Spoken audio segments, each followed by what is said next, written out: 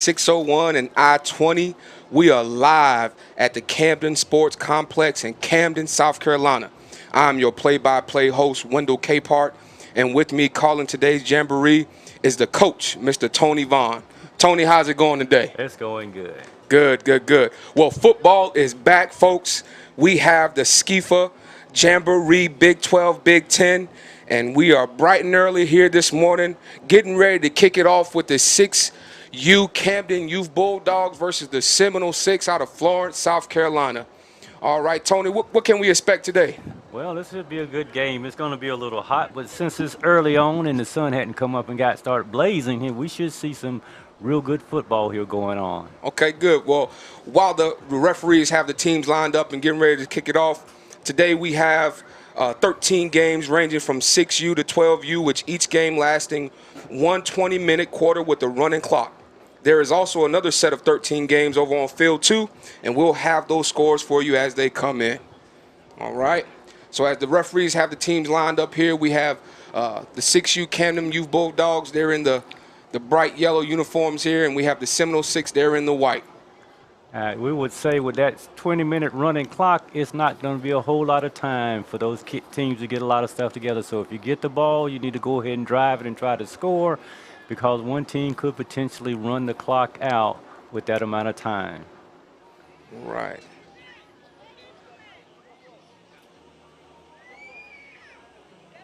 And they're still working out some things here on the field, getting players lined up, ready to go.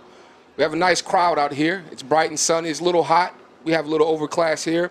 So if you're making your way out, that's fine. You got plenty of time. We got a lot of football today here going. All right. And we know with the 6U, we know that there will all be a coach on each team on the field in the background trying to help the kids move along.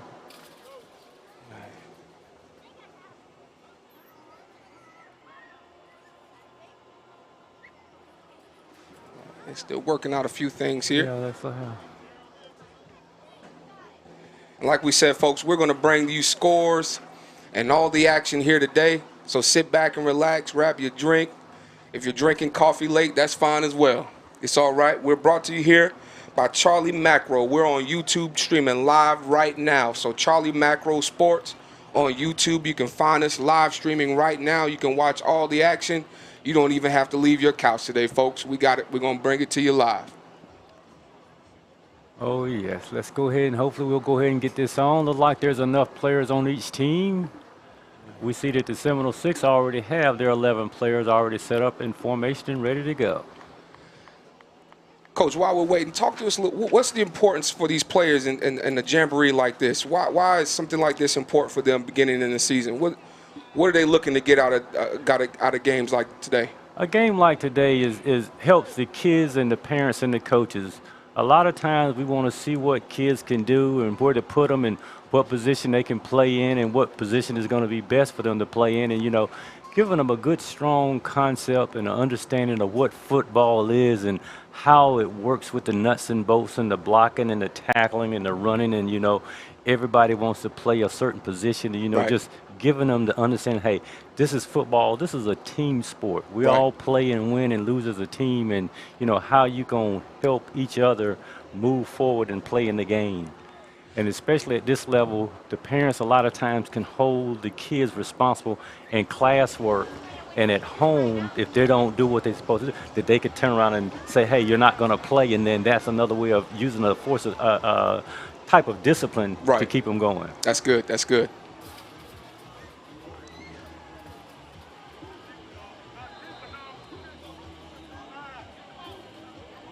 All right.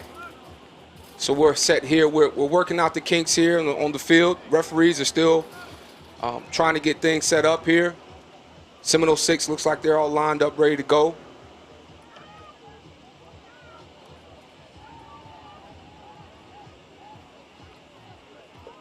So, Coach, it's not necessarily just about who wins or loses today. It's about the structure.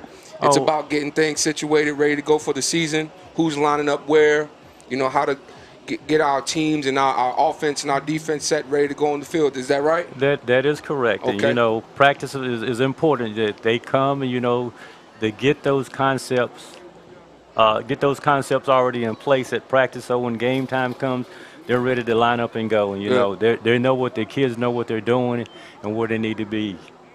And it really stops us from trying to hold their hand and make them and tell them what they need to do. You know, I always say they're young men, and, you know, hold them responsible with how that you want them to perform, because when we're at home, they do so many things on their own. So on the field and in the field of play, they can do the same thing. Right, right. And they know. They know what they can do and what they can't do. And if you watch the teams, they start building little pockets of groups of friendships. And when they become friends, they either block and play a little bit harder for each other. And that's why it's so important that you make the team gel and come together and make sure that they tell them that they're all friends, that I am my brother's keeper. And then once they start playing as a team, you'll see the team progress a lot more other than individuals. Right. So as someone that may be new to this, new to, you know, SCYFA Big 12, Big 10 football, they may look at the 6U and they may see little kids out there, but the 6U matters just as much as the 12U and the 10U, correct? Yes, it does, you know, and we can look at other programs throughout the state that have continuous state championships, and if you look in the background and what they're doing, they start with the 6Us on their facilities and let them practice and play, and that child starts there, and that's the only other place that he knows to play, and he's committed to that school and that organization because the high schools gave them an opportunity to come in and play. And, you know, but if he starts at 6U and they're, 6 years old, by the time they become 12 or 13, they done played 7, 8 years of football. And so when they stand up on the field, they're ready to lock and load and play instead of you trying to teach them fundamentals. And that makes a world of difference in teams executing in playoffs and in state championship games. So, yes, this is very important. And it helps the community as well because it's teaching the young men to play together. Right. And that's a more important fact. Not only play together, but live together. And, you know, a lot of them go to the same school. Right. And a lot of them are in classrooms with each other that play on different teams. Right. My son is the same thing. He's got 3 of his best friends play on other teams. Okay. So here we go. We're live. Camden has the ball first. They're handing it off. All right. Officials blew it dead. Looks like they blew it dead there. We're going to restart here. So we have Camden 6U Youth Bulldogs versus Seminole 6 here for the first game. And Camden has the ball first. They're on offense. And there was not a gain on that play, so it's still 1st and 10.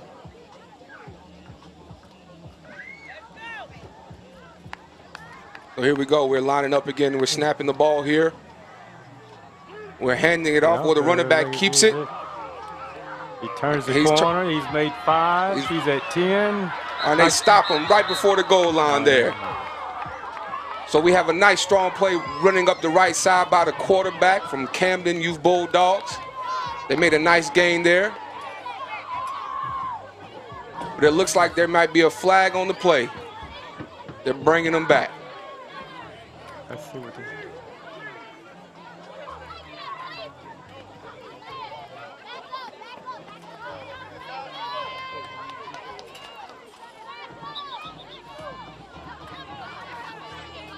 All right.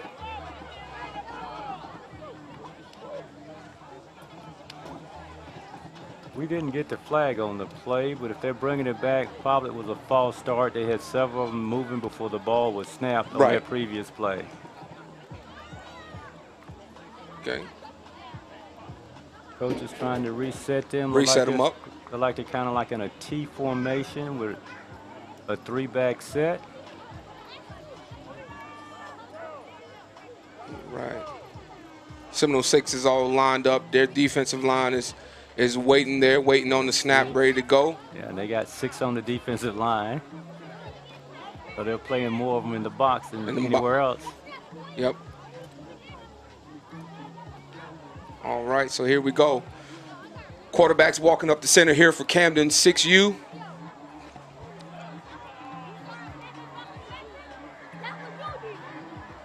The center keeps moving the ball. Official come back and reset the ball once again. You know, once you set the ball and move it, you can't move it again until it snaps. But at this age, we have to teach them, you know, rotate the ball and lift it up. Right. So here we go. Second down here play. We're handing it off to the fullback. He's and the big loss on the play there. Great defense by the Seminole Six. We were waiting on that play. The handoff from the quarterback to the fullback, tried to dive it up the middle, but it didn't quite work out for him. Now we're playing third down and long. All right. We're on third down here. They're trying to line them back up again. Seminole Six, they're stacking the box, as you said, Coach, right? They're trying to stop the run there? Oh, yes. Definitely trying to start the run, and that looks like what Camden is doing is trying to run off tackle there in like an I formation. Right. So Camden's getting their play set here, getting everybody lined up. Here they go. The play's in.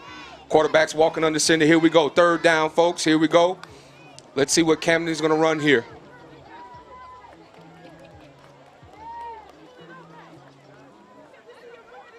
Here we go, and we hike it here. Ball is snapped. Running back has the ball. And he is going in the wrong direction. Turn around. Oh, and he's tackled for a big loss. He hits kind of hard there. He's getting up a little slow there. It's a big hit by a Seminole Six defensive player. The offensive player for Camden, he's up, but he's shaking up a little bit, as you can tell. This should be fourth down. This is fourth down here. They're either going to have to either do a 20-yard walk-off or they're going to try to go for it here. All right. And it looks like they're going for it. All right. They're trying to get him lined up here, get the ball set. Camden's getting their play in right now. This is fourth down, so this is it, right, Coach? Oh, yes.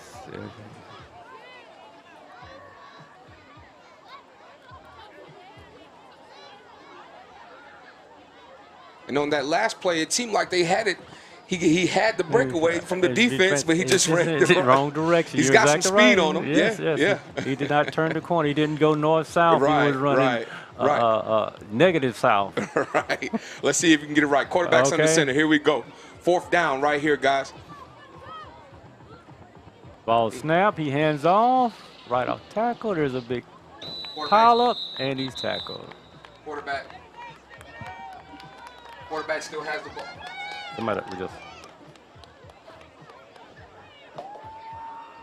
Right. And that was your fourth down here. Yeah, so quarterback tried to hand the ball off there, but he got tied up because the Seminole Six defense, they're being mighty stingy today, this morning, folks. They've got that run all covered up. Oh, looks like we've got another play here. Yeah. Which we thought it was fourth down. Right. Here's a snap. Quarterback snaps the ball. He hands it off. He's standing there. It's a dive up the middle. And once again, Seminole Six is waiting on it. Right. They're waiting on the dive up the middle. So the Seminole Six defense, they've been on top of the run this morning so far. Oh, yes. Very so far. So do you see, Coach, that, on the 6U, at this level, do you see them mixing it up, running pass, or just is it mostly run most often? It's a little of both. You have to take your players, and what your players bring to the game for you is how you use your players. Right. Don't come in just trying to make them run a certain type of offense or defense. Let the skills of the players flourish within the team, and then it'll go, and then they'll be more excited about playing and how you do things. Gotcha. It doesn't do you good to take a kid with speed and then turn around and try to make him a tackle or a center. Exactly. It doesn't do you any good, or put him out as a wide receiver and don't ever throw to him. Hand him the ball. Right. So we're going to switch over here. Now, the Seminole Six, they're on offense now. Camden Youth Bulldogs, they're on defense as their first drive was stopped on all downs here by the Seminole Six defense. Now it's Seminole Six's turn on offense. Let's see what they can do, see if they can move the ball down the field. They're lining up right now.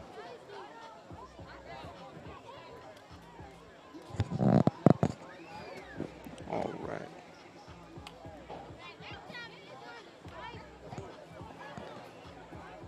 Oh, they switched the other end of the field, so we're only playing on one side. We didn't. They're not going to turn and go back the They're 80 not going yards up. back the other, the 30, All right. 75 yards back the other way. Okay.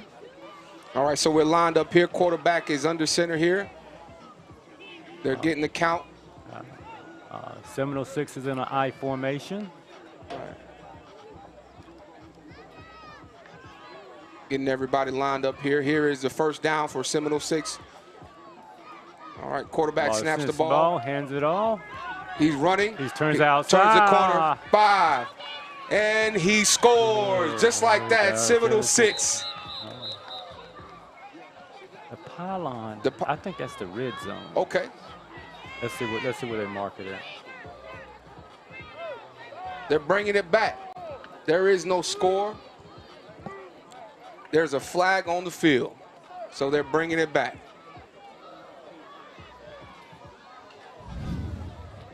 Let's look at the replay here. He slows down right before he gets to the end zone there. He's tackled. Holding. But they're calling it back for a hold. Yeah, it's hold. But that was a good run. That was a good run. They had good blocking there. And they, in the I formation, they handed it off there to run up the left side there by the running back. And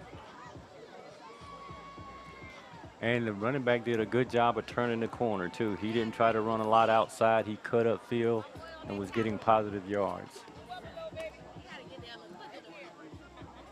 All right, so here we go.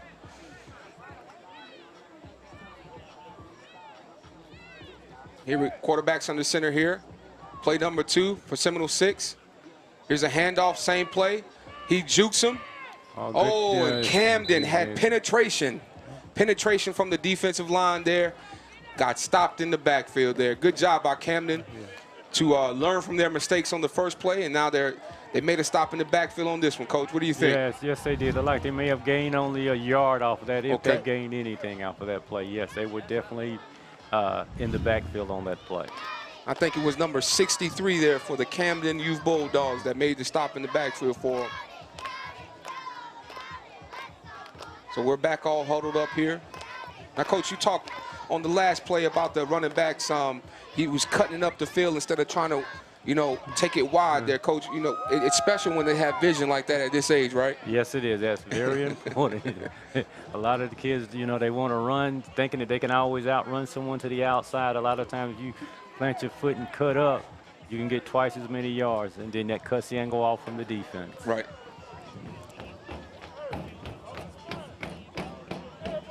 All right, so here we go, Seminole 6. This is their third play of their drive here. Quarterback is under center, still in that I formation. Got a fullback and a running back lined up right behind them. Here we go, everybody's lined up. That formation.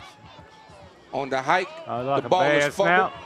The ball he picks it up at the quarterback. He's running on the right-hand side. He's turning the corner. He's breaking it wide open there, giving chase. He's still going. He's 5. Touchdown, Seminole 6. Their first score of the game. I don't see a flag on the field, so I think it's going to stick. There we go. A flag just comes out. We'll see what that flag is. They're bringing everybody back. We'll see if that touchdown holds.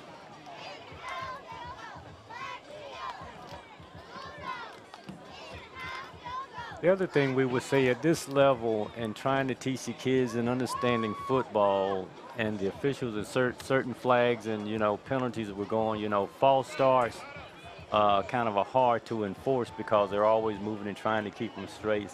Unless you got a very disciplined team and, we all know at that age group and how we have to corral those little gentlemen into situations, we have to teach them how to play the game and, the rules of the game and what's going to hurt the team and what's not going to hurt the team when they're playing. Right. So it appears it counted. Seminole 6 is on the board with 6 points here in the first. So they're lining up here again.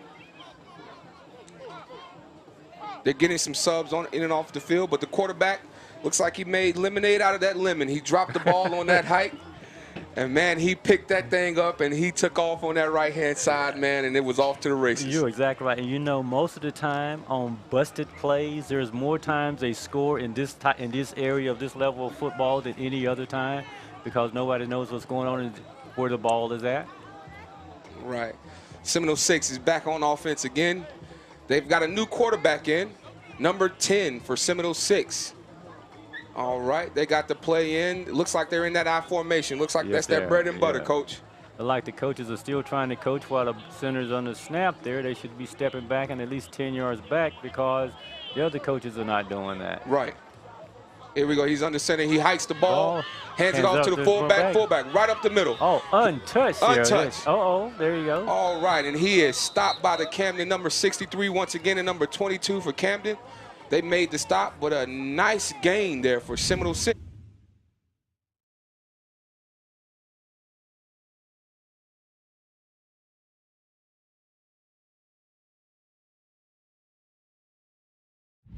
For Camden, stopped him right there. Good play. Looks like Seminole 6, they've getting some really good runs off here, Coach. Is it the blocking or is it the? I would say it's the blocking there. It looked like everybody had a body on a body, and they would just had their arms out extended, and everybody was just moving, pushing them forward, and the hole opened right up. All right. Look like they got the Seminole 6 needs a readjustment on the ball, the formation on the ball where the players are looking at the previous spot instead of where the ball is now being placed at. Right. Oh, now they're lined up there. Okay. There we go. Right. So we're all lined up here. Number 10 is back under center for Seminole 6. Here we go. Play is in our formation. Camden's all lined up. Defense is ready. Let's see what Seminole 6 tries to run here on this play. And here's your snap. Quarterback keeps the ball. He fumbles. Ball on the ground.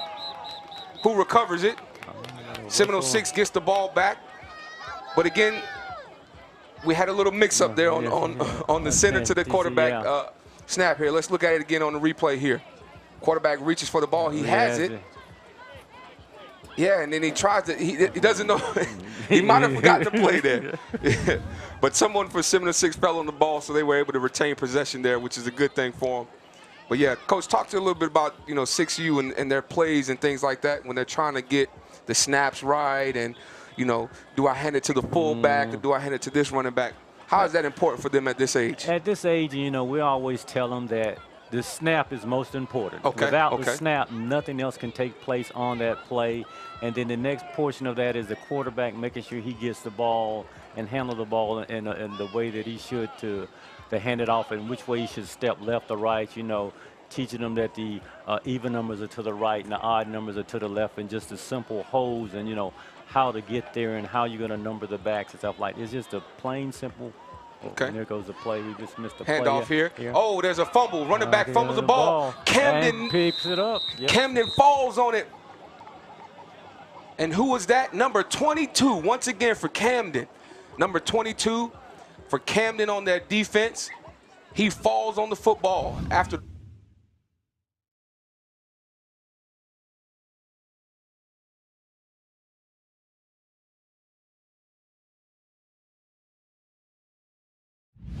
Ladies and gentlemen, that he had a helmet on the ball. Helmet on the ball. Good tackle, which knocked the ball loose.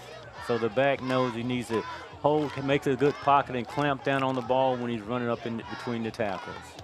All right, so we have a switch over here. It is now Camden's turn on offense once again. Again, the score is 6-0 here. We have got 4 minutes left in this quarter. Again, this is a running clock, 20-minute quarter running clock. And you think about it, this is Camden's second possession. Seminole 6 and only had one, and they've scored on theirs, and so Camden could potentially run out the clock trying to score in this possession. They could. And the coaches right now should be showing that sense of urgency. Let's get more plays in, let's get them set, let's get them going. We got to do some time management here. Right. So they're getting the play in here. Quarterback's taking a step up towards the center here. Everybody's getting lined up here. Let's see if Camden can get on the board here. After making some great stops after Seminole 6 scores their first touchdowns, Camden made a stop on the second opportunity. They recovered a fumble by number 22. And now it's the offense's turn. Here we go. Seminole 6 is on defense. Their defense stopped the run last time when Camden tried to run the ball. Let's see if the Seminole 6 defense can do it again and hold on here. I know. If you look, it was 4:15, 4:16 when they took possession of the ball, and now we're at 3:09 and the clock's still running there. If they continue at the rate they're going, you're only going to get another 2 or 3 plays off. Quarterback, Seminole 6. That defensive end stepped around that corner. And, Coach, talk about a defensive end protecting that edge around that corner. At this age, most of the time, that's one of the most primary positions that you have your 2 defensive ends, because most coaches like to try to run outside because it's easier for the backs and stuff to do that. And this was actually a tackle for a loss. He stepped down the field, read the play, and had a good form tackle there. Very good, very good. So the Seminole 6 defense, man, they're on it. And we're at 2 minutes and 27 seconds left here. And Camden is trying to get into the end zone. They're down by 6 points right now. Seminole 6 defense is being very, very stingy and giving up the yards here. That defensive end for Seminole 6, he's been in the backfield almost on every play for Camden on offense. He sure is. So they're lined up here again. Here we go. They're trying to get the players set. Time is still ticking here. We're under 2 minutes now. Seminole 6 up 6-0 on Camden 6U Youth Bulldogs. All right. Here's their second play of this drive. They got a single back formation. All right. And they've got a slot back here, 2 slots over there. 2 slots on the left-hand side here. And handoff here. Quarterback takes it. He cuts back up the field, and man, let me tell you, that Seminole 6 defense is on fire this morning. They had their Wheaties this morning. They're ready to play. They said, we're not going to let them get a yard here, man. The other defensive end on the other side makes the play. Coach, what do you take of their defense here this morning? Very aggressive, coming off the ball. As soon as the ball snaps, you know, the concept is when the ball moves, you move, and they're not jumping off sides. So it talks about being focused and disciplined and looking at what the coaches tell them to do to move forward. Yeah. Coach, how big is discipline? Because you can kind of tell the teams that are more disciplined, they can make plays and they can be in the right position. Talk about discipline at this age. At this age, discipline is most important because, you know, we look at games all over the country, you know, sometimes mental mistakes hurt you more than major penalties. Right. And that discipline about, you know, knowing when the snap is, how to come off the line, you know, knowing not to hold, and, you know, those types of things make it so much easier and makes football fun when you teach those things. You know, when the team gets a penalty, the whole team is penalized and not just the individual, and they have to understand we can't hurt our team. Right. Right. So here we go. Our first game has been wrapped up here. We have Seminole 6 scoring 1 touchdown for 6 points, and Camden is shut out this morning.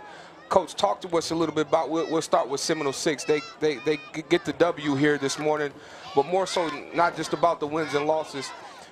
What can they take away from, you know, the on offense and how they performed on defense this morning? Well, the confidence in the kids are, you know, going forward, moving forward. You know, we only played a quarter of a running clock, but at the same time, it builds a confidence in the kids. It gives the parents a good positive feeling of what's going on, and that they know that they can get ready for the next game. Right. They know that it was a 20-minute running clock. In the most situations, you would have 20 more minutes to go, so you can't give up on the first half. So you have to continuously play the second half as well as you played the first half. And, you know, discipline and focus is another thing.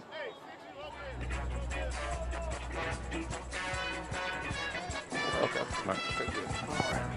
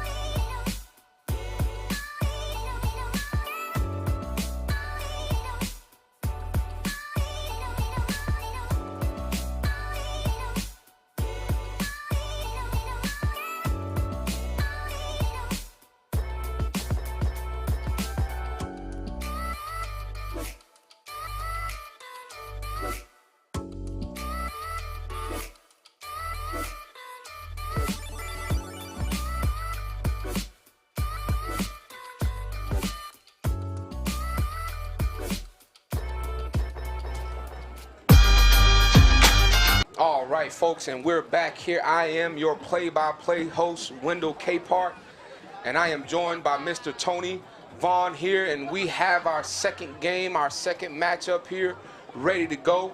Our first game was with the Camden Youth Bulldogs 6U and the Seminole 6U, and Seminole 6 pulled it out with a touchdown on their first possession, and they won that game by 6 points there, 6-0 against the Camden U.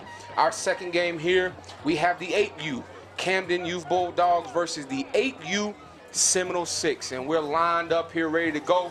It appears that the Seminole 6 from Florence, South Carolina, they have the ball first on offense here. All right, and again, folks, this is a 20-minute quarter running clock, and they're lined up here. Quarterback is under center here, and we're ready to go.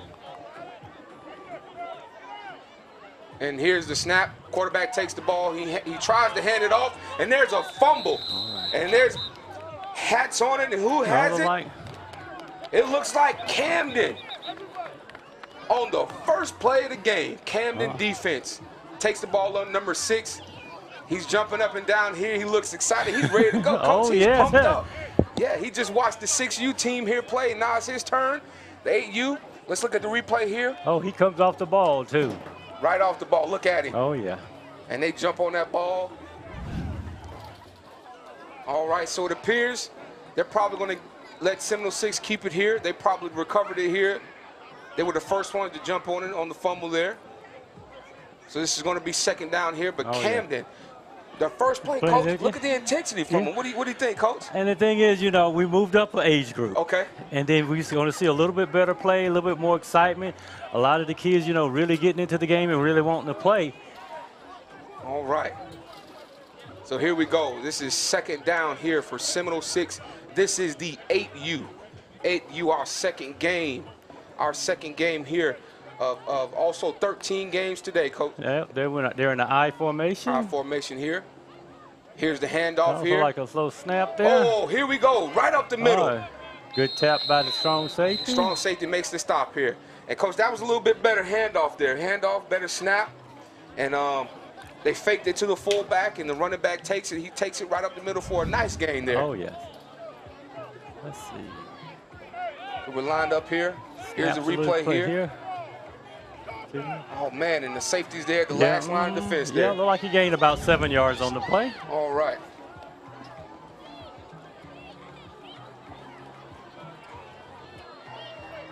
Now, if we're counting right, this should be 3rd down and about 3. 3rd down and 3. All right, so Seminole 6 is lining up here again.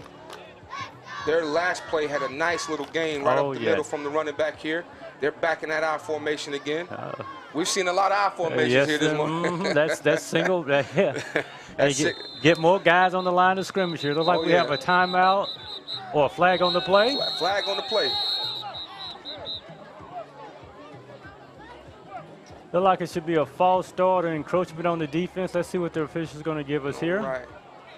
We got encroachment on the defense. Encroachment on the defense. Okay. So dead ball. Defense is a little too eager there. Oh, yeah. Okay.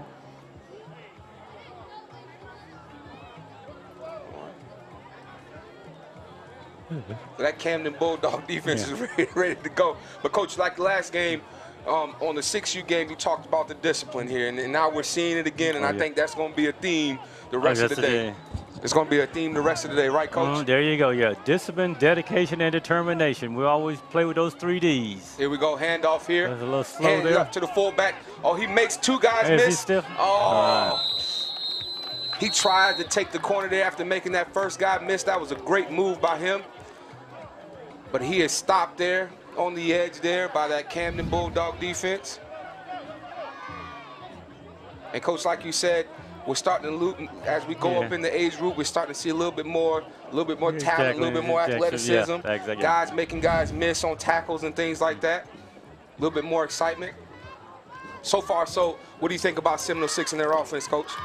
They've got some potential. They're going to turn the corner here in a minute. You just give them a chance to, once they get that center and that quarterback snapping the ball and that snap comes off like it should, and he hands it off, I think they'll be able to turn the corner here, and you'll see Camden be in good pursuit of trying to make this tackle. So it's going to be very interesting to see once both the Seminole 6 just starts clicking on offense, how well Camden can be able to keep that, continue to keep them under control. All right, we're back under center here, and we have the snap here. Quarterback looks, he keeps it. And, man, Camden is right on over Coach. It looks like when he took that snap, he was looking for a running back to hand the ball off to, and no one was there. So he decided to take off, and he had a bunch of yellow jerseys around him. Let's look at the replay That defensive end is back in there again on that tackle. Yeah, man. Those guys are the cornerstones of your defense of controlling in things going outside or going inside, and you've got a good kid that has that vision and that athleticism that can do that. You know, he's worth his weight in gold playing that position for you on the team. So that Camden defense has come to play this morning, right, Coach? Oh, yes. They're ready. And, Coach, as you talked about on the last game, the coaches are kind of letting the kids set up. Is that the goal of this? As you get older, you take on more responsibility. They know what they're doing because actually in the league here, we're still in what age group? We're in 8U. Oh, well, 8U, they'll still allow one coach. When we go to 10 on up, the coaches are on the sideline. Gotcha. And so now is a good time to start teaching them, you know, giving the signals from the sideline and letting them go that you're not out there to hold their hand. Gotcha. Quarterback's under center again for Seminole 6. Here we go. Another play here. Camden is lined up, ready to go. All right. Let's see what Seminole 6 tries to do here on offense. They've got a single back in the backfield. Quarterback under center. They're going to the right. Oh, there's a flag on the play. They got a false start. False start on the offense here. I think the offense was a little bit too eager. They was probably running their money play, Coach. Just about to score a touchdown here. They wanted to get it off so quick. Oh, yes. You know, when you start running those special plays, those kids start anticipating what they need to do, especially if you're doing something different than before. And they try to anticipate and get that snap to try to get their person. You know, sometimes it's no harm. Right. It's A for effort in those situations. We got motion here by the wide receiver. Oh, and there's a fumble on the play. Oh, number 10 for Camden jumps on the ball. That fumble. He was on it, Coach, as soon as it hit the ground. Sure was. Wasn't he out on the first one on the first play of the game as well, too? Yeah, that was him. That was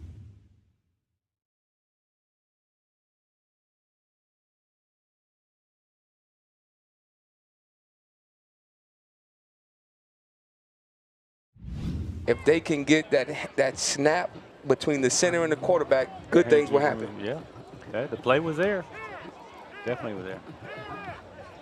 So, Coach, it looks like they're letting them play even though they fumbled the ball there and the defense overturned. So they're giving them the number of downs there. Yeah. Yep. And that's a good thing about Jamborees. You know, we treat it as a organized practice, and you know you can work on some things, and you know what's going wrong by giving them that number of plays. The offense still gets their plays in, the defense still gets their plays in. Both teams get the same amount of time in, and that's why you can see what you really need to work on. So here we go, 706 here, another opportunity here. They give it a handoff, and man, let me tell you, the first game we had 706's defense on fire, but man, the 8U Camden, you said you guys not going to forget about us. That's it, definitely. Man, they are on fire. Coach, talk about that defense so far this morning for 8U for Camden Youth Bulldogs. Oh, they are very excited, very motivated. Look down, got their hands down, peeping in the backfield, fighting off those blocks and trying to make those plays. You know, look at them, look how they're swarming to the ball. You've almost got 10, 11 players around the ball, and that's another good thing that, you know, the coaches teaches with the kids, you know, hey, we're going to gang tackle. We're not just going to let one person do it. And you always tell them it's the team's responsibility to make the play. So we can't point fingers. Everybody has to do their part. That's right. That's right. And we had a couple of plays made by number 10 from Camden Youth Bulldogs, 8U. He made some plays, and his teammates made some plays, and they've done their job, Coach. They've stopped Seminole 6. No points for Seminole 6 here, and now it's Camden, their time on offense. So let's see what they can do on offense here. Now, if the 8U was watching the 6U for Seminole 6, they should be they should be ready to go, because that 6U defense for Seminole 6, man, they were ready to roll. Exactly right. They were ready to roll. So let's see what the 8U can do here. That's true, yeah. And let's see if Camden Youth Football here, Youth Bulldogs here on their offense, let's see if they can get going here. Let's look at it this way now. Camden's offense plays like the defense. We're going to see something here in just a minute now. All right now. So let's see some action here. Here we go. So it looks like we're in the shotgun here. Yeah. Okay, a little bit different look here. Yeah, and they got 2 slot backs there, and they got 2 wide outs there. All right. 1, 2, 3, 4, yeah. So here we go. Right. Camden's first snap here on offense. 8U versus Seminole 6. Here's the snap. Here's the reverse wide receiver. He's turned to the corner. He's gone. A good block there. Untouched all the way around the field. And number 6 for the Camden 8U Youth Bulldogs scores the first touchdown of the day for the Camden Youth Bulldogs 8U team. And man, Coach, talk about that block. That block on the corner safety. Yes, it was. That's a key block, teaching them receivers to go out there, either run them off and block them. And sometimes a block is just standing in the way. It's not so much as knocking them down, just so you can impede them slow enough so that they're running back and turn the corner and keep on going downfield. And that's right. And Coach, you know, talk to us a little bit about, you know, wide receivers. People think about wide receivers. They think about, you know, the greats, Jerry Rice, and those guys catching passes and running real fast. But blocking is a key for them too, right? Exactly right. Yeah, a lot of times you don't give those receivers credit because there are good blockers, because those are the key times that those blocks are made. What turns that back, let that back turns the corner to score those plays or get those big gains. That's right. So Camden is on the board, Coach. And that was their first play from scrimmage. First play from scrimmage, Coach. You were right. You were right. So here's their second play after scoring the first touchdown here, 6-0 Camden. All right, they're going to the other side. Same play. Same play here. Here we go. He's open. He's open. He turns the corner. And there he goes. It's a foot race. Off to the races. He has an Coach. angle on him, and no, there he goes. Oh, touchdown once again, Camden. Coach, you called it. You called it. You called it. That offense plays just like that defense, Coach. On fire. Oh, yeah. So and the thing is with Seminole 6 now, we need to make some adjustments on the defense. That's right. You know, is it the defensive ends or not crashing in or playing out? So, you know, at this level, you have to protect the outside at all costs. If you're not going to protect the outside, because that's where your speed is, and that's why we talked about kids that with speed, you know, you give them the ball and let it turn into a foot race around the corners. Coach, at this age, 8U, you know, 6U, 10U, are they teaching defensive angles and things like that? Yes, they are. And tackling, especially those edge defensive players? It's all about fundamentals now. As they teach them now, they continuously to grow over a year and improve and get better. You teach them one step of that fundamental, and every year and every practice, you continuously to build another step to it until you don't just try to tell them to do it all at once.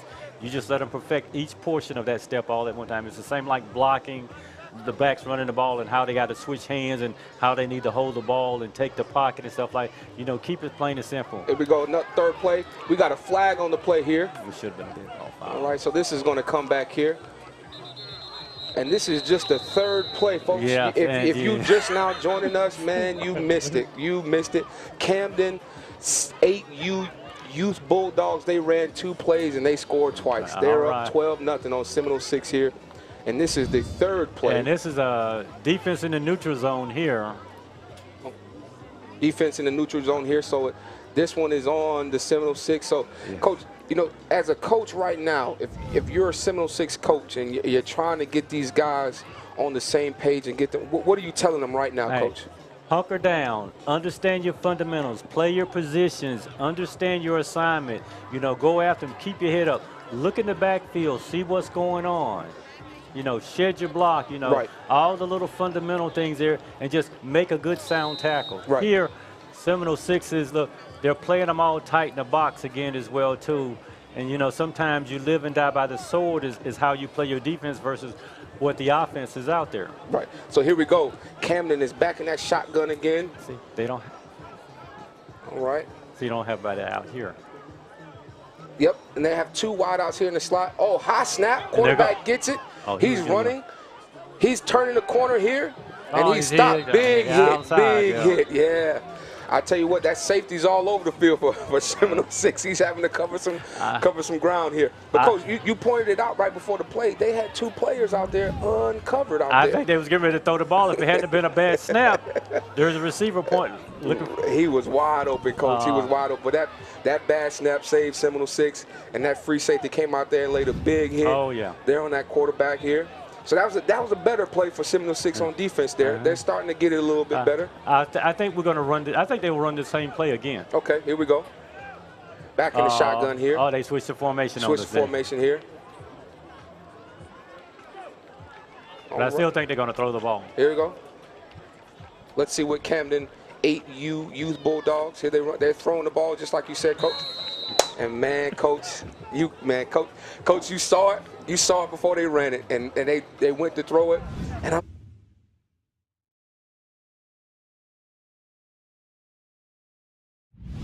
they threw it to the slot back. I really thought they was going to throw it to the wide receiver because he was already open, and he was open again there too. Right. And that goes back to playing in the box, teaching your defenders, hey, look at the formation and play against the formation and not so what you think is going to happen with the play because, coaches set up plays with you all the time. When they see a certain player doing a certain thing, then they start attacking that situation with those players sometimes. And we do it at this level as well, too.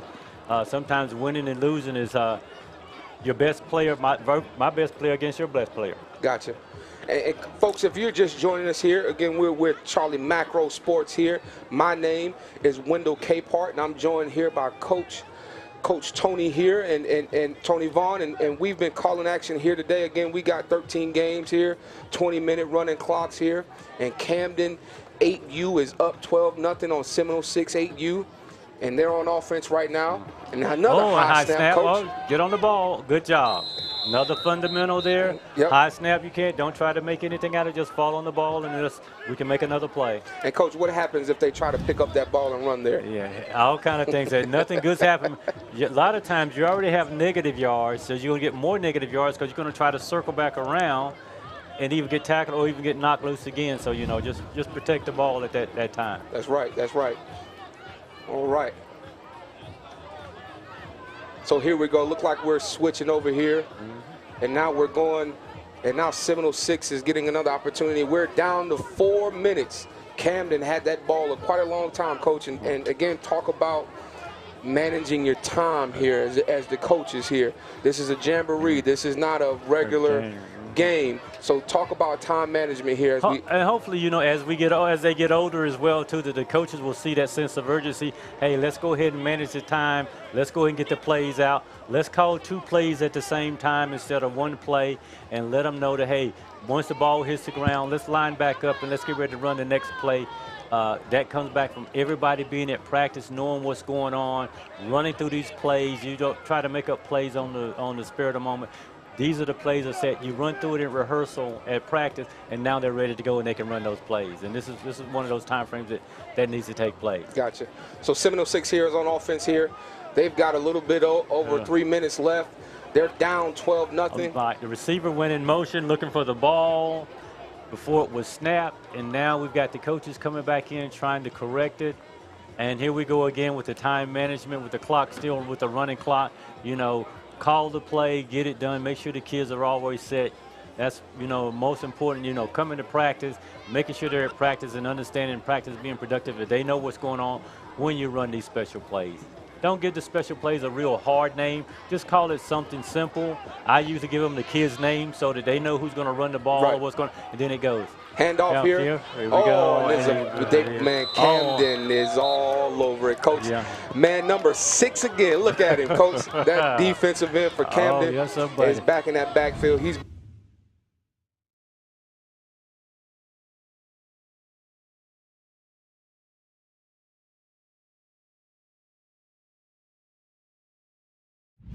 Six just can't get anything going. They're struggling there, trying to get the play calls in. They're struggling there to get lined up. And, man, let me tell you, Camden, they're ready to play, Coach. And you notice that number 6 is a defensive end, and he's coming hard down there to protect that outside to his side of the field as well, too. That's right. So here we go. They're lined up here again. And again, Coach, talk about the time. You know, if this was a regular game, you know, the time still matters. Even though this is a Jamboree, 20-minute running clock, it still matters. Because it still matters. Because if this was a game, you would be trying to come back and trying to score. And the thing is, you're only going to get 16 to 20 plays in during the game. That's right. So we have a handoff here. Oh, he turns the corner. He turns the corner. There's a flag coming out. Oh, you know who made that tackle. The quarterback for Camden 8U. So, man, Coach, they got players going both ways out there. Yes, they are. Man. And let me tell you, number 6 and number 2, he came up from that free safety spot. Oh, he was out there at the cornerback spot. Oh, yeah, he sure did. And, man, there it is, Coach. They're setting that edge. Okay, and we have a flag on the play as well, too. I didn't see that. So we have a flag. We got holding on the offense. Holding on the offense, okay. So, again, Seminole 6 here. They should decline that penalty and just take the decks down because it was a negative yard. It was a yards lost anyway. And then you can go ahead and play it to your advantage here. Move on. If I was Camden, that's what I would do as a coach. Well, Coach, they only have 40 seconds left here. And at the rate the coach is going, they may or may not get that play off. Camden is up 12-0 on Seminole 6 here. This is our second game of 13 games today, folks. Thank you for joining us here. And they're lined up here, 24 seconds here. The clock is winding down. This may be the last play. This may be the last play here for Seminole 6. Let's see if they can get on the board. Here's the snap. Quarterback takes it. He tries to hand it off. Oh, they're back in there and, again. Man, let me tell you, it's the other defensive end. He said number 6 not going to outshine me today. I'm going to get you. So the other defensive end for Camden, and that defense from Camden 8U, was the story here, folks. Oh, yeah. And they take the game here 12-0 against Seminole 6 from Florence, South Carolina. And, Coach, I want to talk about Seminole 6 here because we saw in their 6U, it was the complete opposite story. They were the dominant ones against Camden 6U. But their 8U team here, they kind of struggled here on both sides of the ball. Talk to me a little bit about what do you do now once this game is over? After seeing the younger group do so well, how does that affect us moving forward? Well, and the other thing you got to remember is you had 2 different sets of coaches. That's right. And, you know, different coaches and philosophies and working with kids at different age groups make a big difference. But see, the thing with Seminole 6 is, you know, the talent is there. It's just you've got to execute. You've got to be at practice. You've got to pay attention. You've got to be on time. You've got to know what's going on. And you've got to understand the coach sometimes has to sit down and teach what's going on and tell them why we're running these type plays to keep the kids' interest on stuff and going something.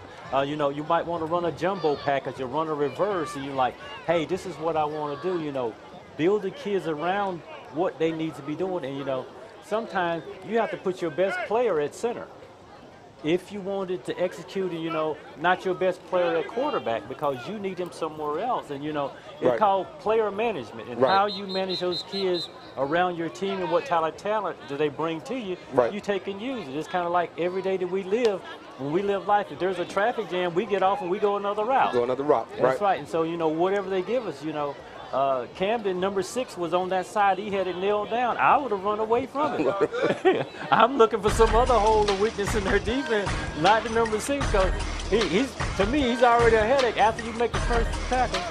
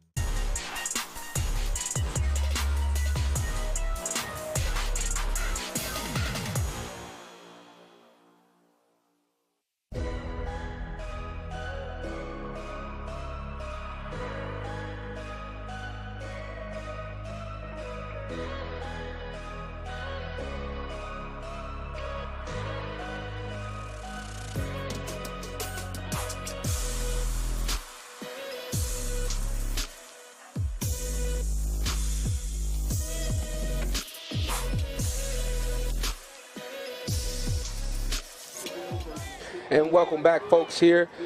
This is our third game here. We have the Camden 10U Youth Bulldogs versus Beyond U Sports. I am your play-by-play host, Wendell Capehart, and I'm joined here by the great coach, Mr. Tony Vaughn. How are you, Tony, so far? All right, doing good, doing good. We've had some pretty good football so far, but it's about to pick up now, huh? Oh, yes, you'll see the talent level go to another level, and, you know, a lot more excitement, bigger hits, bigger plays, you know, a lot of other things are going to start going on, you know. Fundamentals will come into play more now than it did before with some of the other kids, where you're going to see a lot more kids involved instead of just 1 or 2 players. It's going to take the whole team to get it done. All right, so Camden 10U has the ball first here. They're on offense versus Beyond U Sports, and here we go. He Direct turns the corner. Here. He turns the corner. He cuts back the middle of the field. He breaks a couple of tackles. He's still on his feet. He's running here. They finally get him down here. What a play by Beyond U Sports, their first play here. Coach, what do you think about that play? Oh, yes. The thing is, you just got to make some good tackles, good, strong tackles, and then that'll go ahead and slow him down and quit giving him all those extra yards. But he was running low with his head down and being a good, strong power runner as well. So Camden here, their first play from scrimmage here was a pretty good one. Direct snap here directly to the running back here, and he took off around that left-hand side, and here they are. They're moving the ball down the field. Feel like he gained about 13 yards on that play. Pretty good play for him. This is the 10U Camden Youth Bulldogs versus Beyond. So here he goes Snap again. again here.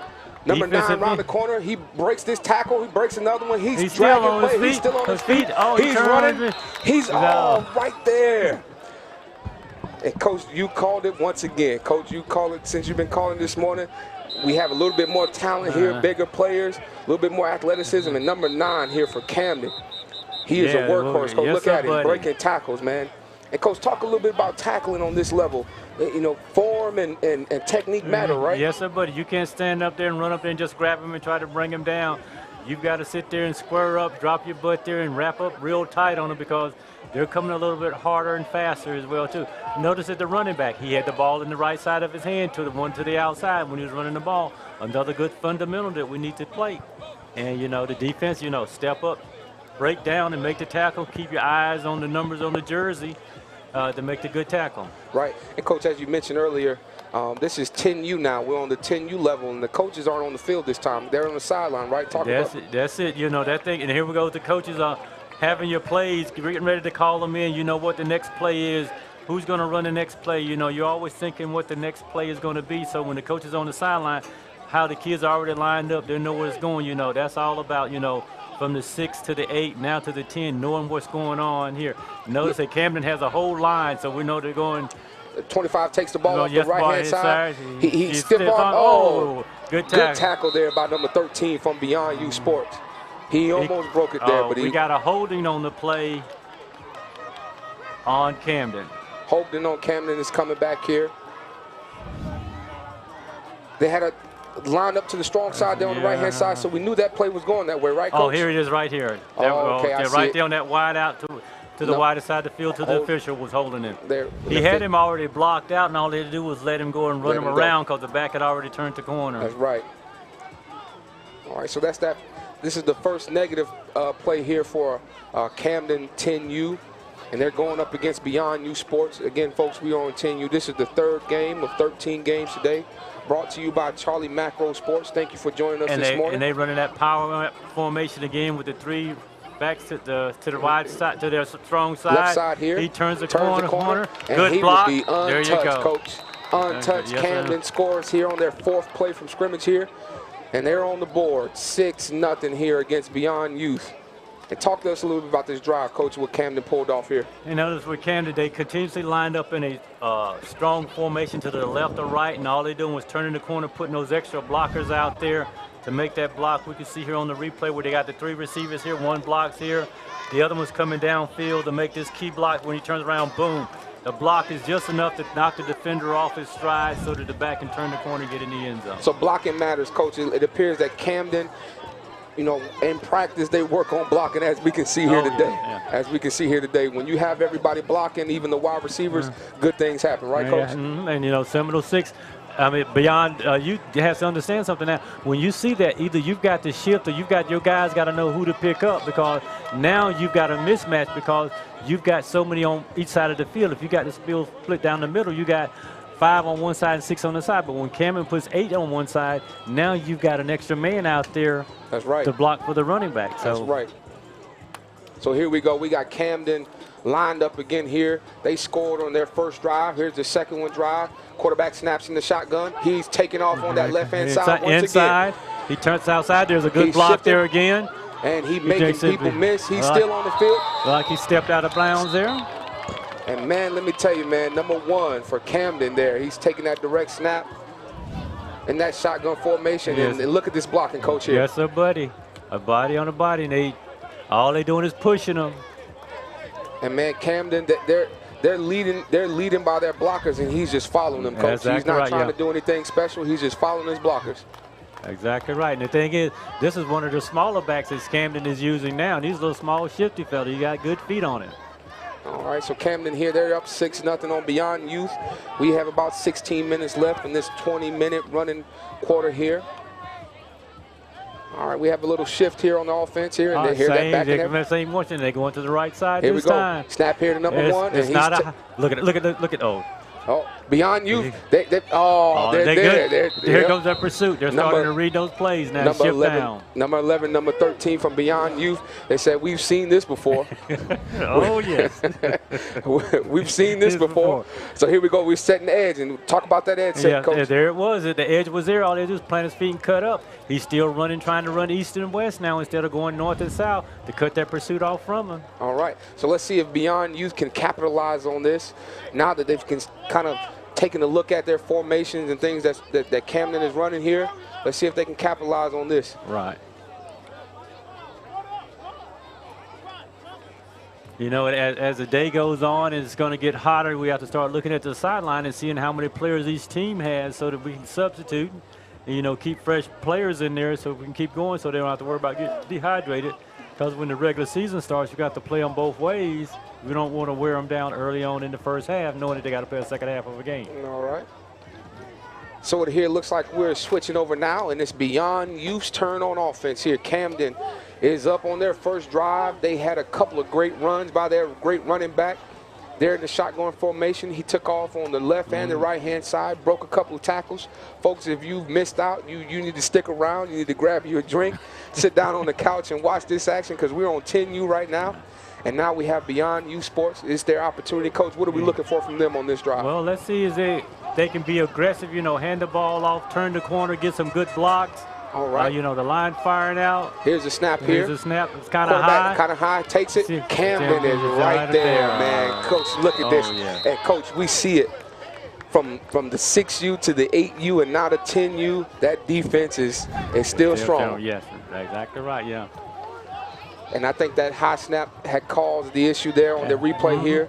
The quarterback tried to make a play, but, man, once he got them claws on him, he couldn't go anywhere. And that goes back to, you know, how we use our players. You know, if they're snapping it high, you know, sometimes it's better to go in the center. Right. Than to always have that shotgun. I know it's an advantage. It gives the quarterback a chance to look and see something open, but, you know, sometimes that snap and letting the quarterback control the ball versus that long snap makes a world of difference. So now he's back in the center this time. Another high snap. Okay, Look. Oh, he tries to make it out. There he is. He's making lemonade out of lemons once again. He got back to the line of scrimmage, thankfully, here. But, Coach, you just talked about it. If we're struggling on our snaps and our snaps are going over the quarterback's head, it might be best to switch it under center. Yeah. Might be best here. So Beyond Youth Sports, they struggled here on the first two snaps of their first drive here. And Camden's defense is ready for the challenge here. So they lined up again here. Coach, talk about the formation that Beyond Smooth they're running. They got a packed backfield here. Yeah. And they got kind of a shotgun formation. Okay. Like he's trying to hand the ball off left or right here, but he still hadn't got a chance to get the snap to execute the play. So let's see what we doing this time. They put your two wide outs for going into slot formations. All right, so here we go. Here's the third play from the drive here. Oh, Camden. It's a false start. False start on the defense here. Looks like it's going to be here. I think we're going to get the wide out on the other side of the field. There's a. Okay, the referees are coming together here. Offsides on the defense. Yeah. Offsides on the defense. Looked like Camden had a blitz here, lined up here, ready to go. Dead ball, encroachment on the defense. There we go. Okay. And, you know, offsides on the defense in high school and how they play. If they're hit or any, here goes the play. Oh, look at Camden here. Oh. They're all over it. Look at number 9 from Camden. They're chest bumping here. They're ready for it on that snap. And again, Coach, once again.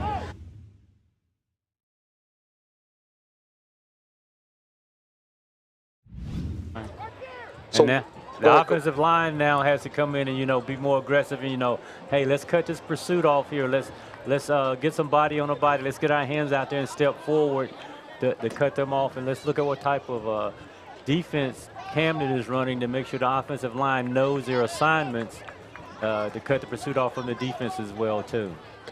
You know, sometimes at this age group, you know, Beyond Youth is a larger team than Camden, but Camden seems to be more physically and a lot faster. So at this age group, you know, size doesn't matter. It's all about how you play the game. Right. So Beyond Youth here, they're going to go back to the drawing board here. Here's another snap here. Lined up, ready to go. A little bit better snap. He throws it here. Oh, he's up in the He's air. open. Oh. Coach, it looks like they were trying to stretch the field there by throwing it over the top here. The wide receiver was there. Ball was just a little bit off there. Let's look at the replay here. Oh, he got it one hand on it there, but he dropped it there. Looks like he was in position. Yeah. He beat the cornerback there. Talk about that play, Coach. I have to think about it, you know. A kind of a slightly high snap gives the quarterback a chance to get in and set his feet, look downfield, and let the receiver go ahead and run and, you know, go ahead and toss it up to him. You know, it's about timing. You know, the more you work on this at practice, the better it gets, and those kids know when it's time to run those plays because they're only going to throw the ball 2 or 3 times during a game. Right. You know, I tell the receivers all the time, you got to be ready to catch the ball because you're only going to get the ball thrown to you 1 or 2 times, if that many times a game. And you've got to be ready to make that play. That's right. Because that's right. Going forward, the coaches, everybody else is going to be watching this because they're looking at your formations. That's right. So let's see what they're going to try to run this time here out of this same formation and here. now the snap is low, and the Camden Bulldogs are back on it again. They are on top of it just like their 8U and just like their 6U. They're in that backfield as soon as the ball is snapped. And it looks like beyond you so far on offense, the exchange from the center to the quarterback is the story right now, Coach. Yes, and the thing is they need a good positive play. And after a good positive play, you'll see the whole attitude of the team change, especially that offensive line about firing off, you know, blocking, you know, knowing where my assignments are instead of just walking through the motions sometimes. You know, like I always tell them, you have to be the aggressor. Go get them instead of letting them come and get you. That's right. That's right. Now, Coach, as we wait here, little things on the field here, talk a little bit about, you know, most of the time people just want to run plays and things like that, but when you're in practice, the snap of the ball between the exchange and the quarterback and the center, you got to practice that as well, right? All day long, every day, you know. After, with us, a lot of times if there goes the play. He looks back. He's got a little protection he's got there. Protection here. He turns the couple corner. Missed tackles. Number 33 from Camden Bulldogs makes the stop. Looks like he got tripped up there. Yes, somebody, yes. He might have been gone, Coach, if he'd have turned that corner. Yes, he has. But Camden Bulldogs, once again, they make that stop and look like they're going on offense here. But go ahead, Coach, talk about the snap between the center and practicing that in actual practice. Especially at practice, when something starts going wrong, if you're snapping it too high or too low, you have to get down there and get on your hands and knees and look down there and see what they're doing wrong. You just can't tell them his snap is too high or too low. If he's flicking his wrist or he's dragging the ball or something like that, that's one of the mechanics down, the nuts and bolts of football, you know.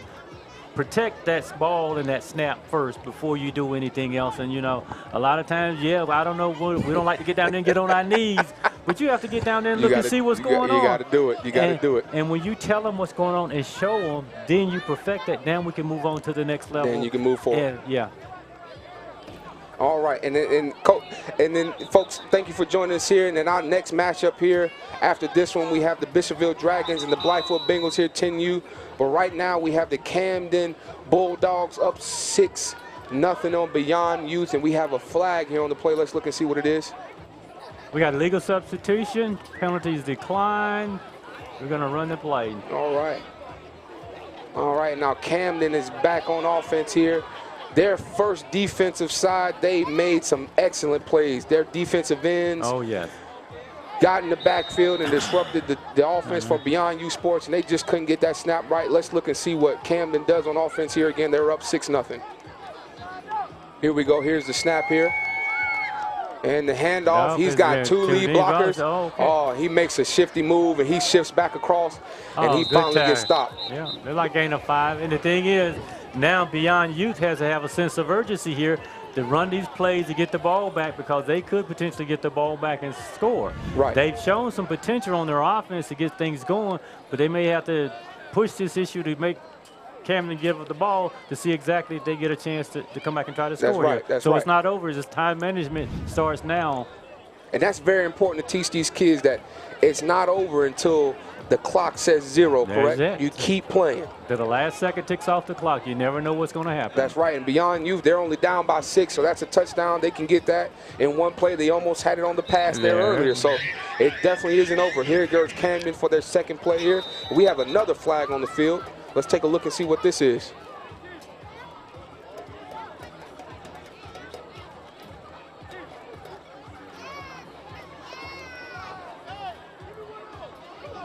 Look at substitution again. We've got too many players on the field. Too many players on the field here. By beyond We got the coaches on the field as well here.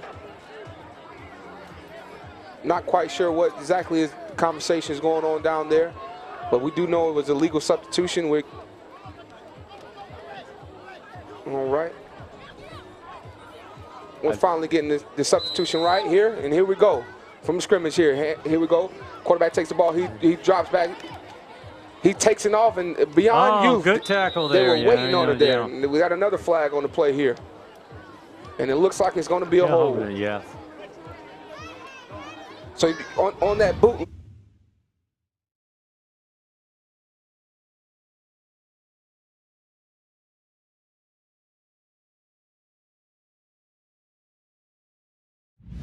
That's right. Now, notice the defensive end or the corner had already crashed down, so he was in position to make, and he made a good tackle. So that was good that they're making adjustments on defense to what Camden's trying to run. And that's what it's about, right, Coach? On this age level, is even though they scored on their first possession, when we're back on defense, we need to play better than we did the first time. Right. And beyond you sports, they're doing that right now, right, Coach? Exactly right. Yeah. So here we go. Camden is struggling a bit here on offense compared to their first drive where they scored with ease. And beyond youth, they've answered the charge here. They've woken up here on defense. Let's see what they can do here. Here's the snap. Quarterback drop back to number 9. He's going to throw it here out to the wide. And number 25 takes it. He turns up the field. He breaks a couple tackles. He's still on his feet. He's still on his feet. He's out of bounds there. What a play. Nice play there, Coach. What do you think there? Yep. They're trying to using that trip formation as a deception to how they're running multiple formations out of it, to what they want to do, because everybody thought we were going to run out of it again. They turn around and pass out of it and still got some good positive yards. The back's running hard, stiff arming, and keeping his ball to the outside, to the sideline. In case it fumbles, it can fall out, and they can still have possession of it. That was a pretty good play there by number 9, the quarterback for Camden. He took the snap. It was a good snap, and he threw it out there, and the guy made the plays there. Camden looking pretty good here on offense after a couple of times there. They had a couple of penalties of holding and made a couple of mistakes here, but it looked like they're about to knock on the door here, Coach. Here we go. We have about almost 3 minutes left, almost 3 minutes left here in the 20-minute running clock here. Oh, we have a bunch. Here we go. They're pushing right up the middle. Look at number 9, right up the middle, rumbling. Yeah. He's not going to tackle him. He's dragging him. There he is. He said, Coach, I'm going to call my own number on this one. I'm going to call my own number. He said, guys, come up here. They got it real close to here. Let's look at it on the replay here, Coach. We call it the old T formation, where you put those 3 lead backs right behind that tackle or that tight end, and it's like a 3-on-2. And if you get your blocks, that back is gone because you got everybody crowded up around the line of scrimmage. That's right. And Camden here, they're knocking on the door here. 2 minutes and 43 seconds left on the clock here. Number 9 here, getting ready to take this snap again here. Oh, they're lining up again just like the play before. Here we go. The push up the middle. Yeah, that old T formation there. T formation here. And did they get in? Did they get in? They crossed the line. Yes, they crossed the line. Touchdown. Camden, 10U Youth Bulldogs to go up 12-0 on Beyond Youth. And we have a player down on the field here. But, Coach, talk to us a little bit about Camden on this offensive drive. They started off slow, made some mistakes, and then they righted the ship. And the thing is, yes, they did. And they realized that they were not running outside. They started running off tackle and just run hard-nosed football. I'm going to put a head up on you, and they said, we're just going to drive down the field on you. You either stop us or we're going to keep on moving. And that's what right. And they showed a good job of just got the blacks coming off the line, making that block, and the running backs just running hard on down the field. That's right. And Beyond Youth, they started good on defense, right, Coach? First couple of plays, they were there. Defensive ends up the field, and then they kind of faltered there. And I think that was just the shift of the coaches from Camden, making adjustments. Instead of running outside and trying to throw it, they started going right up the middle where the weakness was. And let's look at it this way sometimes, throw something else into the box. Sometimes the kids this is their first year playing. Versus, I know last year we played this Camden team to a 6-0 in the same format of this Sportsorama versus this Beyond You team, if there's new players on the team that never played before and trying to understand football, Right. it makes a big difference. And like Right. we go back to, it's just a training. It's just that's right. a practice tool, you know, who can do what. And I noticed that Beyond You put number 84 to the other defensive end, and he was starting to have a better impact. So, you know, the coaches are understanding their players and get them in the positions where they need to make better plays. That's right. In Camden here, they tried to elect for the field goal here, and they bumbled the snap here, and then the field goal was no good. So they weren't able to capitalize on that field goal attempt there. They were trying to get the snap off there, and the holder there missed the ball, and the kicker didn't miss it. He missed it there. So 30 seconds here left on the clock, and I think that might be it, folks. Yeah, I would agree, yeah. That might be it. Camden 10U versus Beyond Youth 10U, and the Camden Youth Bulldogs, they've come out on top 12-0 here. And next up, folks, go ahead and get your refresher on that drink. Go ahead and fill it back up. Go ahead and grab you another one. You might have a sub in the refrigerator waiting on you. Go ahead and put that on a plate with some chips. Next up, we got a good one for you here. The 10U Bishopville Dragons versus the 10U Blythewood Bengals. Oh, that would be. We'll be back in a moment, folks. All right.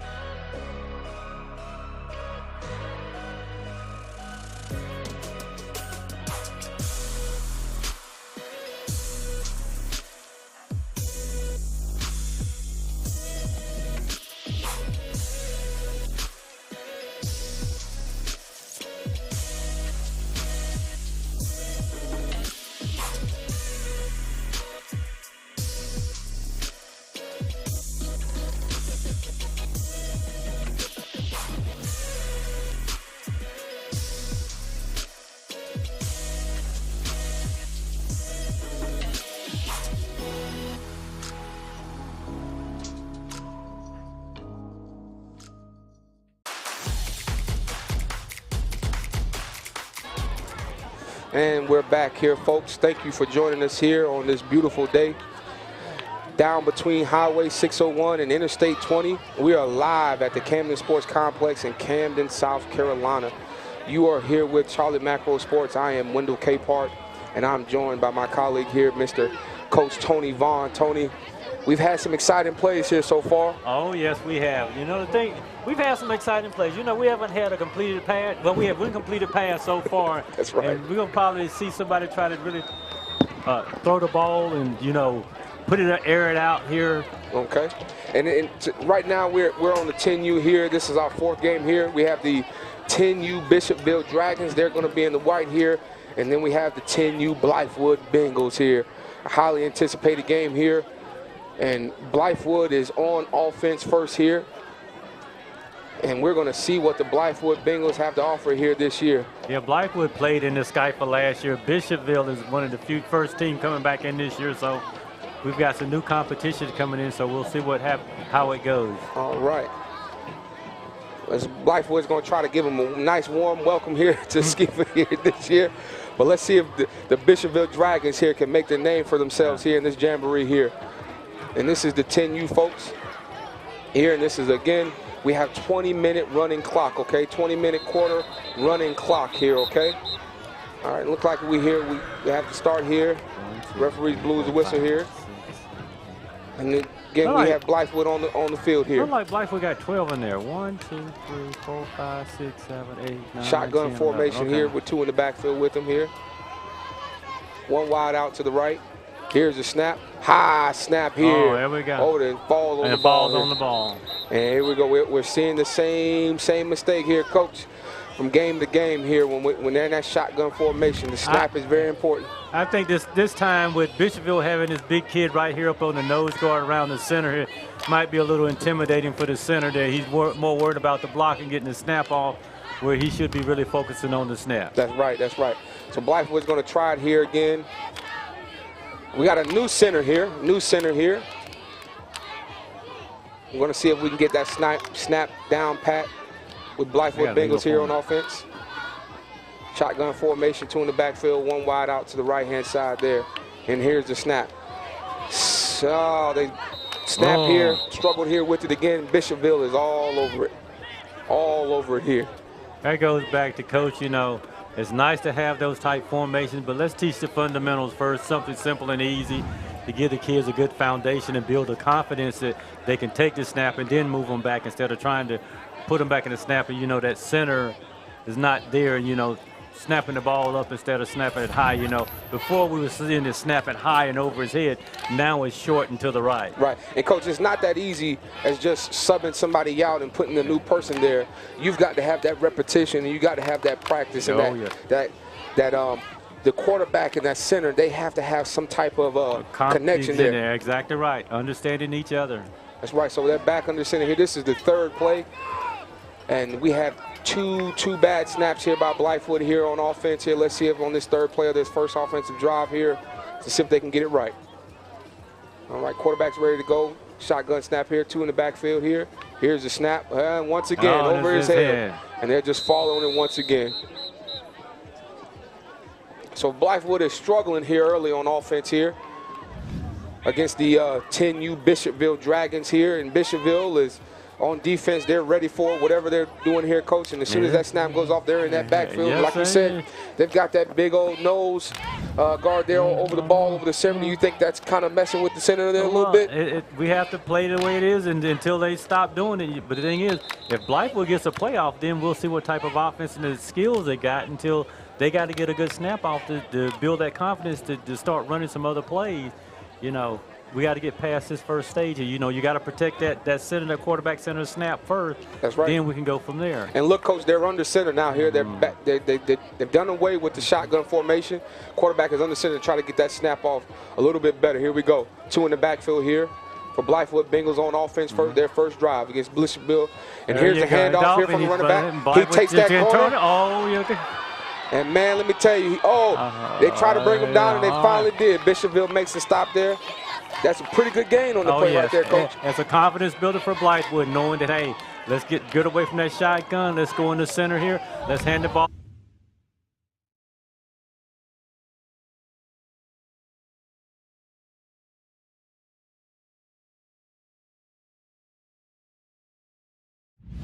can bring about good plays here. And Blythewood, they've had 3 consecutive bad snaps on the play, 3 consecutive negative yardage plays, and once they put that quarterback under the center, good things happen. There you That's go. right. Yeah, So sometimes it's best to keep it simple, right, Coach? That's it.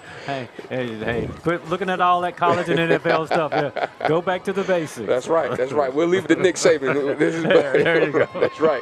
Quarterback's back on the center for Blythewood after a nice gain there by the running back here. And he's handing it off again to our running back. He's off the left-hand side. He cuts it back up. And Bishopville is a little bit better. All the hats on the ball there for Bishopville. Little game tackling there. Nice job by Bishopville defense there. They were a little bit better prepared there on defense there. And notice Blythewood is getting a snap, and then we can really see what they can do and how they can move the ball. See the confidence in the players are moving forward now. They're being aggressive and playing instead of looking back and wondering what's going on. That's right. That's right. So Blythewood is still on offense here, and this is again the 4th game here between the 10U Bishopville Dragons and the 10U Blythewood Bengals. Blythewood is in the blue. Bishopville is in the white uniforms here, and Bishopville is finally Blythewood is finally driving it down the field after a couple of negative yardage plays here, and they finally they're back in the shotgun here. Let's see what they do here. See if they can get this snap correct. A little bit high, but he takes it, and it's wide open. Let's see if he can catch it. He catches it, and he's off to the races. Bishopville, the safety, comes all the way across the field and makes a play. Coach, it looks like Bishopville, they weren't prepared for that on defense. Right. They were not prepared for that. They playing 9 of them in the box. The defense in the corner blitz that left the wide open by their downfield by himself. And the quarterback for Blythewood made a good read. He saw the cornerback blitzing from the corner spot, and he threw it right over the top. He sure did. Good plays, And there he goes about, more exciting plays where the coaches see things that are opening up, and, you got the players that can do it. And the positive thing with Blythewood, they went on the center, got settled down, and then they went back to the shotgun, and now he's made it. He had a good pass. That's good. That's good. So Blythewood here.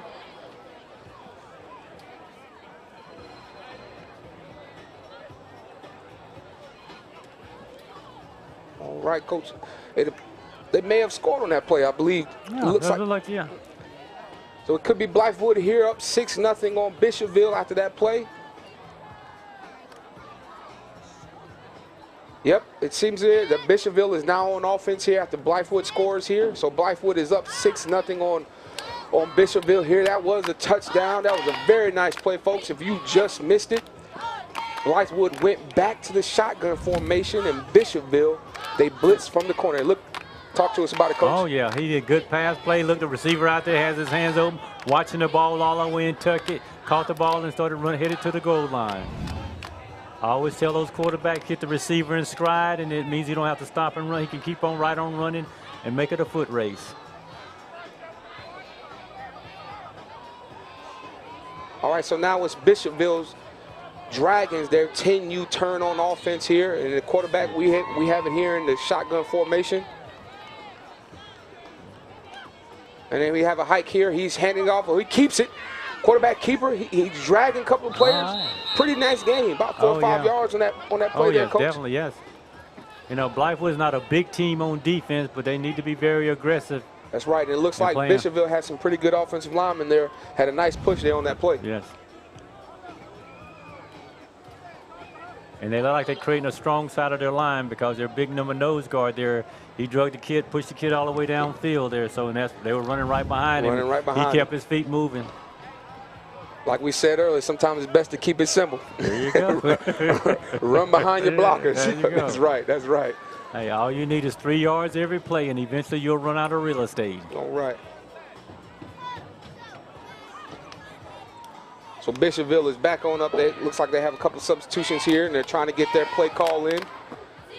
First play was pretty good from line of scrimmage. This is the first offensive possession for the Bishopville Dragons 10U. I am your play-by-play host, Wendell Capehart, and I have Coach Tony Vaughn with me here with Charlie Macro Sports, bringing to you action live from the Camden Sports Complex. Thank you, folks, for joining us today. It's been a beautiful day so far. Had a lot of action here. Started with the 6U Camden Youth Bulldogs versus Seminole 6. Then we went on to the 8U Camden Youth Bulldogs, Seminole 6 8U teams. Then the 10U Camden Youth Bulldogs versus Beyond U Sports. And now our 4th game of the day of 13 games. We have the 10U Bishopville Dragons versus the 10U Blythewood Bengals. In Bishopville, this is their first offensive possession after the Blythewood Bengals righted the ship, and they made some good plays. And now as Bishopville turns on offense, they have a shotgun formation here. All right. Making a little shift here. Bishopville trying to get set. And here we go. Here's a snap. Oh, Coach, I think we know what this is. Oh, yeah. False start. False start on the offense here. Yeah. A little bit eager. This might have been one of those special plays, Coach. They was trying to score here. Oh, yeah. They was ready to go. I noticed on that shot that he showed the center where he had a good stance, got his head up, looked back, had a good position before he snapped the ball. You know, that's real important that that center actually takes and look back to see where that quarterback is before he snaps the ball. It's all about the confidence and looking back to see what's going on. So here they're going to try it again here. Here's a snap, pretty good snap. Oh, he fumbles the ball. He fumbles the ball, and the quarterback handed it to him, and he fumbled there. The running back fumbled there for the Bishopville Dragons here. That goes back, Coach. Look at the running back's hands, how he took the ball. He didn't have his inside arm up to take the ball, to take the handoff, to clamp down on the ball. His arm knocked it loose. You know, back to the fundamentals with the kids. You know, nothing fancy. You know, the little simple things is what helps you. Because if you look, that outside was open. That's right. So Bishopville's going to try it here again. Getting ready to snap it here. Their 3rd try. Finally got the handoff. And man, let me tell you, big time hit. Big time hit, folks. We got some action here. Blythewood Bengals. Yes, sir, buddy. They're bringing the lumber this morning. Oh, yes. The back's got to remember, you cannot run standing straight up. You'll get the lumber laid to you every time. You got to lower your shoulder. And that safety stepped up, man, and took him. He ate his Wheaties this morning. Had him a nice size orange juice, glass of orange juice this morning, right, sir, Coach? buddy. You might have had some grits with that one. That's right. That's right. That's right. But that was a pretty good run by the running back there. Definitely. And the handoff between the quarterback and the running back was a little bit better than the first time, and they made a positive play out of it. And that goes back to working with your players. Who's going to do something, who's going to learn, who's going to pay attention, understand what's going on, and who feels confidence. What, you know, a lot of times they have a little jitters in them, playing for the first time and all this excitement and a whole different team out there. But, you know, keep pushing them, keep working with them, and get them to that point where they need to be. All right, so Bishopville is lining up here after a nice run by their running back. They're back in the shotgun formation. Shift by the running back here. Quarterback takes the ball, and Blythewood, after that big hit, they're all fired up now. Oh, they say we're going to blitz everybody. We're sitting there. I'm not going to let you get all the big-time hits. I want some action in that, too. And so here's the replay here. He tries to run it on the left-hand side, and they're right there for him, Coach. Oh, yeah, sure, definitely. And Camden had their other slot receivers out to the right over there, and Blythewood wasn't covering them. So we'll see what the next play brings. If Camden's still trying to run to, Bishopville's still trying to run to their left side instead of going to the right side where Blythewood's not shifting down on their defense.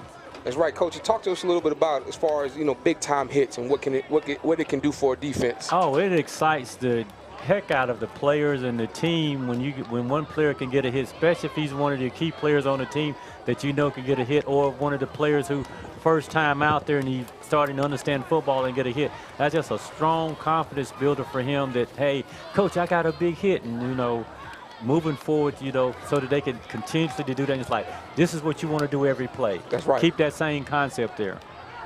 So Bishopville is back on offense here. They're moving the ball slowly down the field. I've got a man in motion. He's resetting. Oh, he's going back in motion. All right, here we go.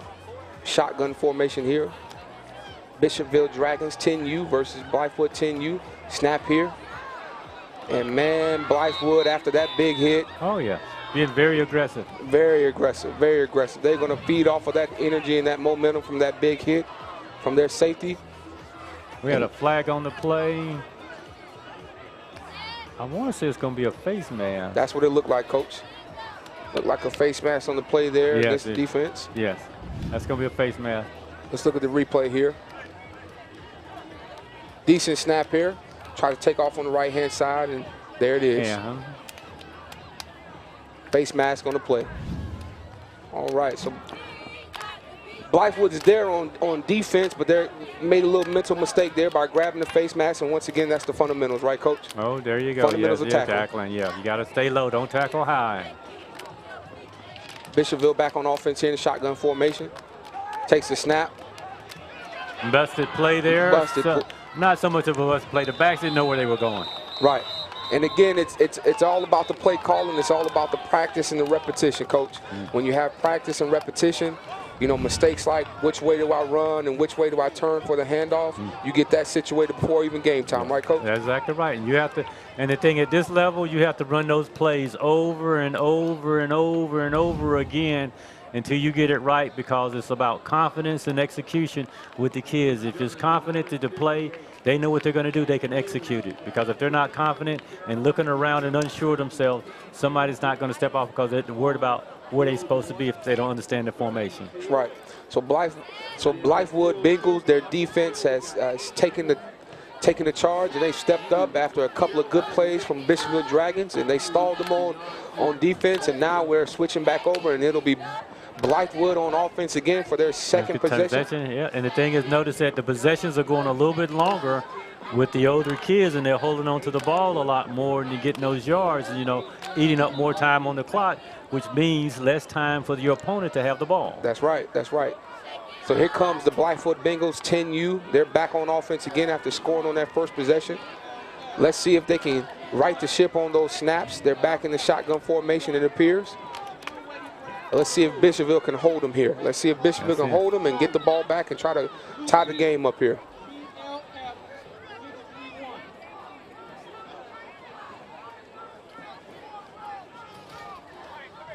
Got too many. Blythewood has too many. Too many on the field here. Coach giving him a promo this time and telling him he's got one too many. He's got to take one off. All right. 3, 6, 9, 10.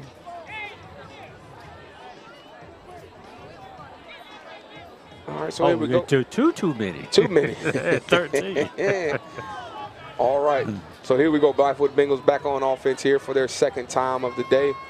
They're up 6-0 against the Bishopville Dragons. Here they go back in the shotgun formation. Let's see what they run here. High snap once again. Oh, that's good. And well, sometimes it's nice to have multiple backs in the backfield. At a time, if there's a high snap and it comes to you, take it and run with it. Coach, maybe that's why they had 12 people. That's why they had more people.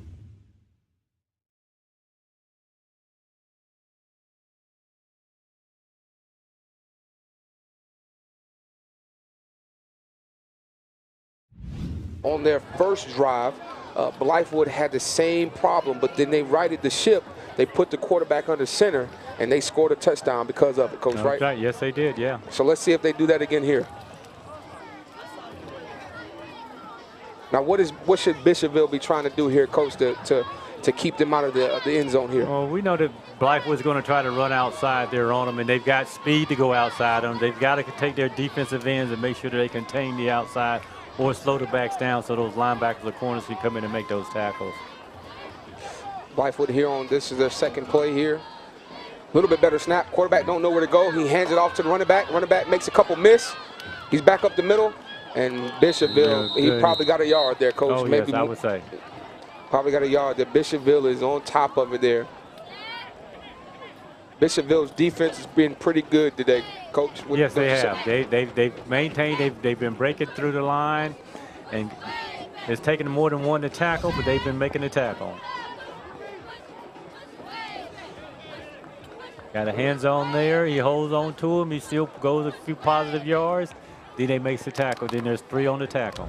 Sometimes it's best, Coach, when you got somebody bigger like that, and you just hold on for a little. Hold on, help's on the way. Help is on the way. That's what I always tell my kids. Just hold on, help's on the way. Help is on the way. That's right. That's right. So we're back here. We're a little bit, 3 minutes and 42 seconds left. Quarterback takes his direct snap here. He stiff arms one defender. There, Bishopville is right there. Uh-oh, we've got a flag on one of the, look like one of the coaches. One of the coaches from Bishopville, yeah. That's a sideline warning. Sideline warning here for Bishopville Dragons 10U. And, Coach, even though this is a jamboree here, in the regular season, penalties like this matter, right? Yes, it does. It affects the team. It affects the players when they see the coaches and things like that. It matters. So, Coach, talk to us a little bit about that, Coach. The sideline warning is only a warning for the first time, and the next time it's a 5, and then the time after that is a 15. Okay. And then if it's an unsportsmanlike, you could potentially eject that coach Wow. for not being on that sideline. But yes, those simple penalties sometimes, that first down, and look at the time on the clock and what Blythewood has. Blythewood Bengals here running on outside. Direct snap from the quarterback. He jukes him. He makes another one miss. It gets tackled there after a 5-yard gain there by the quarterback there. But we got a couple of flags on the play here. But go ahead, Coach. Oh, yeah. And the thing is, teach the players not to do those things, and the coaches always have to be mindful of stay away from that stuff because, it affects not only you but the team and the players and everybody else. Let the officials do what they need to do because in the big scheme of the things of the game, you're going to have your share of fumbles and recoveries and all that other stuff to play. And there's only 4 of them, and you're trying to ask 4 people to watch 22 players, and with the averages, that's almost 3.5 players per person. And, the big stuff and the little stuff, and a lot of parents like to watch their child. Right. And that may not be a key cue that the officials are watching, and he might be getting hold. Right. Or dragged down or something else. But so we have to say, that's what affects the play. The holding, the false starts, some of the small, more fundamental things we need to teach, and not clipping and good sportsmanship goes a long way because the kids feed off of us and the coaches and the parents about how we're going to play and what type of penalty. My team is, I like to say, hey, you get a penalty for every penalty that's 100 yards. That's right. And so, don't get any 15 yards because y'all got to give me this. And that starts letting them know, is saying, hey, we're going to play smart. Right. Football's a smart man's game. It's an intelligent game. We got to be smart, stronger, or faster in one of those 3 ways to win the game. Yep. And let's move forward. Let's show good sportsmanship because at the end of the day, we're all in the same community. Right. And the coaches need to relay that to the officials because we don't want all of these other things going on. And that's exactly and the right. thing is, a lot of times you upset the official, you're not going to get any plays. He could play you by the book, and every play there could be a penalty. That's right. That's right. And you don't want that, and they don't want to get into that stuff. But the little false flinching and stuff, kind of let it go. He gonna tackle the attack guy and bring him down. It's a holding, yeah. That's right. But then the coaches got to teach them, don't do this because it's hurting the game. Instead of just let's play the game fair. Because the worst thing you can hear out there on the field is says the officials are cheating. Right. And then you ask the kids, why do you say the officials? Because they're letting them do such and such. That's right. And then the officials are the most impartial people in the whole game because they're out here just to make sure that they're the supervisors of the game, so to speak, because they keep everybody. Because 2 coaches can't play each other without something going on. Right. And we'll be back here, folks. Here shortly. This is Charlie Macro Sports.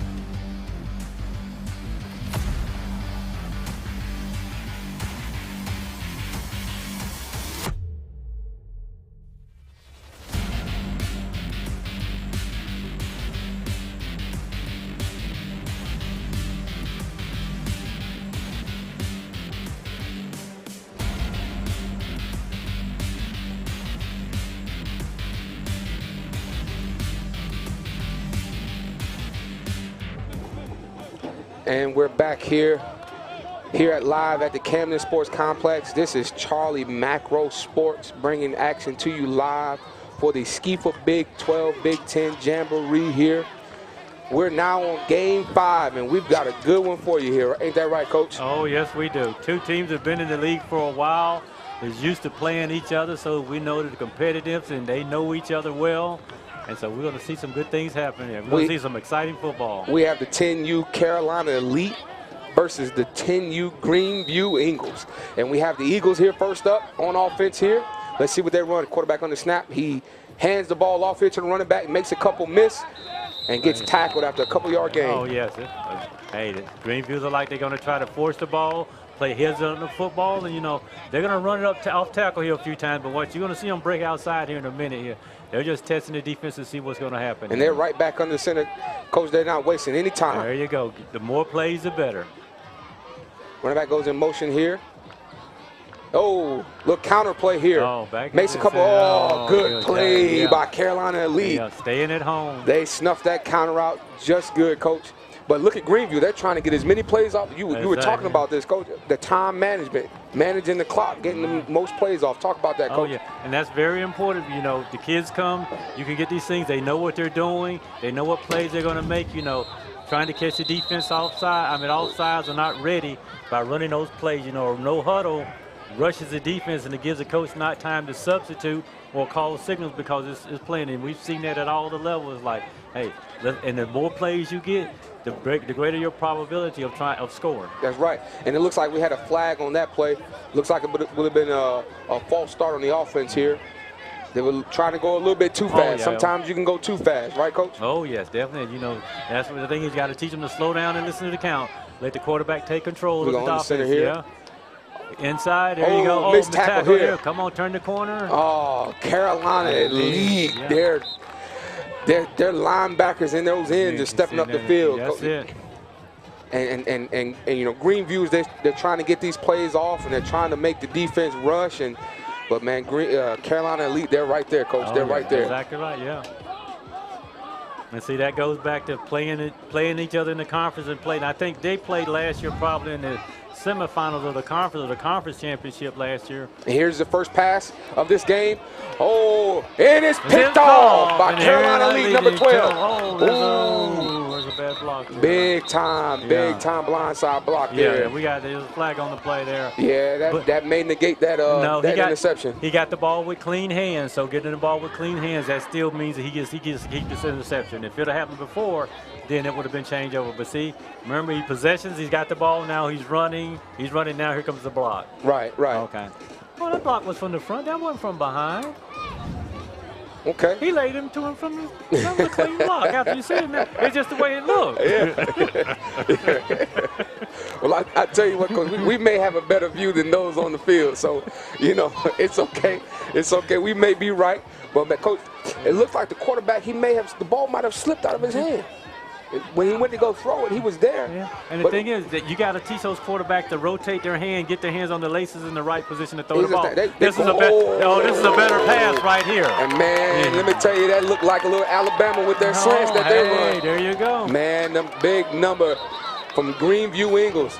There you go back, using your talent that you have in the team. You're taking a big receiver, putting him out there on the small defenders, throwing the ball to him, hit him on the run, and let him go ahead and take it in for the score. Man, let me tell you, Coach, that even though they threw that the interception and the bad play the first time, they went right back to the pass again. And the flag on the play here, let's see what it is, though. Probably ineligible downfield. Oh, we got a face? I got a face mask signal. Let's see what it calls here.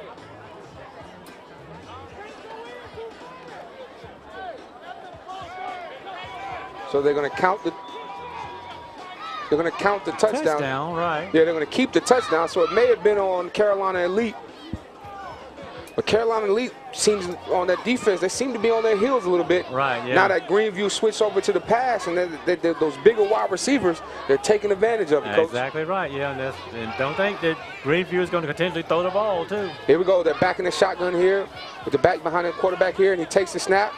Oh, look, Carolina Elite. They said, okay, we're not going to give you all day anymore. We're not going to give you all day anymore. We're going to send our dogs on the right-hand side, on that left-hand side, that defensive end. Here's the replay here. Talk about that defense here, Coach. And the thing about, look, they come right off the ball, never flinched. They kept their head down low, looking in the backfield.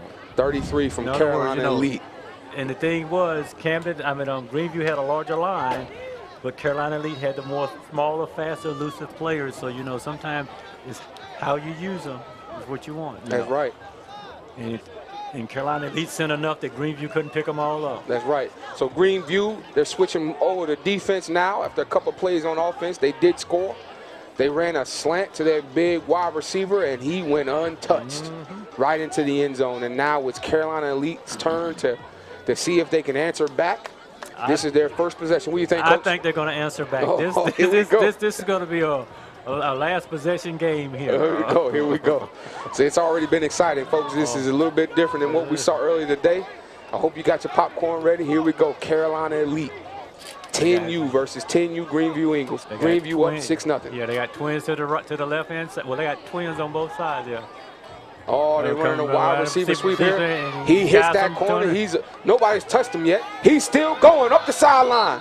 He's dragging players. He finally steps out of bounds. And, Coach, you were right. You called it. Man, Carolina Elite is exciting to watch.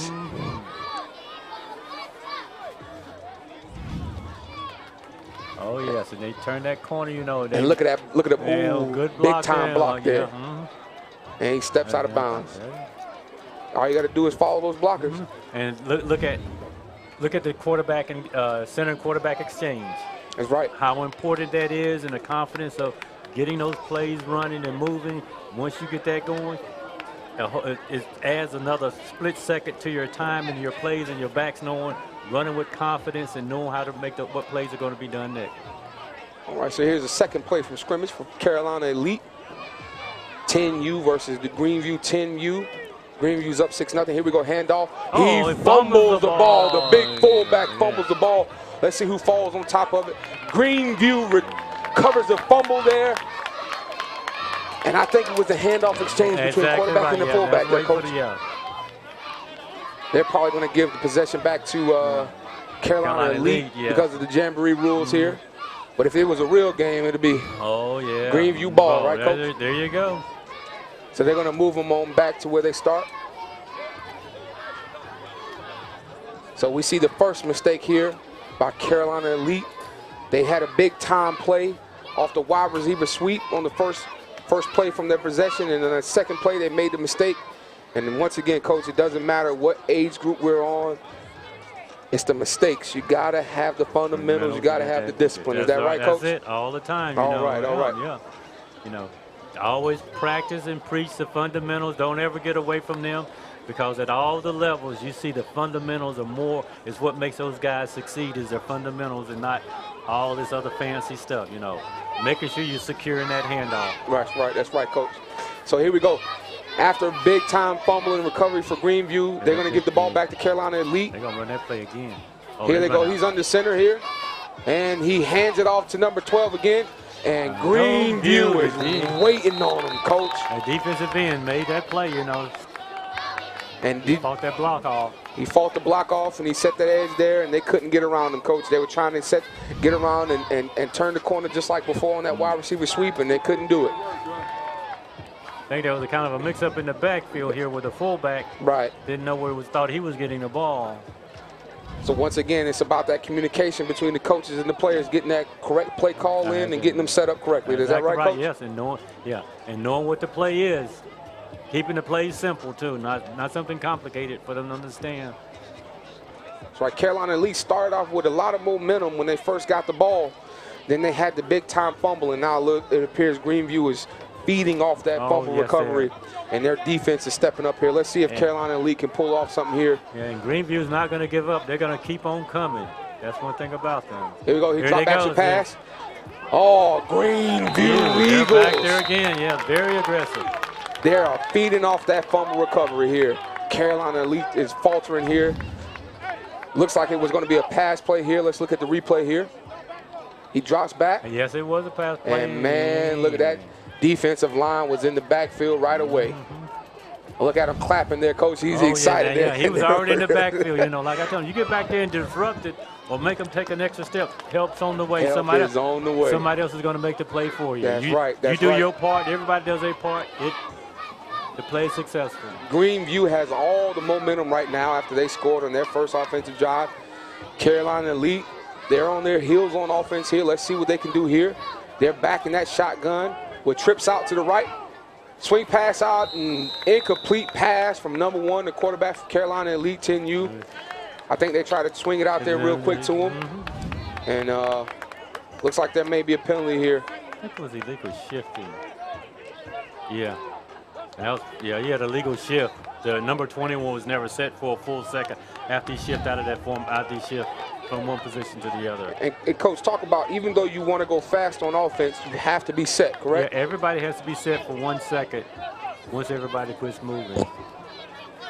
And that even when the quarterback is calling the signal and the linemen are going down and putting their hand in the ground, the quarterback has to know what's going on. All the quarterback had to do was slow it down and pause for a second to let him get set. Then they potentially could have been okay. So here we go. Carolina Elite lining up here. Let's see if they can get something going here. Looks to be a mix-up here. Communication between the team and the coach. Somebody's calling a timeout. And we have a timeout by Carolina Elite. It looks like they need to go back to the drawing board here. And again, why are you you calling a timeout with a running clock? That means you're just wasting precious time. That's right, Coach. That's right. And I think because of that fumble earlier and because of those plays, those mishaps on offense, the coach wanted to kind of take some time and regroup his guys. And Greenview, man, they're on top of it, Coach. They scored that first touchdown, and now on defense they're feeding off that fumble. And the thing is, a lot of times the number of players on the team makes a big difference. If you got more than 22 players and you got enough for offense and defense, he could have pulled one group off and call that and settle that and keep the time running instead of burning the time out in this situation here. But yes, you have to settle them down. Okay. And that's maybe what he did. He called it to settle down. That maybe was worth what he needed to do. Or he's finna run a special play. Here we go. Carolina Elite. They go to hand the ball off. Oh, there we go. Greenview. All the momentum.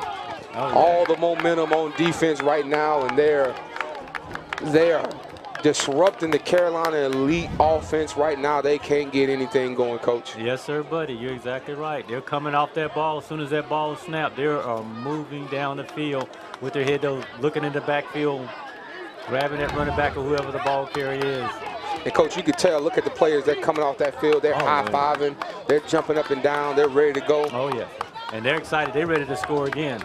So here we go. Carolina Elite is back on defense now after failing to stop.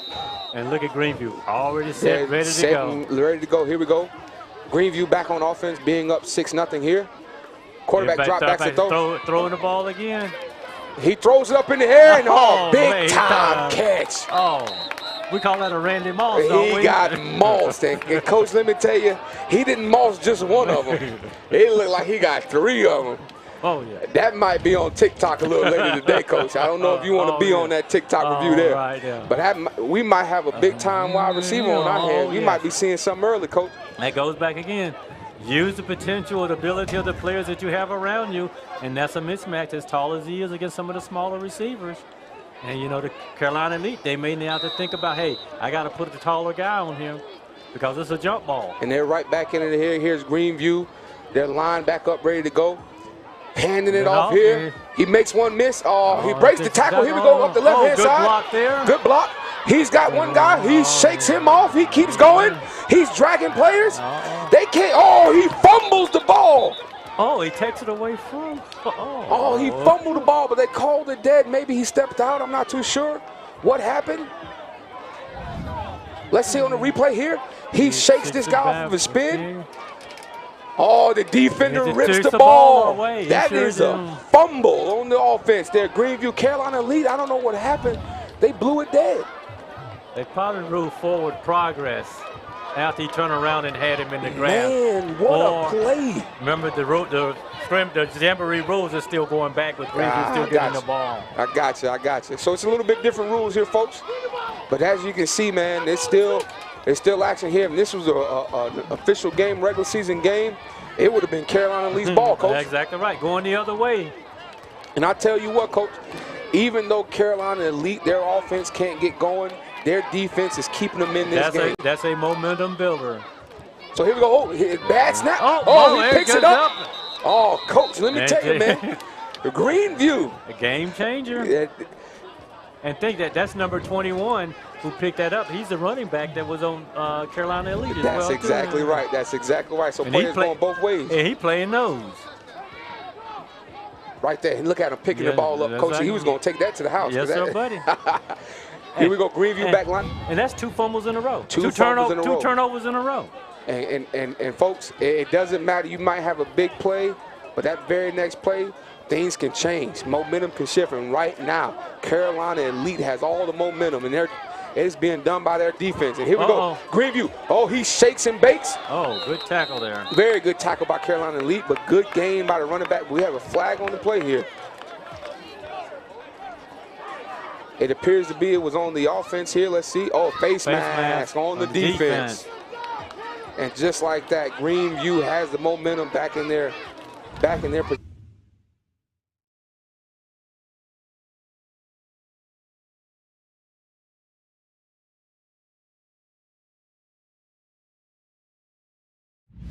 On Carolina Elite. So after 2 big-time fumble recoveries from Carolina Elite, they have a face mask penalty here. Here's Greenview right back on the center. That pacing on that offense is what's been the story here. Here's a counter play here. It's off the right-hand side. He makes one miss, makes 2 miss, makes another miss. He steps out of bounds. That might be on TikTok too, Coach. He made a couple players miss there. And these running backs, as we've gone up in the age, they're making players miss, and they're shifty guys. Coach, talk about that. Oh, yes, definitely. You know, that makes you, well, the concept is speed kills. Speed kills. If you got speed, then it makes all the world of difference in those kids playing. And it's not about, at this age, it's really not about size. It's about physical ability. That's right. Don't be surprised if Greenview Coke don't go to their bread and butter right now. Here we go. Here we go. He's under center here. 3 minutes and 50 seconds left here. He takes a snap, counter here to the left-hand side. Good blocker here. Yeah, good block. Good block here around the corner. He got one tackler to beat. He tackles him right before the end zone. Right before the end zone here. Big time play by the Greenview Eagles here. So they got that momentum back here from Carolina Elite, and let's look at it again, Coach. Oh, yeah. Good block here, good block here. There's a good block there. Actually, the defender was blocking him more than he was blocking the defender. That's right. He had a little help from somebody on the other team. And now we look at time management with the clock and where the clock is at now. 3:15 left. And, you know, Carolina Elite needs to stop Greenview from getting in the end zone, potentially to get the ball back here. If not, Greenview is going to slow the pace down. Yep, and run the clock out. And I think here, they should go to number 12 here, that big-time wide receiver. Let's see what they do here. Here's the snap. He drop backs for pass. Here, throwing it up to him. Oh, he overshoots him. But we called it, Coach. We called it. We were trying to go to number 16. Their big-time wide receiver here. He's caught a couple of passes. He Randy Moss about three folks earlier today. He was trying to Randy Moss a couple more here. And I think the quarterback overshot him here, Coach. Oh, what they holding? Oh, yeah. He just missed him, Coach. But I think if he'd put him in in his vicinity, he probably would have caught it. Throw it up to him. But here it is, Coach. It is not over yet. We got 2 minutes and 26 seconds left. Carolina Elite is about to get the ball back, but there's no sense of urgency right now, Coach. Amen. You're exactly right. Took the words right out of my mouth. If you was a coach right now and you was on Carolina Elite, what would you be doing right now, Coach? I would call 2 plays and say, get on the ball. Let's get ready to snap it. Get on the ball. Mark the ball ready. That's right. Tell the officials to put the ball down and let's go. I've been call 3 plays. 2 minutes left here. Carolina Elite down by 6. Yeah. Their defense stopped them when it mattered, Coach, and they got the ball back here. And let's see what they can do. 1 minute and 50 seconds left. The clock is steady ticking again, folks. This is Jamboree rules. This is a 20-minute quarter with a running clock. So that clock is going to keep running no matter what. Right, exactly right. I wouldn't be surprised if Carolina Elite don't throw the ball down the field. Here we go. Carolina Elite with 1 minute and 34 seconds left on the clock. Number 1 at quarterback in the shotgun here. They're down by 6. Let's see if they can score here. Oh, he got a flag on the play. But again, that clock is still going to keep running here. Let's see what it's on. I think he's going to call a false start, but I would have on the center or number 56 there. I think they were running folks on and off the field here. No one weren't quite set here. We got 1 minute left. 1 minute left, 1:05 left. All right, here we go. Here's the snap. Here, the same play they tried to score earlier. Here, off the corner. I don't think Greenview was ready. He may score. Oh, Carolina Elite off the wide receiver sweep on the right-hand side. Number 12, big-time running back, big-time wide receiver. He scores. Greenview. They were not ready, Coach. They were not ready, and that goes back to you've got to play until the last second ticks off the clock. You can never give up and expect someone else to do something. Oh, good block there, good play. Carolina Elite was ready for this play. They had confidence that they could score on this play right All they needed was a little bit of time. There you go. A little bit of time. And think about those other 2 possessions where they had those 2 turnovers. They knew they had the momentum, that was their time to get back into the game. And the score is tied now, tied up, 14 seconds left. That may be it. Folks, don't go anywhere because I'm telling you right now, the next game up, we have the 10U Capital City Vipers versus the TCA Tigers. You don't want to miss it. Folks, the action is going to get even better and better as the time goes on. It looks like we have the time off the clock here, but it looks like they're going to allow them to keep playing, at least one more play here. Let's see if Carolina Elite can win the game here. It's tied up 6-6 after a nice play here. Oh, bad snap. Oh, yeah. Bad snap here. Looks like they're going to try to throw the ball here. Bad snap. That may have done it here, Coach. I would agree with you. I don't think they're going to get another opportunity here. This may end in a tie. Carolina Elite came back. Yes, sir, they were down. It was about 1 minute and 20 seconds left. And they took that wide receiver sweep up the right-hand side, and it was all she wrote. Nobody was touching him. He was off to the races, and it's tied up now. But it looks like they're going to get another shot here, Coach. Another shot here. Another shot here. Let's see what Carolina Elite can do. Can they win it on this last play here? Bad snap. Is he going to pick it up and try to run? He just falls on it. And Greenview is there ready to pounce on him, Coach. There you go. That's the ball game, gentlemen. Ball game here, folks, and here we have it. This was a good one, Coach. Oh, yeah. This is a good one. Carolina Elite, Greenview. I told you there was some excitement there. They really didn't play against each other. All right, folks, and it was 6-6 here, and it ended here. Carolina Elite 10U versus the Greenview 10U English. The score ended in a tie, 6-6. Big-time plays, big-time players. Stick around. Next game up, Capital City Vipers 10U versus the 10U TCA Tigers. This is Charlie Mack Road Sports. Play-by-play with Wendell K. Park, Coach Tony Vaughn. We're here bringing you action all day long. All right now.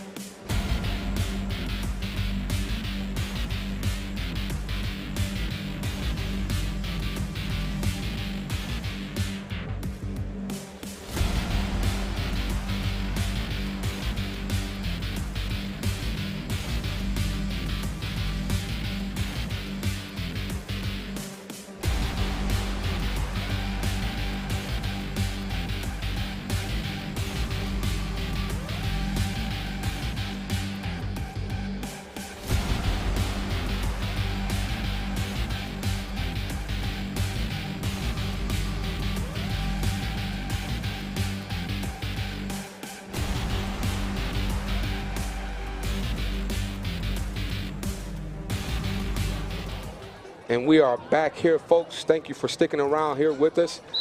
We are between Highway 601 and Interstate 20. We're live at the Camden Sports Complex here.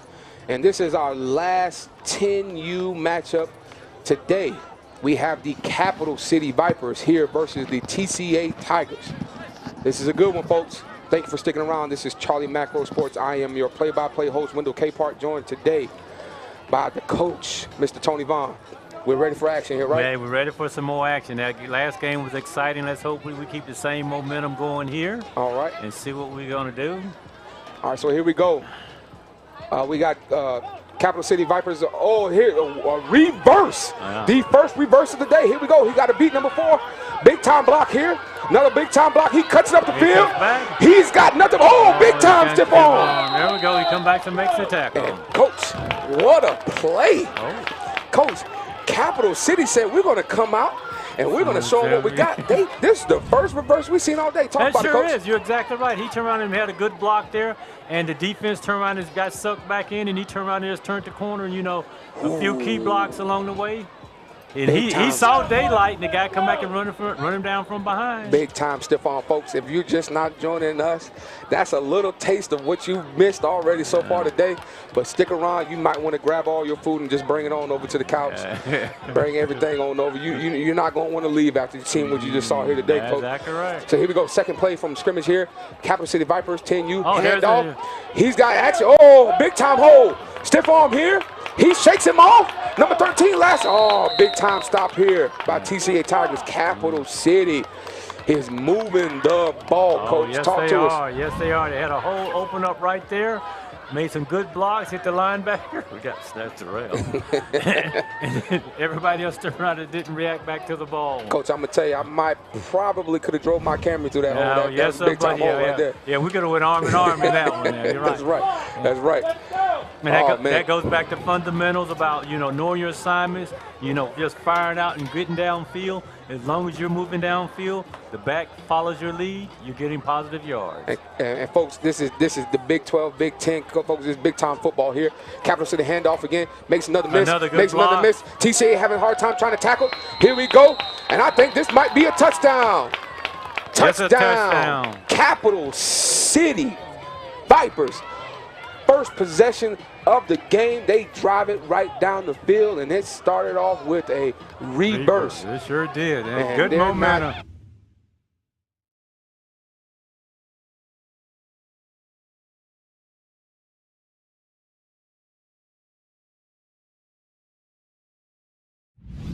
Capital City Vipers, they scored, and they made a statement to the TCA Tigers. They telling them right now that you're going to have to watch out for us for this year. Oh, yes, definitely. And the thing is, they got to show up to the two teams that played before them because they all got to meet them once again. That's right. You know, that's right. Everybody wants to look strong and good. That's right. So, folks, if you're just not joining us, this is the SCYFA Big 12, Big 10 Jamboree at the Camden Sports Complex. This is being brought to you by Charlie Macro Sports.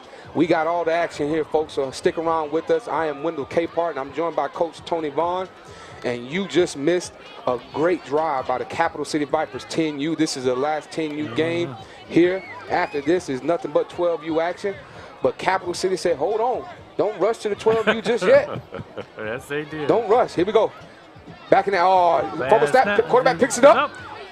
There we go. Lemonade out of lemons. Coach. There you go. Pick it up. You got positive yards out of the play. That's right. And that's a good thing about the quarterback. You know, when things go wrong, as long as you give it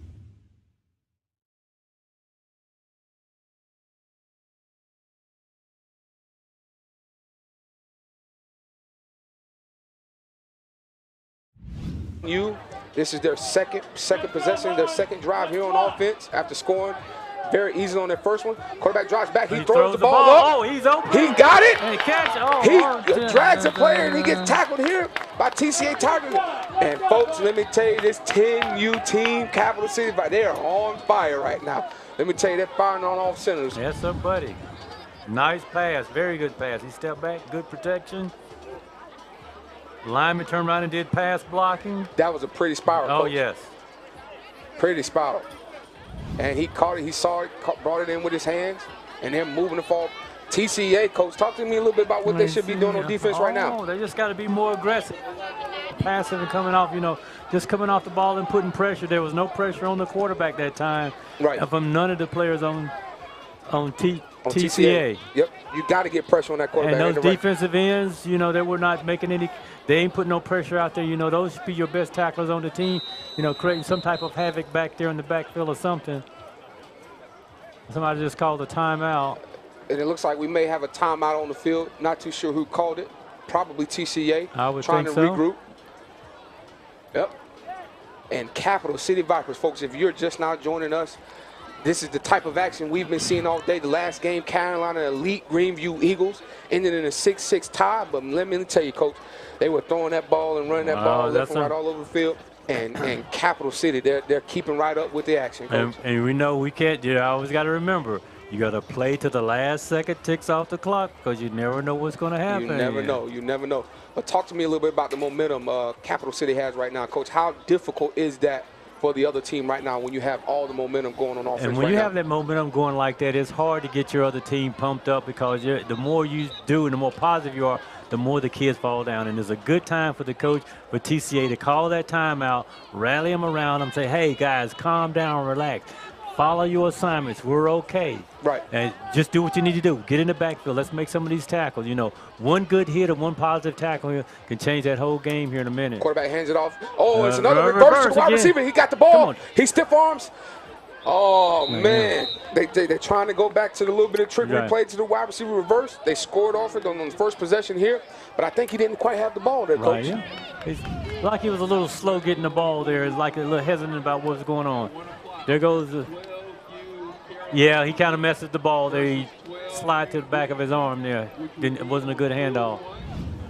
But they're running a lot of misdirection there, and TCA's trying to figure out what's going on with the ball. Right.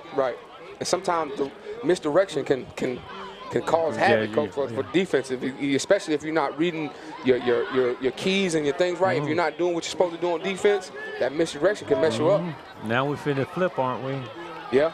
Looks like TCA might be on offense now, and Greenview, their defense might be running out here. We'll see. Well, no, yeah, they should be switching. They're switching, yep. All right, so Greenview, they scored 6 points on their first 2 possessions. They had 2 drives. The second one didn't quite go as planned as the first one. And now it's TCA turn. Let's see if that offense can create a spark. After their defense struggled here first against the Capital City Vipers offense here, TCA is on offense here. Let's see what they can do. Now, from offense, coaches, I just saw the defense get off the field. What am I trying to do on offense on TCA? Trying to find something positive. Let's see what's going to work. Am I going to be able to run up off tackle, throw the ball, or run outside? Let me test. Let me get a play here, one of my better plays with one of my best running back. Let me see what's going to happen. I wouldn't be surprised if he trying to give us a dose of our own medicine and try to run a reverse back as well to see if our kids are playing at home and staying at home and doing the same thing as well. Here we go, quarterback under center here. TCA is ready to go. All right, and we got another timeout here for TCA. They should be their last and final timeout. Remember, Coach, you only got a 20-minute running clock, and every time there's 2 minutes you've taken out of the game that we could have plays being run. That's right, and TCA is down right now, Coach. They're down 6-0 right now, so they're wasting time. And folks, as you can see on the screen here, the clock is still running. Exactly right. This is a 20-minute quarter, and it is a running clock. This is the SCYFA Big XII, Big X Jamboree, and we're on Jamboree rules here. And the clock is going to run despite them calling the timeout here. Exactly right. Yes, it's like at practice, hey, when we got the rules and rule regulations says, hey, this is how it's going to be, you practice that way. One play right after another, you call it. If it messes up, either you call a signal to rerun that same play again, get back on the ball. Don't go to the huddle. Just keep on whatever the next play is. Let's keep on moving.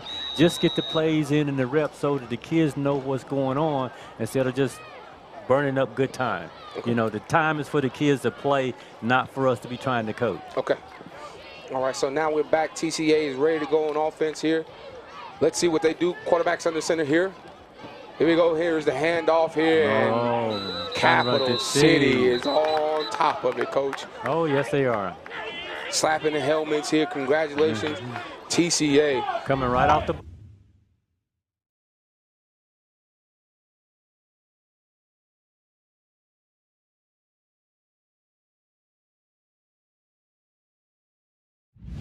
typically out of timeouts, Coach, you want to see something positive happen, and TCA, they couldn't quite get any positive yardage on that play after a timeout. I actually thought it was going to be more of a fancy trick play coming out of that timeout instead of just running right off tackle there. Let's see what TCA does here. Let's see if they try to switch up a formation here or try to throw the ball here or run to the outside. Contemplating the play call coming in from the sideline here. Here we go. Quarterback coming up. He's going to be under center, what it appears. He's checking his wrist here, trying to get the play call after getting the number from the sideline here. Here we go. Let's see what TCA can do here. All right, here we go. Here's their second play from their possession here. Under center here, fullback, I formation. He goes to hand it off. We got a fumble. We got a fumble on the field here. And let's see who recovers it. Vipers recovered that ball. Vipers recover the ball here. And, Coach, like I said earlier, if this was a regular season game, it would be Capital City Viper ball. Yeah, going back the other way. Let's see what happens here on the handoff here. Quarterback gets the ball here on this replay. Yeah. The tackle comes right in there unblocked. Firing out, staying low. TCA is struggling here on offense here. They're trying to right the ship. They're trying to get some momentum going, but Capital City Viper, they are pressing on that gas. They are using that momentum that offense had generated, and that defense is taking it right to them, Coach. Oh, yes, they are. You know, it's all about excitement and motivation and confidence right now. You know, get there, know where you're going, know your assignments. Here we go, TCA again trying to do it on offense here. They got the handoff, better handoff here. He's going up the right-hand side, but he's met by multiple Capital City Viper defenders, Coach, right up the middle. Yes, they are. For maybe a yard, Coach. We'll give them a yard. Maybe a yard. That Capital City Viper defense is on top of it, Coach. Yes, they are. And the thing is, you know, this first team that we haven't seen try to run outside. That's right. Every team so far, at least their first or second play, they've tested the outsides, and this is the first team that has not tried to test running outside. Then maybe we'll see what happens this one. TCA may be saying we got the big boys up the middle. We're trying to run behind them. Or we got to stick to it. But let's see if the coach is making an adjustment here. Yes. So here we go. We got the play call coming in here. They're lining up here. You know, Capital City's ready. They're already lined up, ready to go. They're waiting on the offense to come to the ball here. Let's see if TCA can generate anything on offense here. We got a single back there this time. Quarterback under center here. Here's the hike. And right as the ball is snapped, Coach, he is taken down. Right. Capital City Vipers are letting everybody here at the Camden Sports Complex know that our offense isn't the only thing that's good. Our defense is just as good. Definitely, coming right off the ball. And, Coach, what can this do for a team like Capital City, their 10U going into the season after a performance like this, what they're doing now? Very positive, very good. Get them all motivated, coming to practice, you know, working as a team, high-fiving each other, making sure that, hey, talking to each other, you know, playing as a team, as a single unit, you know, being responsible as hey, I know what my teammate's going to do, I got your back type deal. So here we go, TCA. New quarterback here. And an I formation. New quarterback here. Here's the handoff here. Oh, he takes the right-hand side. We finally got a positive play. He breaks a couple tackles. Here we go. TCA showing signs of life. They're not quite done yet. Big time stop here by the Capital City Vipers here to stop a potential touchdown. TCA has shown some life here. Let's look at the replay here. Takes the handoff here off right-hand side. Linebacker moves forward, gets a good angle on it. Missed tackle. Missed tackle here by the first guy. But number 20 here makes the tackle here to stops the potential touchdown here.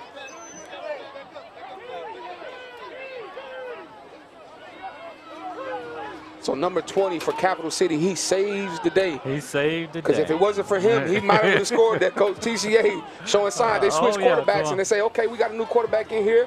Let's see if we can get the exchange off right. And they finally got a positive play. Let's see what Capital City does here to respond. Here's the snap here. He hands it off, and they're waiting on him. They said, no. They're waiting on him. There you go. That's what it takes. One player to get fired up and keeps everybody going. Capital City said, okay, we're going to give you that one play, and that's all you're going to get today. You can get one chip from the bag, but I'm going to eat the rest of the chips from the bag. You can't have the rest of them. Exactly right. Capital City defense comes up big time. Now it's the offense's turn again. Here we go. We're switching sides again. Let's see if Capital City can add to their lead. They're up 6-0 on TCA. And you know, clock management, here we go again. You know, at that 5-minute mark, knowing that, hey, if I can hold the clock and run it out until the end of the game, then I can hold on. If not, you know. Here we go. Make sure you like and subscribe to Charlie Macro on YouTube so you know instantly when we go live throughout the season. Charlie Macro is banging you the game in high definition. Charlie Macro Sports. SCYFA Big 12, Big 10, Jamboree, Camden Sports Complex. We are here live, bringing you action. I got the coach here, Mr. Tony Vaughn. Tony, hey, we're having a good day so far. We're having a good day. Ain't no better place to be than watching Little League football. That's right. You know, that's right. You get to see everybody all at one time. That's right. We call it the smorgasbord. Here, Capital City Vipers on offense. Here we go. Off the left-hand side, he makes one miss. Oh, he holds on. There we go. Holds on. Big time stop by TCA. Capital City Vipers trying to take it on the outside here on the left-hand side. They almost broke it. Oh, yes, he did. He was one block away. Well, I mean, one shirt string away from making it hit the end zone. It's off to the races almost. Here we go. Let's see if Capital City Vipers. Here we go. They're trying to add to their 6-0 lead here. 4 minutes and 15 seconds left. 20-minute quarter running clock here at the Camden Sports Complex. The last 10U game of the day. Folks, stick around. We got a big-time game coming up. 12U Carolina Elite versus Bamberg Junior Red Raiders. First 12U game coming up. Stick around, folks. So here we go. Capital City Vipers 10U. Here we go. He drops back the pass. He throws a spiral. Big time catch. He is off to the races. They're trying to tackle him. He's dragging him. Big time catch. Big time throw. Definitely. We got the folks on the sideline tapping their head. Typically in basketball, when they tap their head, that means you got dunked on. But in football, that means you got mossed on. And we got our second moss of the day, folks. We got the first one last game, Carolina Elite, Greenview Eagles. This time, the Capital City Vipers. Coach, I got to give it to you, man. I got to give props when props are due. The Capital City Vipers 10U. They're picking it up. They're really starting to play. Hands down, might be the most impressive so far we've seen today, Coach. They look good. They look good. I'm like this, like, you know, as the season progresses and, you know, we're only playing 20 minutes. You got a whole nother half out there, you know. I got you, Coach. I understand. But, man, let me tell you, that Capital City. Now, you're right. Now, they are looking really good. They're looking good. They're playing and they're executing. You know, the confidence level is there. That's right. That's right. So, Coach, that's a big-time throw, big-time pass. Let's see if they can score here. 2 minutes and 45 seconds on the clock. This is big for TCA as well, because if they can keep them to a stop here, they can build on that momentum. And remember, the last game, the other team got the ball back with about 2 minutes left in the game, and they just milked That's it, let exactly the clock right. run. It is not over. 2 minutes. Not over. Yeah. 2 minutes, 30 seconds here. We got Capital City. Here we go. Back in the shotgun here. He takes it hands off here on the right-hand side. He breaks a tackle, but we got a flag on the play. Oh, I think this one's coming back, Coach. Oh, yeah. They're celebrating here, but I don't think they saw the flag. There's multiple flags on the field. TCA players picking it up here. This one might be coming back. 2 minutes left here. Capital City Vipers 10U and knocking on the door, trying to go up 12-0 on TCA. Oh, yes, they are. Good play. Nice play on the outside there. Nice play on the outside. They went shotgun formation, but they did the handoff to the running back. He broke a couple tackles and got in, but they're bringing it back. I think that might have been a hold, Coach, on the offense. Oh, yeah, maybe so, yeah. Hey, we missed a pan on the camera to see what the call was. All right, so Capital City is going to try to again. They got a minute and 30 seconds left, minute and 20 seconds. Clock steady ticking here. Again, the momentum's in their favor. They got the lead. They got the ball. They're controlling the narrative. TCA, they can still build upon this stop. If they can stop them here, this will be great momentum for them moving forward. If they can say, okay, we didn't quite do what we wanted to do on offense. Let's see if we can get a stop here. That's true, yeah. And the Vipers need to keep the ball on the ground, play safe with it, so let's see they if can continue to run the clock on out here. Let's see if they run the ball here, Coach, like you said. Let's see. And we got the snap here. We're running the ball here. He's got blockers on the left hand. He's running. TCA is trying to stop him here. Can he turn the corner? Yeah, TCA stops him. We got 40 seconds left here. Let's see if they can get a playoff, coach, here. Let's see what they can do. All right. Couldn't quite get in. TCA is me. They're saying we're not going to let them score again. We let them score early. We're not going to let them score again. Yeah. Let's see, 30 seconds here. Let's see if they can get another playoff. Time management. I know they're up, but maybe they want to run another play to get practice. Yeah, exactly right. Yeah, this is that 2-minute drill. That's right. That's right. 18 seconds left on the clock. Capital City Vipers up 6-0 on TCA. Let's see if TCA can stop them one more time here, folks. Capital City has been on fire today. They've had all the momentum. 6 seconds. Clock is ticking. 4 seconds. 3 seconds. Let's see if we can hike the ball. Last action hike. Here we go. He's throwing the ball. Nope. Here we go. Pass here. Oh, he misses it. Yeah. He misses. I think he missed the wide receiver there. There was nobody in the vicinity there, and TCA with a big-time stop. Yeah, sure did. Big-time stop. And that goes back to, there's a second half of the game to play. You're only down one score, one more play, one big play, and we're back in the game. Big-time stop by TCA. Capital City Vipers have had the momentum all game long, and TCA said, hold on, we're not going away. We're not going to just lay down and let you run all over us.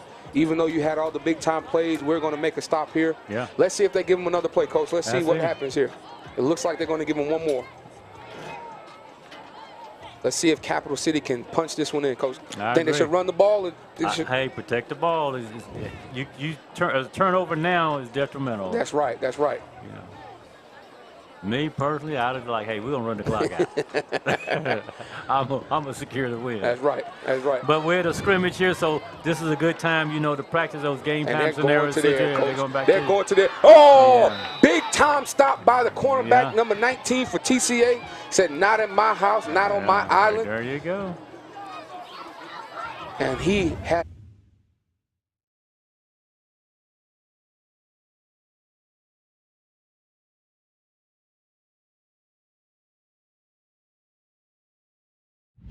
Also as well, and they made the stop, and I think that's it, folks. They're lining up here. Oh, yeah.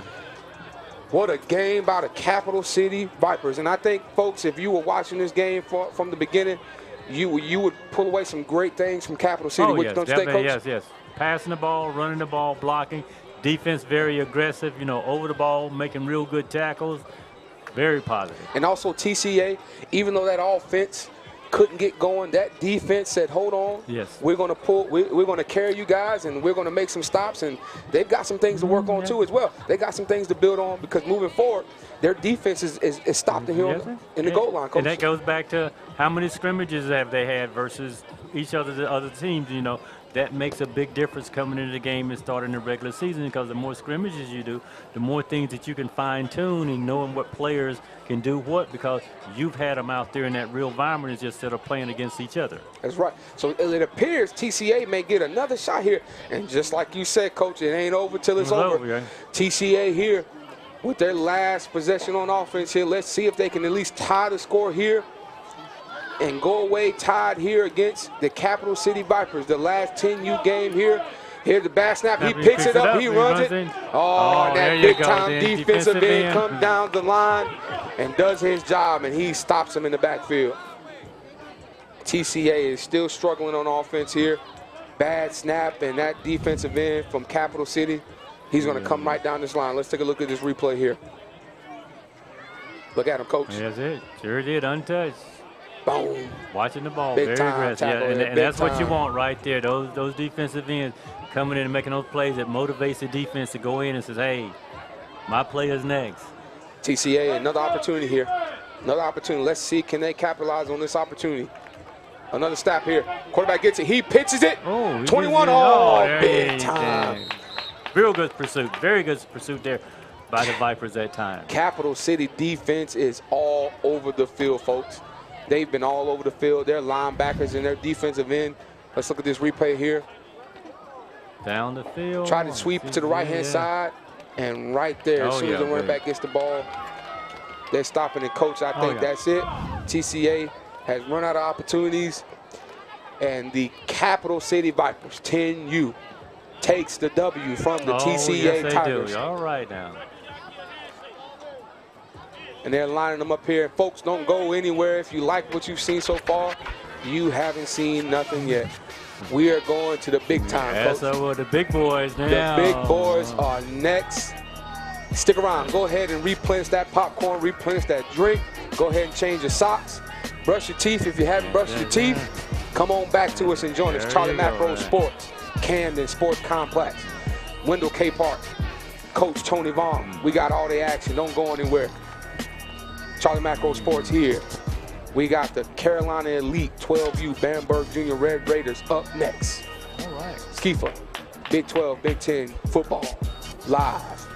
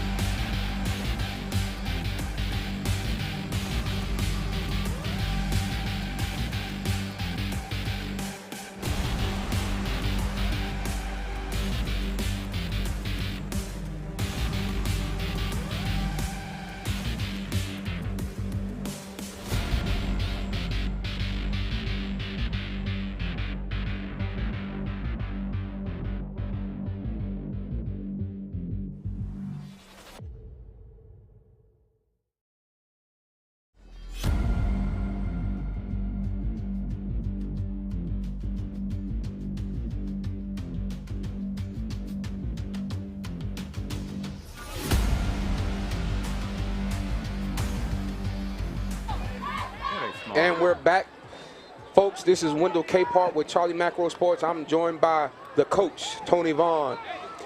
And we have now the 12U Greenview Eagles versus the 12U Carolina Elite. I know we said before Bamberg was up next against Carolina Elite, but it looks like it's going to be Greenview Eagles here. And we got a big-time first matchup, 12U. Greenview is on offense first. We got the quarterback in the shotgun here. He takes the snap. He takes off number 19 off the right-hand side. Big-time block Big time missed tackle here. He's on the right-hand side. He's still going. He's finally driven out of bounds. What do you think, Coach? First play of the scrimmage. First play looks good. Looks good. 10 yards, about 15 yards on that play. They had good blocks right there on that defensive end in that corner, and he turned the corner and he put his motors on. So Carolina Elite's got to look out here. This is another big rivalry where teams have been well established, and let's see what's going to take place here. So Greenview's improved today. They're going to do some running outside, so Carolina Elite's got to shut that down. And Greenview Eagles, they look like they got a little size on Carolina Elite as well. Oh, yes, they do. Yeah, little size on the offensive line there. They're going to try to keep running the ball here. Let's see here. We got the quarterback here, ready to go. He takes a snap shotgun here. Takes off, hands off to run it back. And Carolina Elite, a little bit better stop there on defense here. Gain about 3 yards, maybe 4 yards there. Backs running hard, leaning forward, pushing for more positive yards.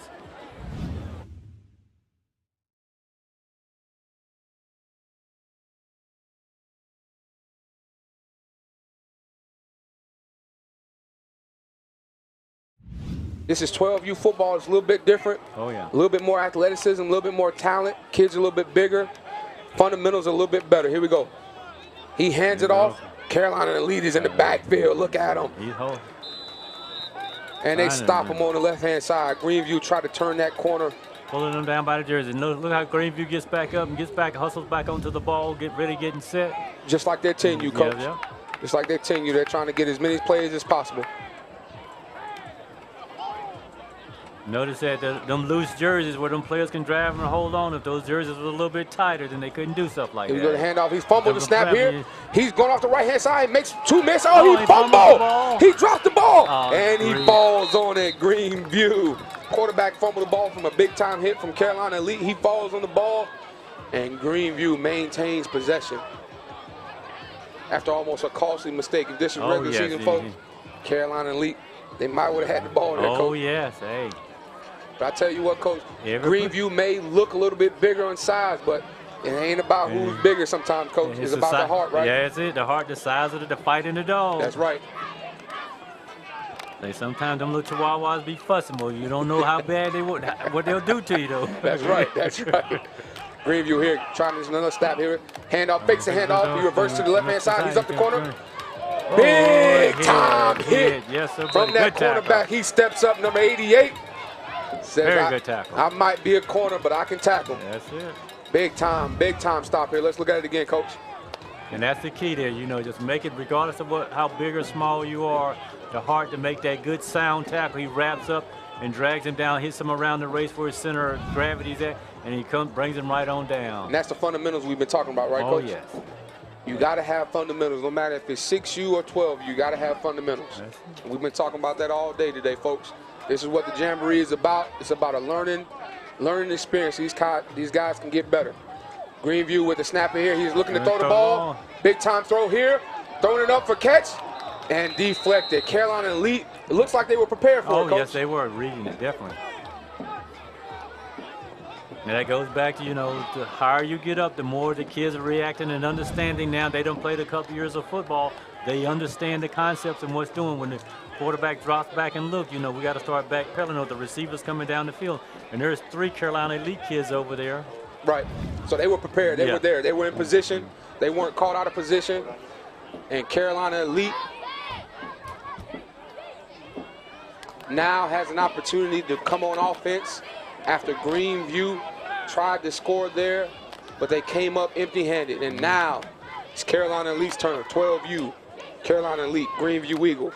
First 12U game of the day. Here we go, folks. Let's see what Carolina Elite can do.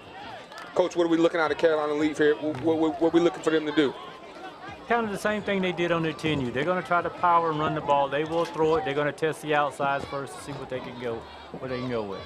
Low snap. Quarterback picks it up. He's got no time to do anything, Coach. Well, I might have to change it, but Greenview really put some pressure on them that time. And, the tackles and the nose guard, they all was in the backfield there. Oh, we got a timeout here. Carolina Elite. Coach calling the timeout to get things together to calm the kids down. Hey, make sure you know your assignments. All right, we got a timeout here by Carolina Elite. All right. And folks, as we take a break in this action here, again, we're at the Camden Sports Complex, wedged between Highway 601 and Interstate 20. If you got some time today and you wanted to come see some football live and in action here, make your way on down to I-20 here in the Highway 601 in Camden, South Carolina. We are here with Charlie Macro Sports, the SCYFA Big 12, Big 10 Jamboree, 12U football now. I am Wendell Capehart, your play-by-play host, and I'm joined by the great coach, Mr. Tony Vaughn here. And coach, we've had an exciting day so far. We're having an exciting day. What do you think overall, coach? What do you think so far? Love the sportsmanship, love the kids, love the excitement, you know, want to play, the competitiveness of wanting to go regardless of which team is out there, you know, lining up, getting ready to go, knowing what you're doing, you know, like it ain't over until it's over, until the last second ticks off the clock. So yes, enjoying this, you know. Nice cloud cover, it's not blistering hot. Carolina elite here. Quarterback looking to pass. Oh, he breaks through the middle. They were looking to throw the little swing pass to the running back, coach, and I think he lost the ball before he could throw it. But good play by him. Good heavy play. Yeah. He made a smart decision to keeping the ball and gaining some positive yards. Let's look at it. Oh, the back got in his way. Back didn't step up to make the block. He should have stepped 2 more steps up so he could turn and throw, and he bumped him. That's right. Here we go. Carolina elite. Let's try to get us some positive plays here. Running back goes in motion. He steps back to throw the ball. Oh, he underthrows it and almost intercepted by Greenview. Almost intercepted. Yeah. Receiver had him beat. Had him beat. Couldn't get it to him. Carolina elite trying to mix it up here with little runs and pass plays here, but it looks like Greenview is ready for it. Their defense is ready for it. They're ready for the run and they're ready for the pass. Let's see if Carolina elite can get some positive yardage here. Score still 0-0. 12 minutes and 50 seconds left here. 20-minute quarter running clock. Carolina elite's running twins. They're like in a passing formation. Twins on both sides. We got motion here on the right-hand side coming across.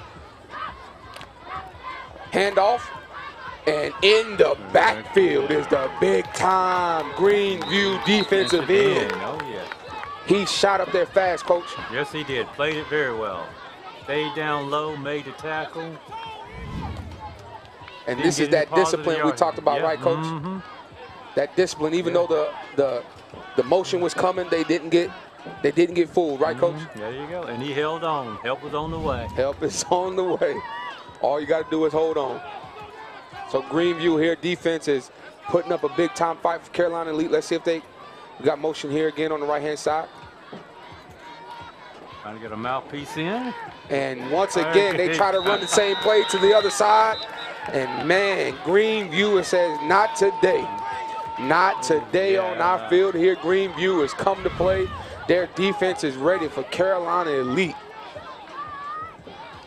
Let's look at the replay here, coach. Oh, yeah. And Greenview blitzing them corners off the ends over there, too. Yeah, and Carolina elite's got to know to pick that up, understand your formations, what your defense is doing. And we'll see a lot of this in the 12U where they'll play a lot more aggressive on the corners to try to shut stuff down and coming out of the backfield.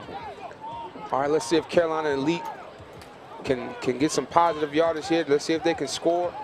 Greenview is very, very tough on defense. Big time blitz. He steps back to throw. He's got a man. He catches it.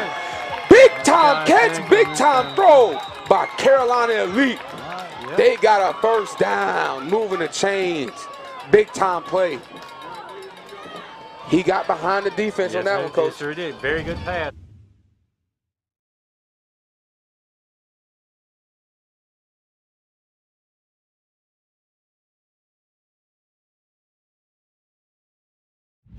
Big time catch by Carolina elite here. And that's a positive play. But now I think they're going to switch sides now. That was their last play on offense. And now it's Greenview's turn. And Greenview, I think like they say in boxing, they got saved by the saved by the bell because they were on the ropes. That's true, yeah. And in the regular game, that's a first down, and we keep on moving. We keep on moving. That's right. But folks, we're at the Jamboree here, so it's a little bit different rules here. You get so many chances to score it, and then it's the other team's turn here. Now it's Greenview 12U. Now it's their turn on offense. Carolina elite on defense. Let's see if Carolina Elite can pick up on that momentum that they just gained by their offense. Ball snap here, fake, handoff, left-hand side, right there. There you go. The defensive end. Met at the line there by that defensive end, number 28 for Carolina Elite. Nothing for the quarterback, number 0 for the Greenview Eagles. Out of shotgun formation. They try to get up on that left-hand side there, Coach. Fought him off, and then he stood up, made a good tackle, dropped his knees, and didn't drop his head and looked right at him. Right there, Coach. Good. Big time play by Carolina Elite. Here we go. Offense again. And here we go. Big time step on. He tries to break the corner. We got multiple flags on the play. Multiple flags. I think this one's coming back, Coach. Oh, yeah. We probably got a holding on the play there. Carolina Elite is building off of this momentum from that last play on offense. Greenview trying to gain the momentum back. Let's look at it, Coach. Yeah, there he is. Yeah. Holding right there. Referee's got it. He's right on top of it. So this one's coming back, folks. Greenview struggling a little bit here on offense here. Carolina Elite, they've got the momentum. Big time play by their offense on their last possession here. Defense. 2 big time stops here, back to back. Let's see if they can keep it up. Greenview, let's see if they can get the momentum. Shotgun formation. High snap here. And Carolina Elite. Very good tackle. Carolina Elite, big time tackle. Big time tackle by Carolina Elite on the edge there. Quarterback tried to get around after a high snap. He couldn't get to it. Let's look at it again, Coach. What is Carolina Elite doing on defense that's disrupting Greenview right now, Coach? The defensive end, number 6, went down the field to disrupt the play, to force it back inside. So they gave the rest of the team a chance to make that play, and just, it's doing your assignment. Everybody's in their lane and where they need to be at to make the plays. And that's what made that play look so good right there. And what does a Greenview need to do, Coach, to kind of get momentum here? Because they came out on fire a little bit on offense their first possession. Now their second one, they're kind of struggling right now. What do they need to do? They got to come off the ball and be aggressive and attack Carolina Elite at the line of scrimmage and not let them get downfield. Anytime the defense is downfield and in your backfield, you can't get any plays off, and it's disrupting everything else that's going on. That's probably why they're calling this timeout, to see can they get them to settle down, to execute, because, Greenview know that they can throw the ball. It's just a matter of getting that man open and, stopping that pursuit for Carolina Elite, pursuing them around the ball and, forcing them. So let them slow down and, relax, calm down. That's right. Do what you do best. I tell everybody it's a dance. Know your steps. You got your steps in the dance, and it'll take care of itself. That's right. You'll be right in position where you need to be. That's right. So here we go. We got a timeout here on the field, but they're about to go back into play. Let's see if Greenview can do just what Coach just talked about. Carolina Elite, their defense is stepping up big time. 3 big time stops by their defensive ends on both sides. Greenview Eagles just can't seem to get around that corner. Right. Just can't seem to break through. But let's see if they can score here. We got to score 0-0. Carolina Elite 12U, Greenview 12U. 6 minutes and 20 seconds left. All right, and again, we're brought to you here today at the Camden Sports Complex here. This is Charlie Macro Sports. I'm your play-by-play host, Wendell Capehart, with the coach, Tony Vaughn, here bringing you sports for the SCYFA Big XII, Big X Jamboree. We're bringing you all the football here. We are now in 12U action, and it's being brought to you by Charlie Macro Sports. Greenview Eagles on offense. Here we go. And we got the handoff here by the right-hand side. Breaks the tackle. Pretty good game there, Coach. Oh, yes. Very positive yards. A good play. And I think that offensive line fired off the ball, just like you said, be a little bit more aggressive. Be a little more aggressive. Let's look at it here, Coach. Snap here on the ball. Handoff. Yeah. There he goes. They're pushing. Big time block there. Right. A little bit more aggressive here by the Greenview Eagles. Let's see if they can build off this momentum. Backs needs to go ahead and hit the hole full speed and just look for daylight. Don't try to look for the hole. Just hit the hole first. Here we go. Greenview again. Quarterback. Big time. He breaks the 2 tackles. Breaks 3 tackles. 4 tackles. And Greenview, I guess they need that timeout because they're on fire now, Coach. And the back that time the deep corner trying to make that tackle dropped his head. Keep your feet. Don't leave your feet before the running back gets to you. That was a big-time run there, direct snap directly to the back there, and he broke a couple of tackles, and that's a big-time gain for the Greenview Eagles, and they're knocking on the door here. Let's see if Carolina Elite can answer. They're back on their heels a little bit. Greenview, they're firing off the ball here. Yeah. Carolina Elite's doing some substituting. They may have some other fresh players in, just giving some of the other kids some snaps. Hey, this is what it's going to be like. You need to step your game up and be ready to play. All right, so here we go. Greenview Eagles back to the drawing board. They're trying to capitalize on this momentum. They're knocking on the door. Carolina Elite, they're trying to hold them. Score still 0-0. 4 minutes, 8 seconds left. Continuous clock run. Right now, Greenview has the momentum back on their side. Let's see if they can capitalize. Let's see if they can score these 6 points before the clock runs out. 3:56 left on the clock. Let's see if Carolina Elite can hold them and see if they can get the ball back and score themselves. Here we go, Greenview Eagles on offense. Shotgun formation. Running back's deep in the backfield. Here we go, here's the snap. Handoff for left-hand side, running back. He breaks a couple of tackles, he breaks more. He big-time stiff arms. Big-time stiff arms. He's still fighting, there you go. And I think they brought him down right before the goal line. They're knocking on the door, big-time run by the Greenview running back here. Let's look at it, Coach. Very good hard running as a running back. He stiffs arm, stays low. They're pulling him by the jersey. He's still driving his legs and moving forward. Coach, what do you have to do with a big back like that, you know, a smaller defender? Tackle him at the legs. Tackle those legs. You take those legs away from him, he can't go anywhere. That's right. That's right. And all you got to do once you get them legs, you just hold on. Hold on and help's on the way. Help is on the way. So I think I like to take those guys like that and put them tight jerseys on them so they can't grab and hold on to him.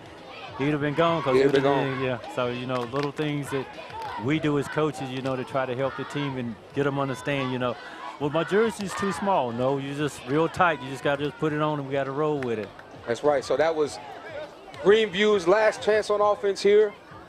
Now it's Carolina Elite. So that was a big-time stop. Oh, yes, definitely. Big-time stop at the goal line there. Big-time tackle by Carolina Elite. Greenview almost had it. They almost scored. Now, Carolina Elite. I think we'll see a sense of urgency with Carolina Elite here trying to Let's see what they do. Handoff here, left-hand side. He cuts back across the field. He breaks it up. Big time. He reverses it up the right-hand side. He's all the way. It's going to be a touchdown, folks. Carolina Elite is on the board. Coach, you called it. You called it, Coach. Yeah. You said sense of urgency. What do you see there, Coach, from Carolina Elite? That's it, sense of urgency. They got on the ball, you know. And there we go again. Play till the last second. You can never give up or take anything for granted. When we're playing, you've got to execute your assignments all the time, every play. Here we go again, Coach. He cuts back. See that cut he made? Oh, yes. Plant his foot and move. Ball's on the right side up to the outside there. And all he's doing is making them run him down. He's not trying to run over anybody else. Hey, make it a foot race. Big-time vision by that back there for Carolina Elite. Almost makes you think they should have been handing it off to him earlier, right, Coach? Yes, exactly right. Why make it difficult when we got somebody like that in the backfield? And the thing is, what happened with the defense here? You know, every play they've been in the backfield. They've been in the backfield. This is the first play where Greenview was not in the backfield on that play. You know. So here we go again. Let's see if Carolina Elite can score again. 1 minute left. They just scored on a big-time run by that running back. Let's see if they can do it again.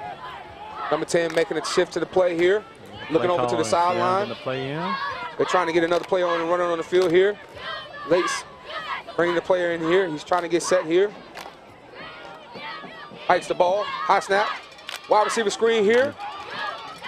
Big time stop by Greenview. Yeah. They were waiting on it, Coach. They tried the trickery. They just scored off a run play, and they're not. What do you take of this, Coach? Hey, they're trying to keep them on their toes. They're trying to keep them. They're trying to slow Greenview down. See, they're in the backfield again, trying to slow them down to keep them so that they can get some of the other plays off, and Greenview is still there. So that's the key, Coach, for especially on 12U. At this level, you got to have penetration in the backfield if you're going to make stops on defense. Exactly right. Yeah. And you've got to that penetration has to be some type of pressure to disrupt the backfield. Oh, that's it. Well, And here we go. Carolina Elite back on it again. Here, next step, he throws it here. Wide receiver slant. He misses one tackle. He's gone, folks. He's not going to be caught. Not going to be denied. Carolina Elite. Did he get in? Did he get in? No signal yet. No signal yet from the ref. No signal yet from the referee. Looks like he's right there on the goal line. Big time stop. So they threw a slant to the wide receiver coach, and he almost got in. Let's look at it. Boom, nice. Makes one miss. And they could. It's a foot race. Foot race. Knocked him out right there at the last second. Carolina Elite knocking on the door here. They're trying to go up 12-0 on Greenview. Let's see if Greenview can make a statement here and get a stop. Greenview hasn't looked bad all day. They just made some mistakes here and there. Their defense has been in the backfield, but then they stopped coming in the backfield. Coach, if they can get in the backfield right here, I think they can make a stop. Exactly right. You know, you got to play every play like it's the last play. Here we go. Carolina Elite, can they go up 12-0 on Greenview 12U? Quarterback in the shotgun with a back offset to the side on the left-hand side here. Let's see if they hand it off here, Coach. Getting the play from the side. I think they're going to throw the ball. Here we go. High snap, throwing the ball. You were right, Coach. And look at him, the big-time DN in the backfield. You called it again, Coach. If you can get that pressure in the backfield, you can make things happen. That's it. Now, Coach, talk to me a little bit about the strategy of throwing the ball here instead of running it. Well, you got a short field, which makes it easier. You don't have to throw this far downfield. You need to step in the passing lane, and then there's your target right there. It's a quick, short pass. But if you don't step in your passing lane, then you don't have it. In other words, you live and die by the sword in the sense of, you know, do I pass the ball or do I run the ball? And we know Greenview is very aggressive against them of running the ball. And so, you know, to slow them down, we put the ball in the air. So I think here, while we were showing the replay there, I think they did just go ahead and run the ball, and Carolina Elite may have scored again. And now that score is up to 12-0. They scored on the last second play, and that may be it, folks. Let's see if they're going to give Greenview another shot at the ball here. Carolina Elite has scored. Once again, 12-0 on Greenview. Carolina Elite is going back on offense again. Let's see if they can add to this score.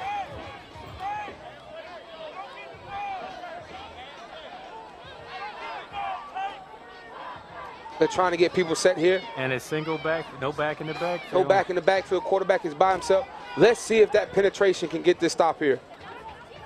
They're running players on the field, trying to get everybody set. Here we go, Carolina Elite. Snap here. Good snap. He rolls out to the right. Big time stiff out. He fumbles the ball. But he recovers it here. Dangerous play, Coach. Oh, yes. I know we're in the Jamboree setting, but this is dangerous. Well, he's up two scores. He feels like his defense can hold. So they've been holding. We can gamble a little. I got you, Coach. I got you. So here we go. 12U. Let's see what they're going to do here now. And remember, we're at a scrimmage at a sports-arama, so Jamboree, you know, you can try a few things here because it's not going to count against you. It's just a learning tool. So here we go. I think that'll be it, folks. I think that's it. I think that's it for this matchup. 12U Carolina Elite versus the Greenview 12U Eagles. Carolina Elite.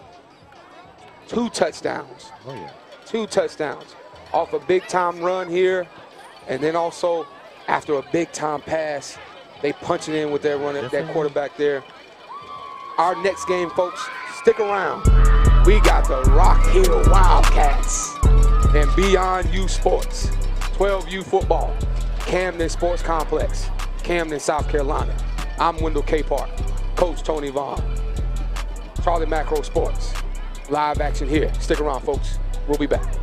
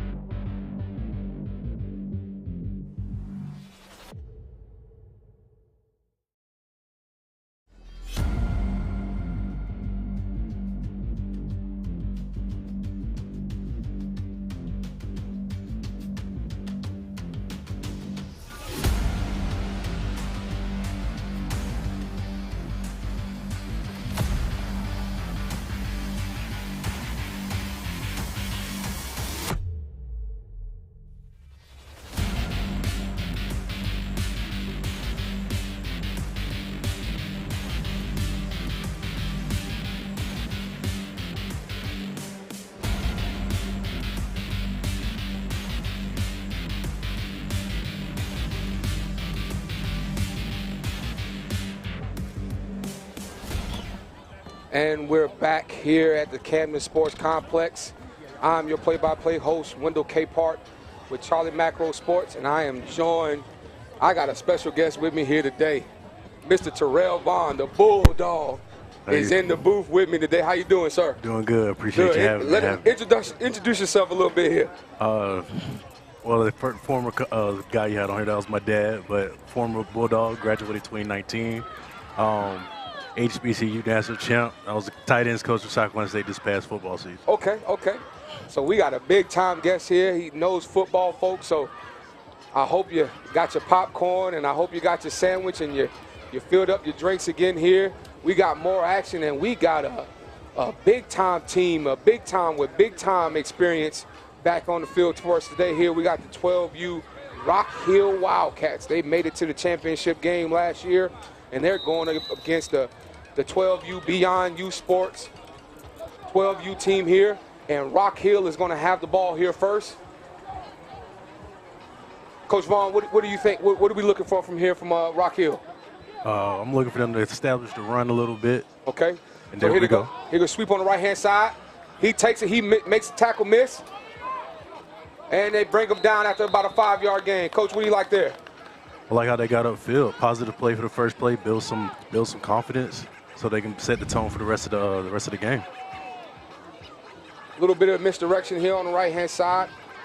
Decent blocking here. He makes one or two guys miss, and Rock Hill is moving the ball down the field. Look, we had a flag on the field.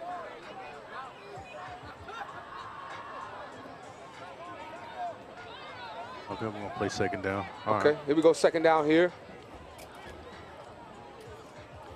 Rock Hill came out with some misdirection here. Let's see what they do. Beyond U Sports here on their own defense here, 12U.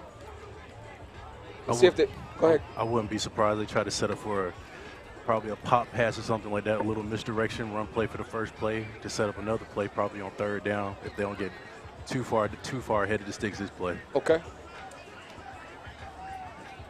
All right, Rock Hill here. Quarterback's under center here. Decent snap here. Sweep on the left-hand side. He's turning up the corner, and he gets stopped here by the Beyond U Sports. One of the cornerbacks here comes up and makes a big-time hit here. So they try to go outside, Coach. What do you think? Hey.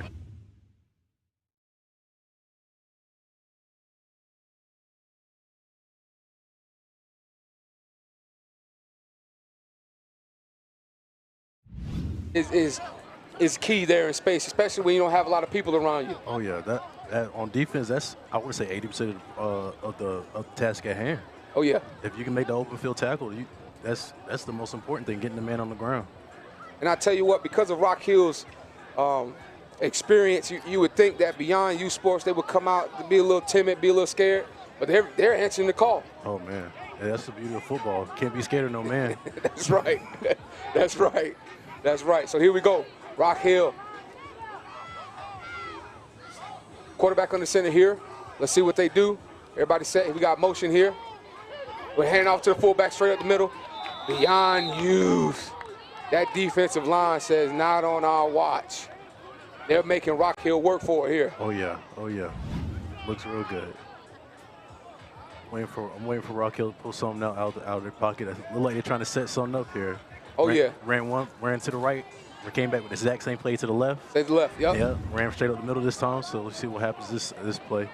They might try to set something up. We don't, maybe some more misdirection or maybe a pop pass here and there. All right, ladies and gentlemen, it's now 1:47. All right, let's see what Rock Hill At 2 o'clock, Rock Hill Wildcats do here. They're 12U. They sweep here to the right-hand side. He makes one miss. And then we got a flag on the play here. Blocking the back. Blocking the back is coming back here. Legal blocking the back here. Beyond Youth. Their defense is answering the call here. I love the pursuit. They're running to the ball, and soon one man gets there, there's 4 or 5. Look at all the hats that's right there coming to the ball. They're there. And talk a little about real quick, Coach, about Beyond Youth when you go up against a team that's been in championships and things like that. What are some of the things you need to do when you play against teams like that? Be relentless. Don't let a name, don't let their reputation intimidate you. Just they're 10, with this 12U, they're 12 just like I'm 12. That's right. So just what are they doing that I can't do? That's right. That's the That's mentality right. I would tell my kids if I was the coach. Like, look, yeah, they've been there, they have the experience, but they're 12 just like you. We need to go take them on man to man. That's right.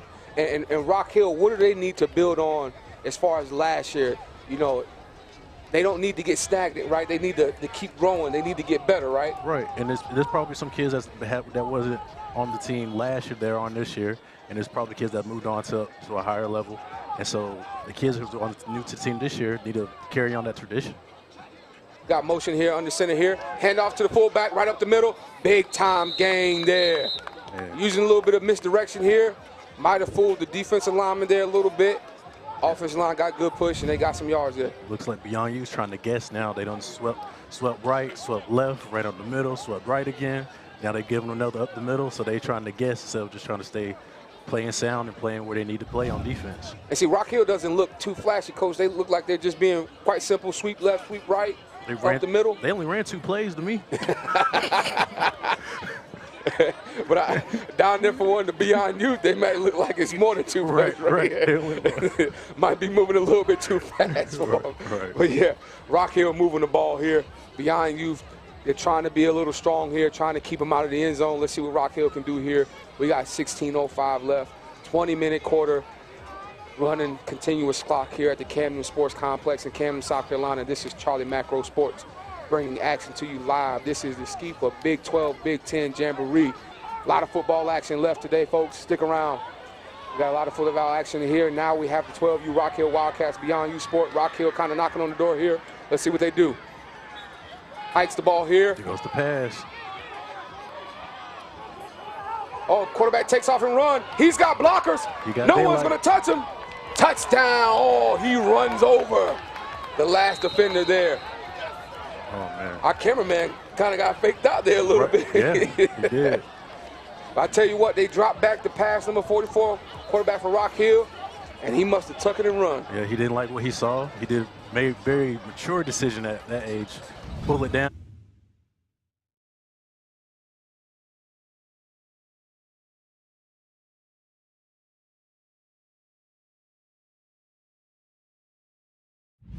Their keys, what they should be watching for when a quarterback drop backs to pass like that. When the quarterback drops back to pass, you got the linebackers have to depend on their back end or back 4 guys. Right. And then the D-line, they got to get after it. And even though they might be getting blocked, they got to fight off them blocks and get there. And then with the linebackers, if you see that quarterback break the pocket, that's when it's time for you to pull the trigger. That's right. Go get them. Right. So we got Rock Hill on the board first, 6-0 early against Beyond Youth Sports. We got 14:30 left. Now, Beyond Youth, let's see if they can answer. Rock Hill on defense. Now, Beyond Youth, they need to answer, right? Yeah, this is a very important possession for them to set the tone. Rock Hills came out, they say, look, we don't score, we show you to score. So now Rock Hill, they need to show that we can stop you. But for Beyond Youth, they're gonna say we need to score. So we'll see which one steps up to the plate. Beyond Youth, here we go. Quarterback in the shotgun here. We got some wide outs to both sides.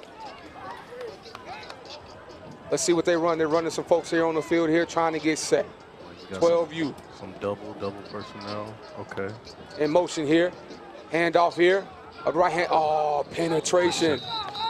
And talk a little bit about the difference because it looks Rock Hill got penetration there, and that's what Beyond Youth lacked on their defensive. That is correct. They couldn't get up the field. They couldn't get up the field. When I played, all my coaches used to tell me, D-line, y'all can disrupt a play just by getting 2 or 3 yards in the backfield. You don't have to be 5 or 6 yards, 1 or 2 yards, mess up timing, messing up holes, messing up reads. So just getting any type of penetration as a D-lineman is very key. And talk about timing on offense. Timing is key. Timing is very key, just like on passing plays. High snap, low snap. Right. Ball too far to the left, ball too far to the right. Can mess up the timing of just getting a throw out, handing the ball off to the running back. Kind of a common theme today is handing off. So it looks like there was some confusion here. Like the running back and the quarterback were on the same page, or somebody didn't run the right route. The quarterback was looking, and timing was thrown off, so he had to just eat the ball and try to get some positive yards out of that situation. Beyond You struggling a little bit here on offense here. Look at the replay here. He steps back. He goes to hand the ball off, and no one's there with him. He's back there by himself. as you said, Coach, timing, you know, not knowing the play and things like that, not being in the right position, that disrupts it. And Rock Hill, they got pressure up, and they were able to make the tackle in the backfield for a loss here. Beyond Youth, let's see if they can get something going right now. All the momentum on the Rock Hill Wildcat side. They just need to come out with a positive play. They need to get a positive play. They haven't been having too much success right now. They need to go to their bread and butter play just to get some momentum going. Here we go. Drop back to pass. We got pressure from the defensive end. He throws it, and he throws it out of bounds. He was getting pressure there from the right-hand side, or left-hand side, defensive end in the backfield. Got to throw it away. So they tried to switch it up. They tried to run it a couple of times, and they tried to, you know, go over the top there. But again, like you said, in the backfield. In the backfield. Rock Hill in control. That's why we see in the league the defensive ends in the league, the Vaughn Millers, the Miles Garretts. They get the big dogs from disrupting the quarterback time all the time. That's right. Very important in this game. That's right. Make Tom Brady and them have nightmares at night. Right. That's right. Rock Hill is in control on defense right now. They already scored. They're up 6-0 right now. 11-19 left on the clock. Beyond Youth on offense here. Tried a couple of run plays. Tried to pass play this last play. Here, let's see what they do. Quarterback back on the center motion here. Another sweep. Got penetration. Had to stretch it out wide. And once again, just like you said, Coach. Kudos to 99, man. He has been shutting down that side of the line. 99 for Rock Hill has been. Yeah, he's been shutting it. He's been in the backfield every single play. He is a handful on that side. Look at him. Before the kid gets the ball, he's 3 yards in the backfield. Force him back inside, doing his job. So and 50, love the celebration. Yep, and 55. They said that's what it's about. You know, even though they're young, even though they're 12U, the celebrations and the high fives and stuff, that matters, right? Oh, yeah. Because that builds the bond that they have, and that carries on game after game. Bond and confidence. You know, we all know football, confidence, how you play, how you look, how you feel. Like, you don't see most D linemen with a baggy shirt. That's more of a skill position type of thing, right, you know? Right. So coming out there with the swag, coming out there with the confidence helps you. Like Deion said, you feel good, you play good. Feel good, play good. That's right. That's right. So we got a shotgun. Look at number 99 in the backfield again. Quarterback takes off on the right-hand side. He's got a few blockers, and he gets a couple of yards. But let me tell you, Mr. 99 for Rock Hill, he is causing problems. Big problems. But Beyond Youth, what do the coaches need to do now that they see that that defensive end for Rock Hill is constantly in the backfield? Do we need to double team? What do we need to run away from them? Both. Either run away, or put a tight end over there to give the quarterback some extra time. You got to make an adjustment some way, somehow, to get some type of positive yards and get a positive playoff. All right, let's see if Beyond Youth can do just that. Let's see if they can. Most of their plays have been to the right side. Right. Right side. They haven't come to the left side. Maybe it's time to try it. Right. Let's see if they do. Rock Hill is lined up, ready to go. 99. Oh, drop back the pass here. He throws it up. Oh, almost. It went up through number 3's hand, and Beyond Youth, his wide receiver, almost had it. Almost a big-time play by Beyond Youth there. Beyond Youth sent the running back at him this time. Oh. You see here on the replay, you see the running back go over there. It wasn't much, but they sent some extra body over there just to slow him down. And there's that adjustment we were just talking about, folks. Sometimes as a coach, you got to see, sometimes you one-on-one blocking isn't getting it done. Right, exactly. Sometimes you need to switch it over there and use the running back to block. Sometimes you double team on the line, and that's what they did, and they gave the quarterback some time. He almost made a big-time play. Exactly. Almost made a big-time play there. So now we got a little break here in the action. Here again, you're watching from the Camden Sports Complex. You're watching Charlie Macro Sports Big 12, Big 10 Jamboree. I'm with the Bulldog here. Oh, appreciate South Carolina State Bulldog, Terrell Vaughn, coach. Big-time player, big-time coach. Appreciate up here with the booth here, we're bringing to you live action, 12U, Rock Hill Wildcats up 6-0 on Beyond You Sports. We got 8 minutes left in this game. Right now, Rock Hill is in control. They've got a big-time player on the defensive, number 99. Their offense, their quarterback ran it in for a touchdown. Beyond Youth is back on defense here. What are we looking for from Rock Hill? Rock Hill, I understand this is a jamboree, so I know some coaches don't want to show all their cards, but I would like to see something different on offense. They don't show they can establish the sweep and the inside run, so maybe they switch up with a little bit more, maybe stretch plays, a little bit more passing. Look like they're coming in a different formation as well, a little bit as well. So definitely a different offensive look. That's what I'm looking for.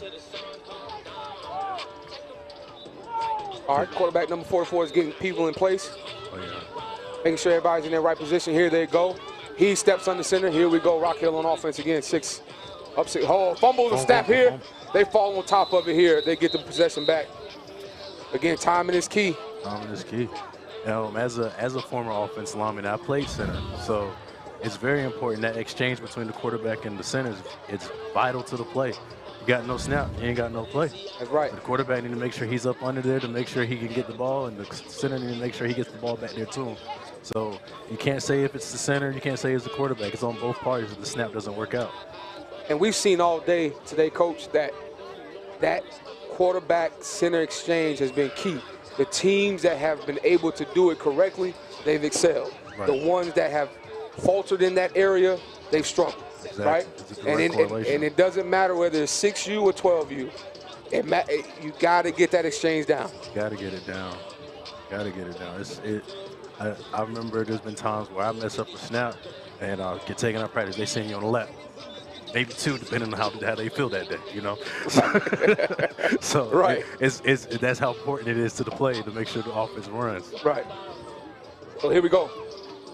Second down here for Rock Hill. They're up 6-0 on Beyond Youth. Second possession here. We have a toss sweep here to the left-hand side. He cuts back up the field, makes a couple people miss, but only gets a couple of yards here. Good pursuit by Beyond Youth and their defense there. Yeah, they've been very consistent with pursuit. Now, sometimes they've been out of position, but I can't knock their effort. They're trying to get to the ball and get the man on the ground. And Beyond Youth, overall, correct me if I'm wrong, Coach, they've been pretty good. They just had that one lapse there on that last play where Rock Hill scored. But other than that, they've been in position most of the time. Yeah, they've been in position most of the time. Just couple of them inside plays where they were going for 2 or 3 yards that first possession, they started going for 6 and 7. That's right. So you can tell they started getting a little fatigue or a little out of position. So they just stay strong up front and just keep making those plays and keep pursuing to the ball. Let's see what Rock Hill does here. 5 minutes left, motion here, and right back up the middle there with the fullback there. And again, Beyond Youth was there, like you just said. They're there before Rock Hill was getting 6, 7, 8 yards on those plays, and now they're barely getting 2 and 3 because Beyond Youth is stepping up here. And Coach, talk again about their answer. Even though Rock Hill is up 6-0, Beyond Youth, they're not scared. They're not playing scared. They're not dropping their heads and looking sad. They're continuing the battle. If I was the coach, I'll be encouraging those guys. Hey guys, we just need one stop. That's right. We just need to get a stop right here so we can get the ball back and we can go in and tie this thing up. That's right. So the game isn't over by a long shot. Even though we have continuous running clock here, 4:19 left on the clock, Rock Hill has the ball. We have a little stoppage in play here. I think they're trying to get the play in here from Rock Hill's side. Here we go. Quarterback's coming on the field now. Beyond Youth, let's see if they can get one more stop here, maybe get the ball back and try to score it here and tie this game up. Good showing by Rock Hill so far this year. Again, last year they made it all the way to the state championship. I believe they tried to go up against Fort Dorchester in the championship, and they came up a little short. And this year, they're trying to get back there again. I hope they do. I hope everybody does well this season. But that's just kind of that Rock Hill tradition. You know, all the high schools up there with great football. Oh, got a flag on the play. I think the center there lifted up the ball before time, and he didn't snap refraction. Snap refraction. Yep. A little mistake there by the center on Rock Hill. But yeah, and the other teams that see Rock Hill going to the championship, they should want to be there, right? Right. They should use that as motivation and say, hey, if Rock Hill can make it, we can make it too. Exactly. And it's always feel good when you're an underdog going against the defending champ or the top seeded teams in the state, and nobody's like, oh, y'all ain't gonna win. That will add fuel to the fire for me. Right. Be like, I need to go knock these guys off their high horse. That's right. And Beyond Youth is answering the bell so far. They've stand toe-to-toe with Rock Hill so far. Only down by 6 here. 2:48 left on the clock. Rock Hill still with the ball. They're kind of burning the clock in here a little bit. It is continuous running clock.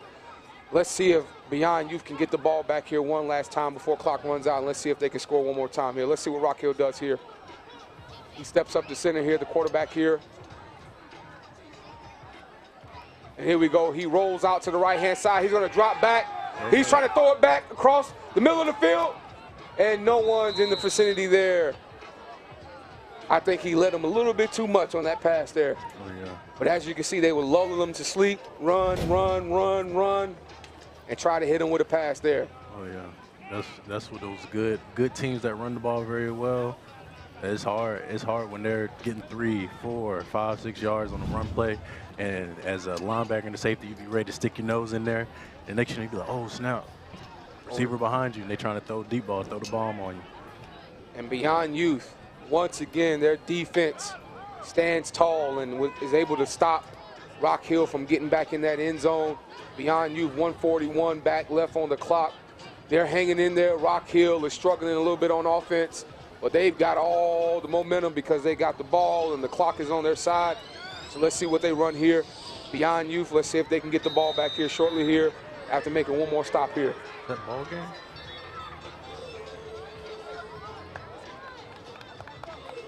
I think he just called a game. All right, so it appears here that may be the game here, folks.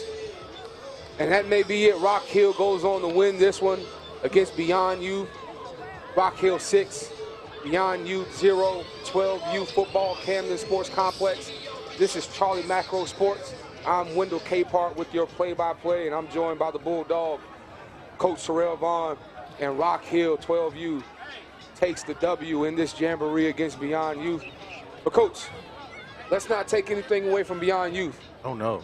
No, Their defense at least stepped up. Yeah, if I'm there, I'm thinking one play, score would still be 0-0. That should say a lot coming from the defending champs. We toe-to-toe with the defending champs. Yeah, just one play. If you can just keep from making those type of mistakes again throughout the season, they're in good shape. Well, hang around, folks. We're not done yet. We got more football action left for you. You just saw the Rock Hill Wildcats versus Beyond Youth Sports. Next up, we got the Northeast Wolfpack and the Carolina Rams. 12U, big-time football. SCYFA Big 12, Big 10 Jamboree, Camden Sports Complex, Camden, South Carolina. Come on up by 20 and join us. Charlie Macro Sports.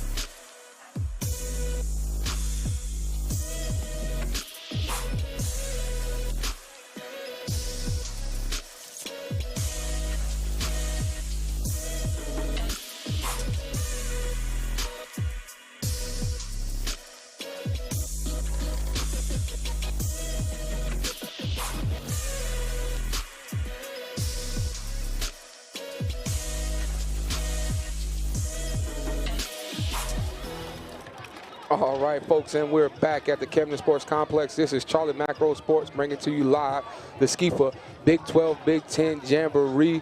I'm your play-by-play host, Wendell Capehart, and I have one of South Carolina State's finest, Coach Terrell Vaughn, the Bulldog, here with me today. And we got next up the Northeast Wolfpack and the Carolina Rams. I'm real interested to see the Carolina Rams. As they was walking to the field, I counted 11 people exactly. So. They have 11 players, folks, and they just handed the ball off here on the left-hand side, and they've got nothing going. Northeast Wolfpack, they have on top of it, ready for that one.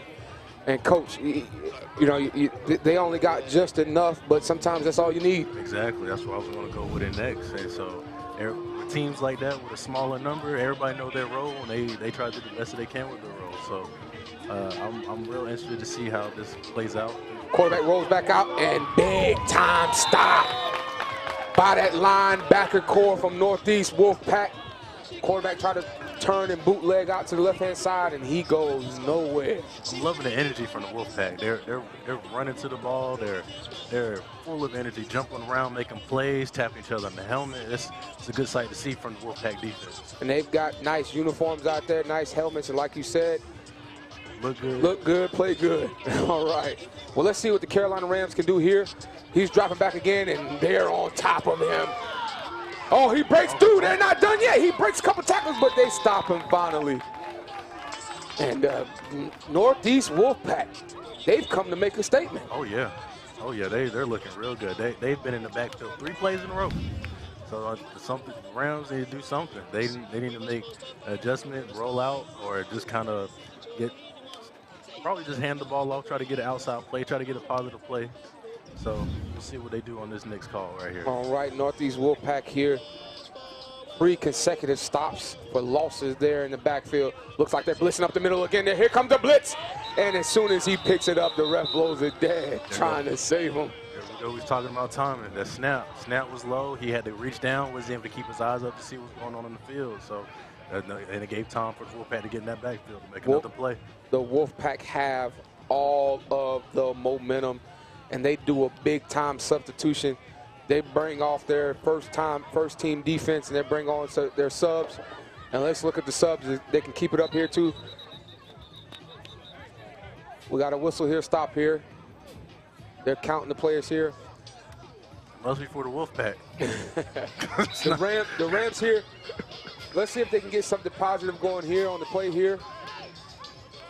Here's a snap here. He's got time. He steps up.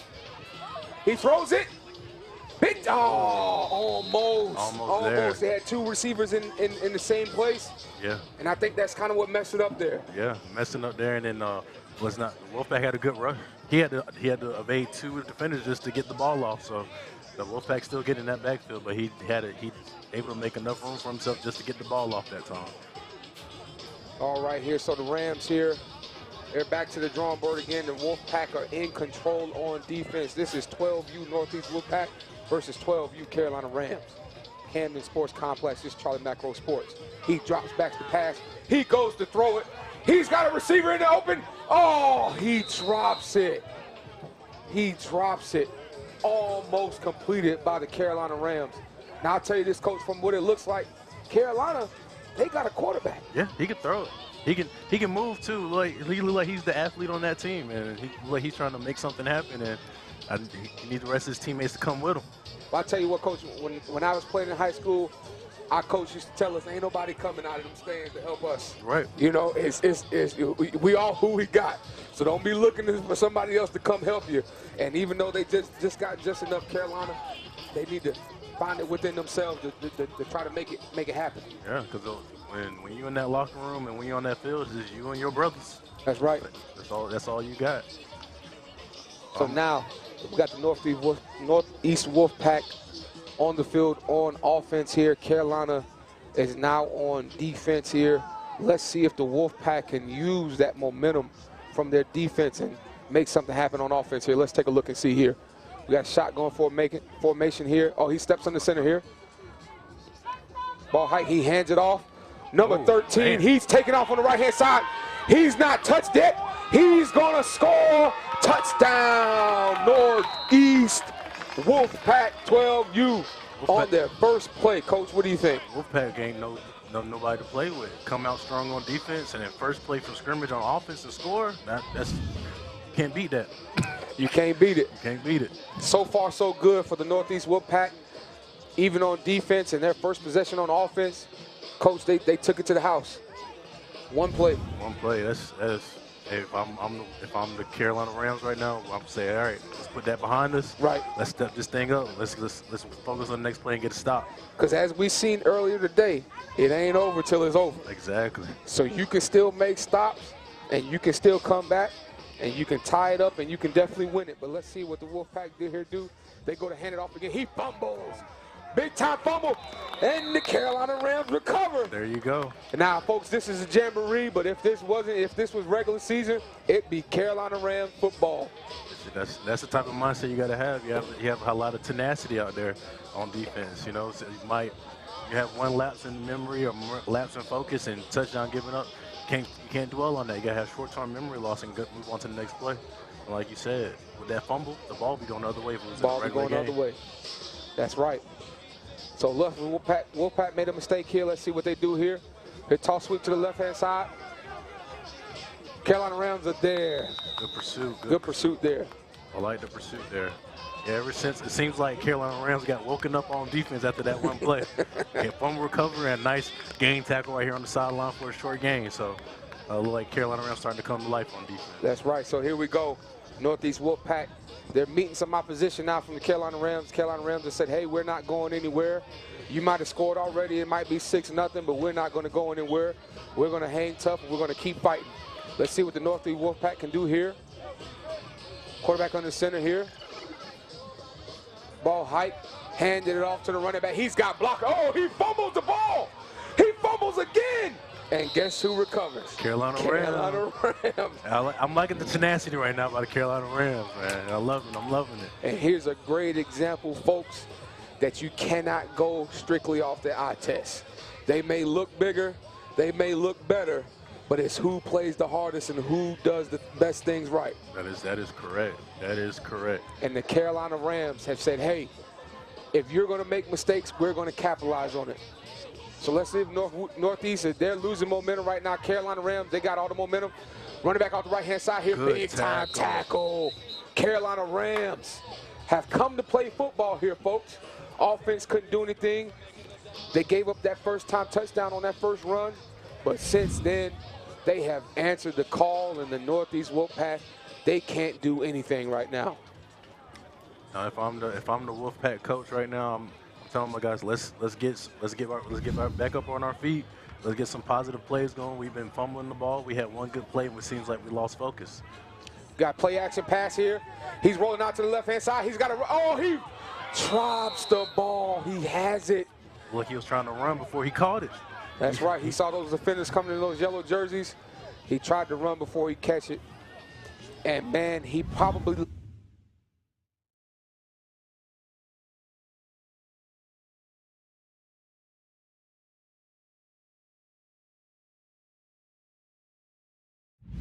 I need them to get focused again and kind of regroup when they come back on offense and make some positive plays. So the Carolina Rams here, they are back on offense now after giving up one big play, but the rest of their defense have stepped up, and now they have the ball back after getting 2 turnovers as well. Let's see what they can do on offense here. Here's the snap. Running back has the ball, and in the backfield, we have number 81. Big 81. Big 81. He said, no, no, no. Our defense is here to stay. Yeah, Wolfpack defensive linemen playing their tail off today. They've been in the backfield all day, open 24 hours. The store is open 24 hours for the Northeast Wolfpack, and they've been on it. The Carolina Rams can't seem to muster any yards there on offense. Let's see what they do here. Quarterback gets ready, running back is ready here. Northeast Wolfpack, let's see if they get more penetration. Here's a snap. 81. Penetration, 81 again. He takes the corner here. He makes another guy miss. And he gets about 5-yard gain. Not bad, not bad. Hey. The first positive play for Carolina Rams. Yeah. But Hey. we got a flag on the play here. Let's see what happens. Got a block in the back. Block in the back. So it's going to come back, folks. Carolina Rams.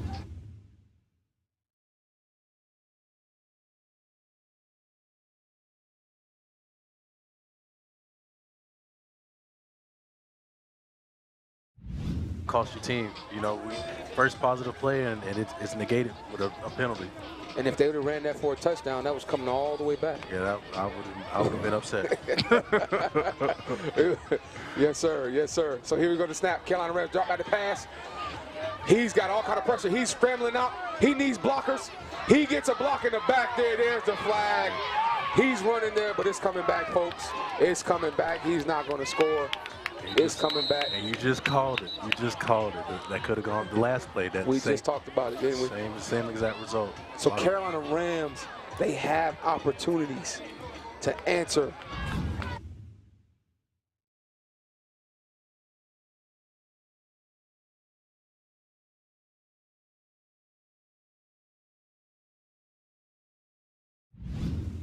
Exactly. You gotta get some more discipline and just understand what's going on, understand how to approach every situation like that.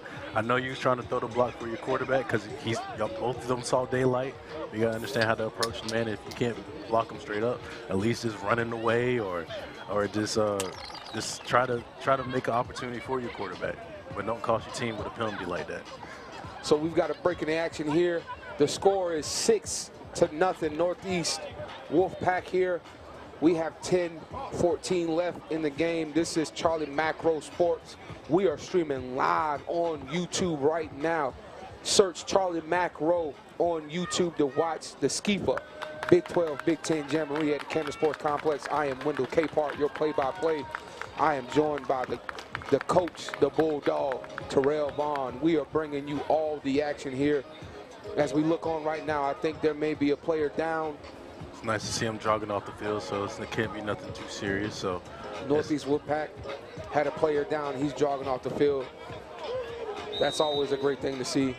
He's being congratulated by his teammates on the sideline. Everything looks to be okay.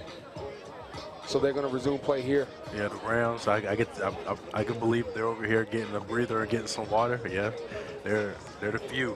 And so after a break in action like this, when you get some time to come and huddle together, this next play out of this time that you had is very key, because you can tell everybody exactly what to run. They know what to do.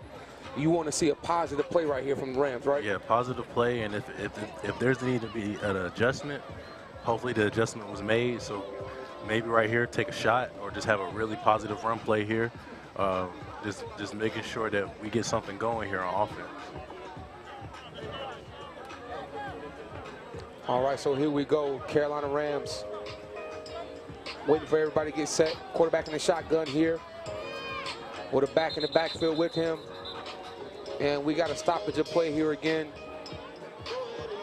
No flag on the play yet. Maybe just a correction here from the referee here. Like buckle a chin strap there or something like that. Okay, making sure safety. Yep. Making sure the kids are safe here. And they got the snap here. Good snap. He drops back. He makes a miss. He makes another guy miss. He pitches it out. He takes off. And man, they turned something into nothing. They turned nothing into something. This Rams quarterback is a playmaker. He'll run it. He'll make something out of nothing. Like right there, he was getting rushed, and couldn't get the ball down the field. He flipped to the running back and said, "Go to make something happen." And we got a player down here. Looks like a little bit of cramping here on number 81. He's been in the backfield so much, he's been cramping up here, and he looks like he's going to have to come off here, and they're going to have to get a substitution here. But man, talk about Carolina Rams quarterback, man. He's keeping them in the game here, offensively. Yeah, he is. He's trying to make something happen, and it seems like he has a pretty high IQ for a 12-year-old. He's been trying to get the ball outside, get the ball down the field. Like last play, he just flipped to the running back when he had nothing. He knew he wasn't going to get too many positive yards. Saw the opportunity to flip to the running back, and now they had a very positive play. Let's see if they can capitalize on this right here. Carolina Rams on offense here. Drop back pass, good block by the back. Here's the throw, right through his hands. He had this guy there. Oh man, I need the receivers to focus. They got to focus on that ball. I know it's tough. It's tough to make a catch in traffic. I'm not saying it's not an easy task, but if you're gonna play that position, you want to take on that task, you got to catch that ball. And it went right through his hands, and you can see the frustration on his face. Yeah. He knew he let his team down there, and that was a big play. That could have got them closer to a score here. Carolina Rams are knocking on the door. The Northeast Wolfpack have been in control for most of the game, but now the momentum is with the Carolina Rams. Let's see what they can do. Here's a handoff to the right-hand side. Good block. He breaks the tackle. He's on the right-hand side. He turns it up the field. Not going to be touched, not going to be denied. The Carolina Rams are on the board. 6-6 against the Northeast Wolfpack. Coach, we said it. Hey, it started on the defensive end. And when they got to stop, after that first play, they locked in, got a couple stops, got a couple turnovers to get that momentum back. And they brought that same momentum back over to the offense. And, yeah, they faced some adversity with some fouls, but they kept on trucking down the field and finally got on the board. And the Northeast Wolfpack are looking around like, what just happened to us? They've been in control all game long, and now the Carolina Rams have finally scored and put points on the scoreboard. And maybe they might have underestimated them a little bit, Coach. What do you think? I think so, guys. I know sometimes when you walk into certain football games, you might come in with 50, 60 guys on your team. The other team might have 24. So right. you be like, oh, man, they ain't no match for us. But don't let that fool you. I like to say even in high school football, our 1A schools out there in the rural parts of South Carolina, like the Lakeviews, they might come out there with 15 players, but they go win state championships almost every year. So that lets you know they're a tough team to beat. Speaking of Lakeview, folks, if you're familiar with Lakeview football, they're down there.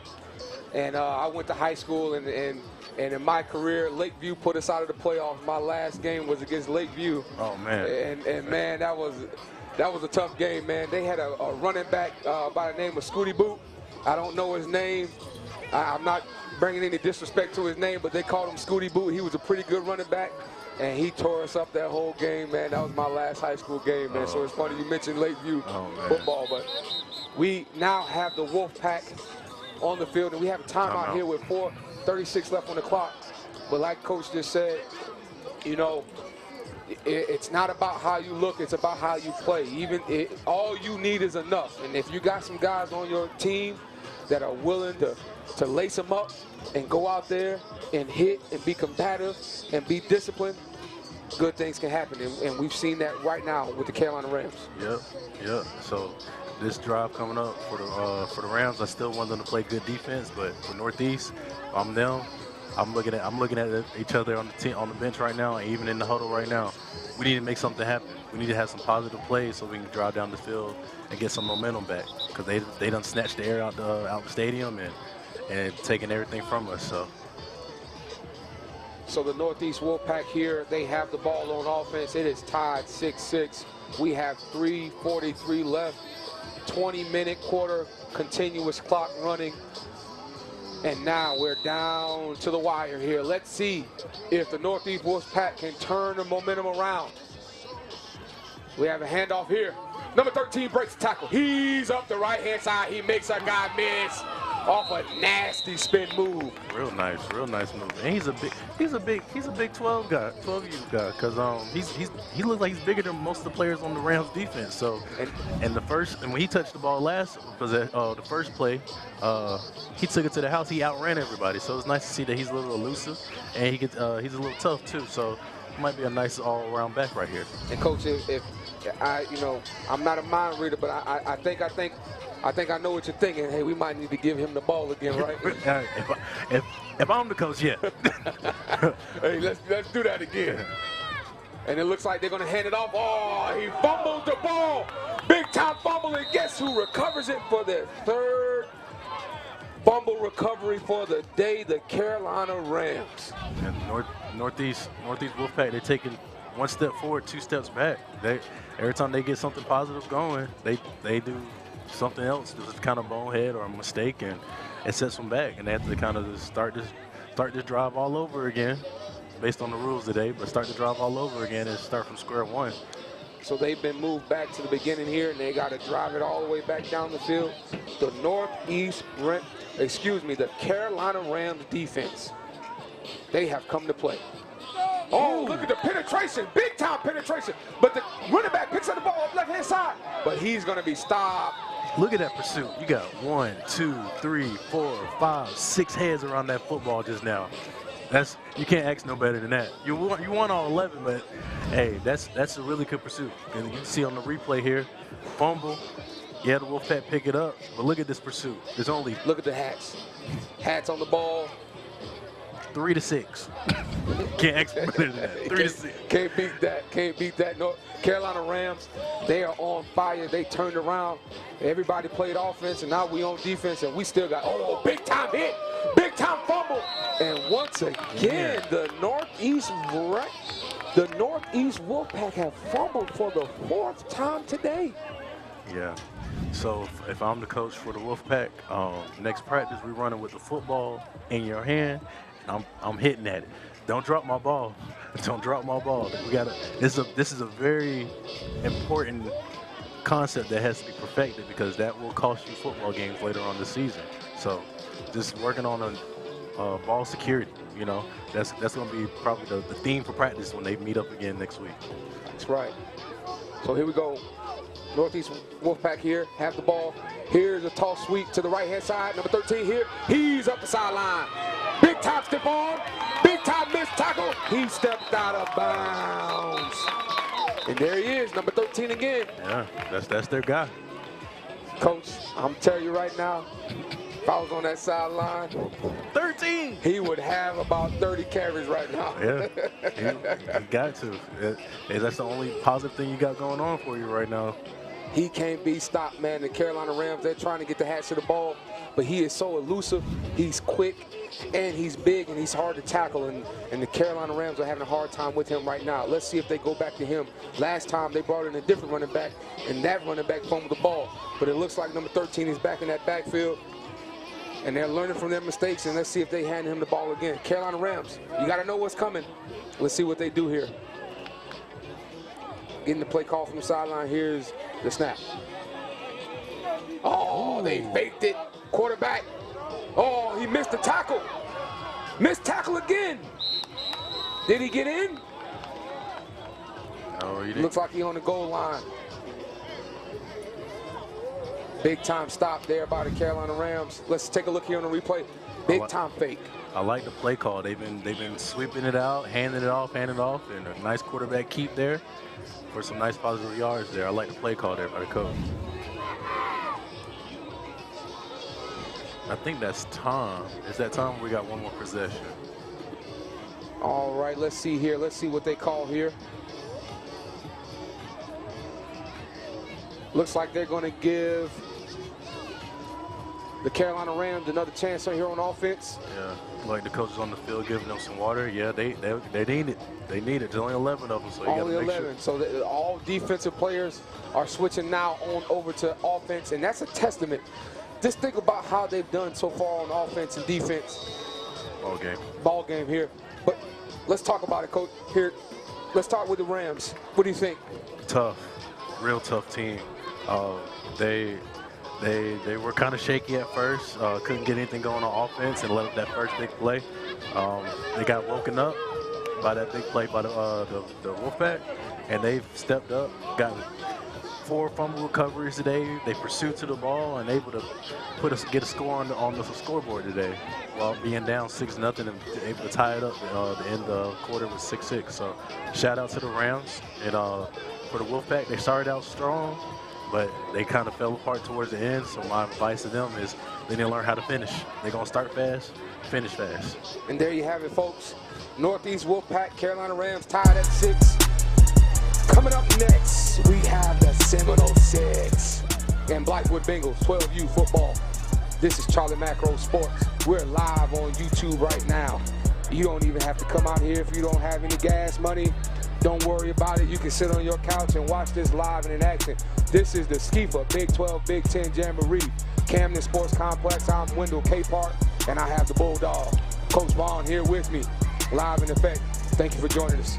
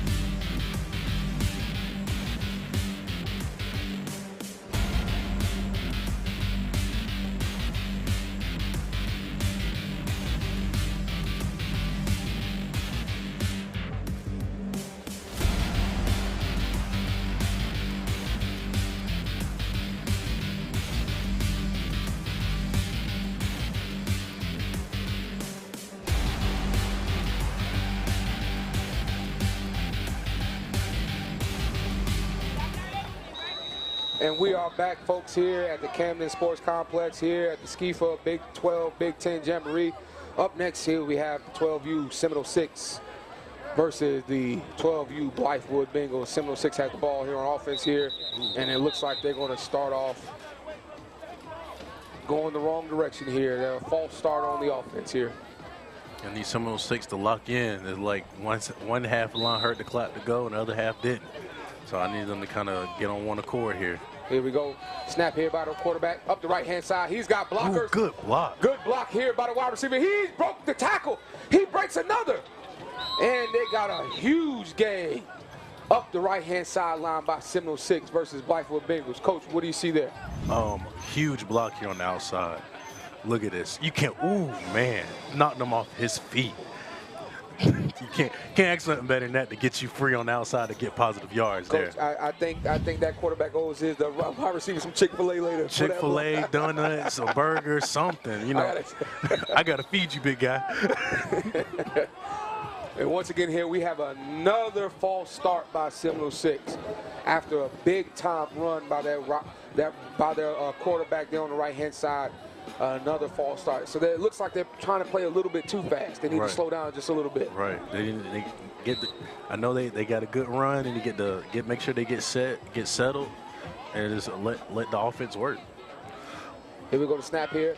Same play as before. Run up the right side. Good block by the wide receiver. He stiff arms one, stiff arms another, and he scores. Seminole 6 is on the board. 2 false start penalties, 2 quarterback runs, 6 points. Hey. Seminole 6. They're fortunate, you know. So some teams that they go backwards like that, some of them can't recover. So it's nice to see the Seminole 6.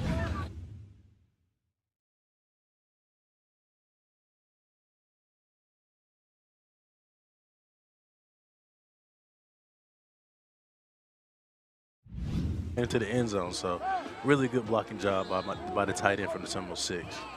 Seminole 6 is on the board, 6-0 against the Blythewood Bengals. Let's see if Blythewood can correct a few things here on the defensive end. Coach, what do they need to do on the defense? Somebody need to make a play, get them fired up. Here we go, new quarterback here, one on the left-hand side. He tries to bully his way forward, but Blythewood is there. Yeah. They're not pursuing to the ball like they should. You know, they're standing there kind of waiting for somebody to make the play. You know, so it's not a one-man job to make a tackle. They all need to make a tackle. And here we get Seminole 6. They had a new quarterback in there, and it looks like they're bringing somebody else in there new here. Or he's there on the sideline getting the play call there. The Blythewood Bengals, they need to step up here on defense. Let's see if they can do it here. Seminole 6 has already scored. But again, we're just now starting. 17:08 left. 20-minute quarter. Continually running clock here at the SCYFA Big 12, Big X Jamboree. And looking at the sidelines here, both teams, look, the Seminole 6 kind of have a similar situation to our last game for the Carolina Rams. Nobody to substitute. And it looks like Blythewood has maybe 2. No, they have 4 players on their sideline to substitute. So it's not going to be many substitutions going on in this game either. So whoever's on the field, they're going to have to step it up, man up, and play some football. Quarterback step back. He goes to throw it. Ooh, he got an arm. He's got an arm, but he overshoots his wide receiver. And I think that's the wide receiver that was making the blocks. Yeah. It really was. So he's the go-to.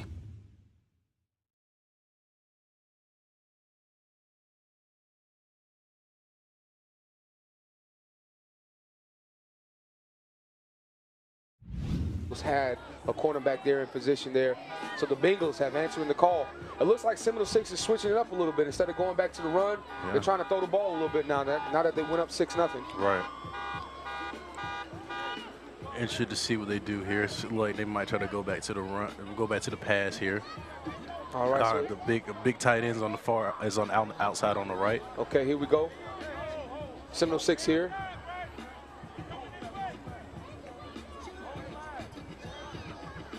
Getting everybody set here. Let's see what's going on. Here we go.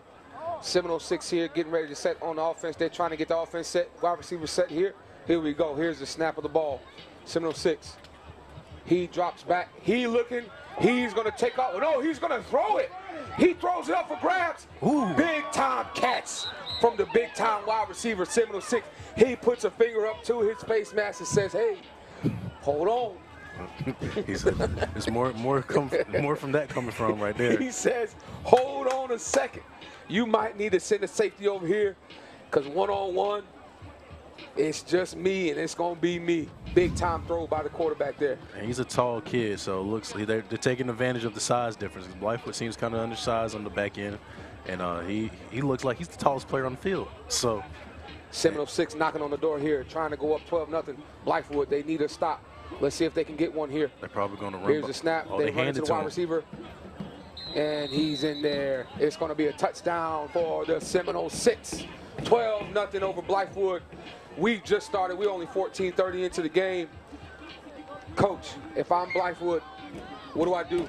Make a play, make a stop, take it one play at a time.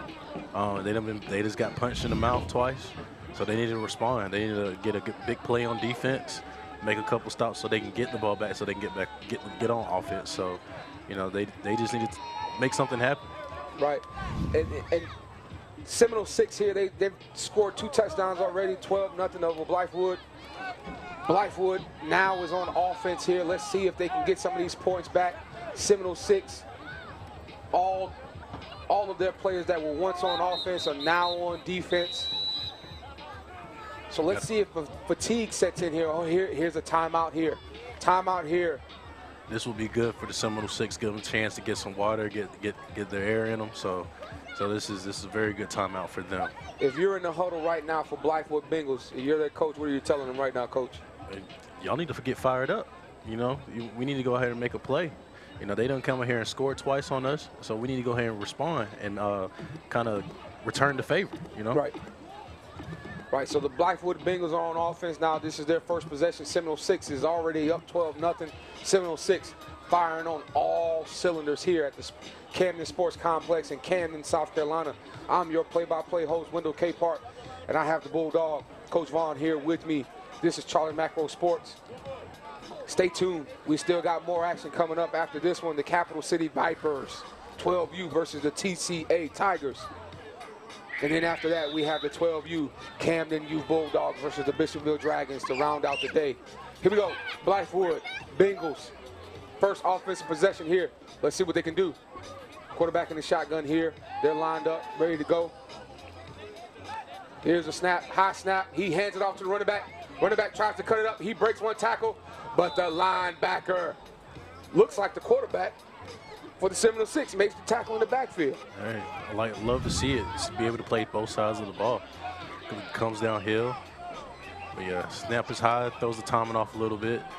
Seminole 6 able to get some penetration, cause the running back to bow out to give the time for the safety and linebackers come down and make a play. Seminole 6 making plays on offense and defense. Seminole 6 came to play. Now, Coach, even though this is a jamboree, you have to come to play because it matters. You don't want any wasted repetitions. You don't want any wasted time. You have to build upon this. And the Blythewood Bengals need to turn it around. And for those who's listening, every time you step on the field, practice, walk through, games, you have to come to play because you never want to waste the opportunity to get better. Here we go, Blythewood. Here's a snap. He misses the snap. Yep. Here's a fumble, and Seminole 6 recovers. Now, this is a jamboree, folks, so the rules are a little bit different, but if it was regular season, Seminole 6 will be on offense. Turnover. Blythewood Bengals are struggling right now on offense. Let's see if they can turn it around. What is Seminole 6 doing right now on defense that's disrupting the Blythewood Bengals, Coach? Just getting penetration on the defensive line, but this Blythewood beating themselves with poor snaps. That's 3 bad snaps right there, and another lost fumble right there. So 2 bad snaps that led into fumbles, and then a high snap that threw off the timing of a run play. So Blythewood's beating themselves right now, haven't given the opportunity for themselves to showcase what they're actually capable of. That's right, and the Seminole 6 is capitalizing on Blythewood's mistakes right now. And they're in complete control right now. Complete control of the game. 10:36 left on the clock. Seminole 6 12-0 over Blythewood Bengals. Quarterback takes a snap. He rolls right. He has room. He has blockers. He's running. He's breaking free. Oh, he fumbles the ball. He fumbles the ball, and Seminole 6 recovers. They get past the snap. They have a good snap, good exchange finally. They get some positive yards, and once again, They shoot themselves in the foot. You know, they. And there's a flag in the backfield as well. We have a hold coming back. So Blythewood, they had the play.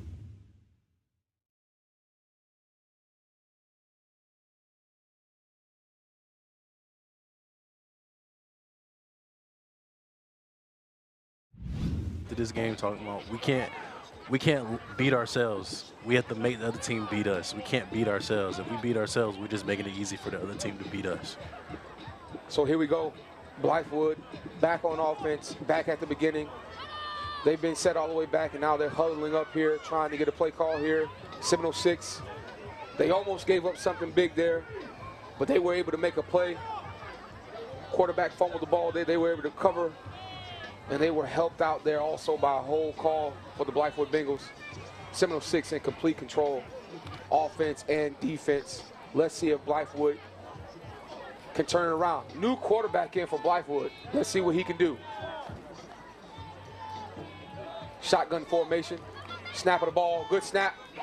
Pressure on the right side. He's running for his life. He gets a big-time block, but can't make it back. He probably gets 1 yard, and he is stopped. Seminole still in the backfield, disrupting timing, disrupting the play. But yes, a good block to at least get your quarterback back to the line of scrimmage. We need better blocking from the initial.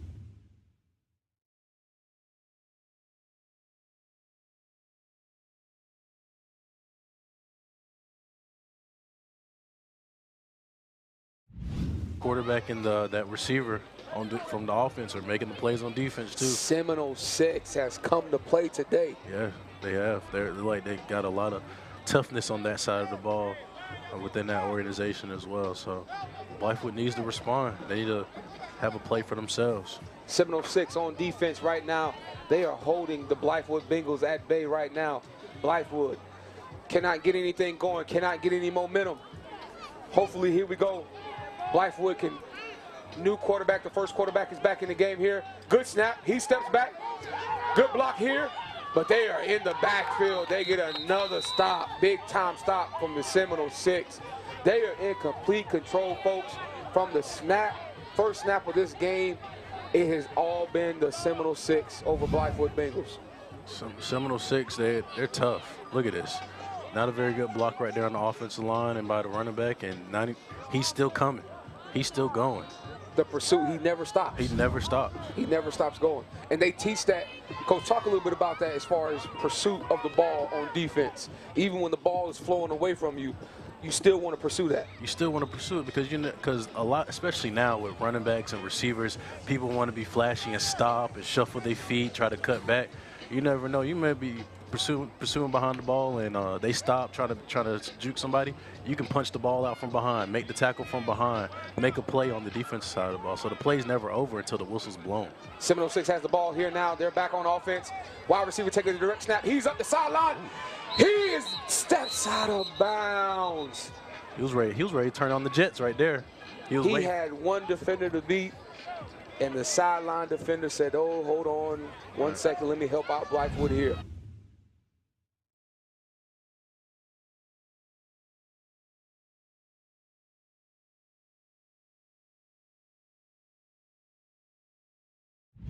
It has been totally one-sided here.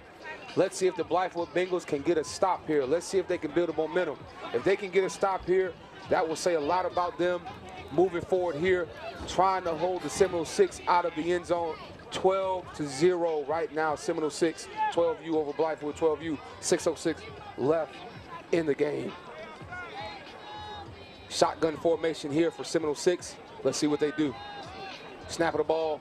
He takes off to the right-hand side. Looks like he's going to run it. He cuts back up the middle. Poor tackling by the Bengals, and he's going to walk into the end zone. Another touchdown by the Seminole 6. Blythewood just standing around. Blythewood is down by 18. 5:40 left on the clock. The Seminole 6, folks, they are saying, hey, we are here to play this year. You're going to hear our names all year long. And we can tell by the way they're playing today, right, Coach? Right, exactly right. 1, 2, 3, 4, 5. We would count down on 6. finally got them down, but it was almost like they're waiting for somebody else to do their job. They gotta man up and just tackle the man, or at least grab him and slow him down. Game tackling is better than no tackling, you know. So That's right. Blythewood needs to just kind of just step up and just grab the ball carrier and just at least slow him down, so help is on the way. So here we go. Seminole 6 is back on offense again.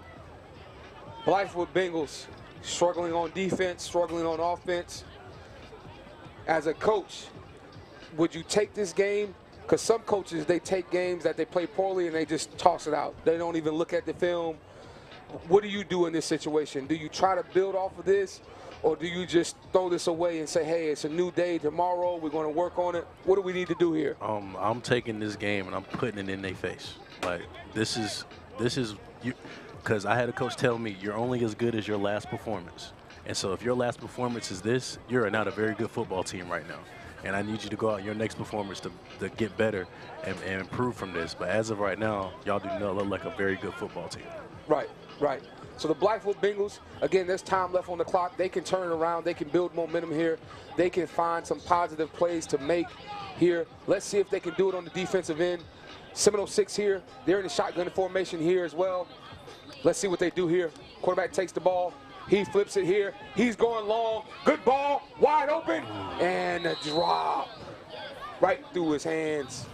Right through his hands there. He had him. Quarterback has a pretty good arm there. Quarterback's poised. If we can see the replay, it's just he gets the ball. He does the Peyton Manning flip. He takes a step back. He's looking. Look at him. One hand. Look. He's got all day. Oh, he looks calm back there in that pocket. Relax. He threw it right on the money. The wide receiver just couldn't bring it in there. Another big time play mitigated by a drop. Mishap on the Seminole 6. Blythewood Bengals. They came out on top there because of the drop. Let's see if they can get another stop here. 3:10 left in this game. Seminole 6 up 18-0 on Blythewood. 12U football here at the Camden Sports Complex. Right now, Seminole 6 in complete control. They're taking their time. They're not in any rush right now. Wide receivers on the center here. Yeah. Let's see what they do. They're going to hike the ball. Bad snap here. Do they hoove? Who falls on it? So here's Seminole 6. Coach, what do you think about this play? What were they trying to do there? I don't know, but I did not like the stance that the wide receiver took under the center. He was high. He didn't like he was up under him to get down and under the center to get a good exchange. So poor execution on the Seminoles for sure. But glad to see that Blythewood finally made a play on defense and got a fumble recovery. There you go. Hopefully it builds some type of momentum for him. Let's see if Blythewood can get another stop here. A great positive play for Blythewood here on that fumble by Seminole 6. Seminole 6 back in the shotgun here. Here's the handoff. He takes it up right-hand side, and he lowers his shoulders and tries to get another 2 yards there. Big-time stop by Blythewood Bengals. Good job there by their defense. Here we go. 1:55 left in the game. Seminole 6 in control, 18-0 on Blythewood Bengals. Let's see if Blythewood can close it out with a stop here. I'm sure, Coach, if you're Seminole 6 right now, are you trying to score again? Oh, yeah. I'm definitely trying to score again. Okay. I'm definitely trying to score. But I'll be trying to score in the sense of I'm just going to run the ball. You know, ball security. Right. Not trying to throw the ball up in the air to throw any interceptions and knock any confidence. If we're up this much, if we want to score again, we're going to earn it by running the football. Here we go. Single backfield. Nobody in the backfield with the quarterback there. Shotgun formation. Let's see what they do. Probably going to the outside to the big receiver. Here we go. 1 minute and 11 seconds left in the game here. Seminole 6 with the ball. He's going to drop back to throw the ball, folks. And Bengals, they had the stack, but they missed him. And he's right up the right-hand side. He's dragging players. They had him in the backfield, Coach. Yeah. He slipped both of them that they ran into each other. That was impressive. Like this quarterback is a problem. He feels comfortable back there.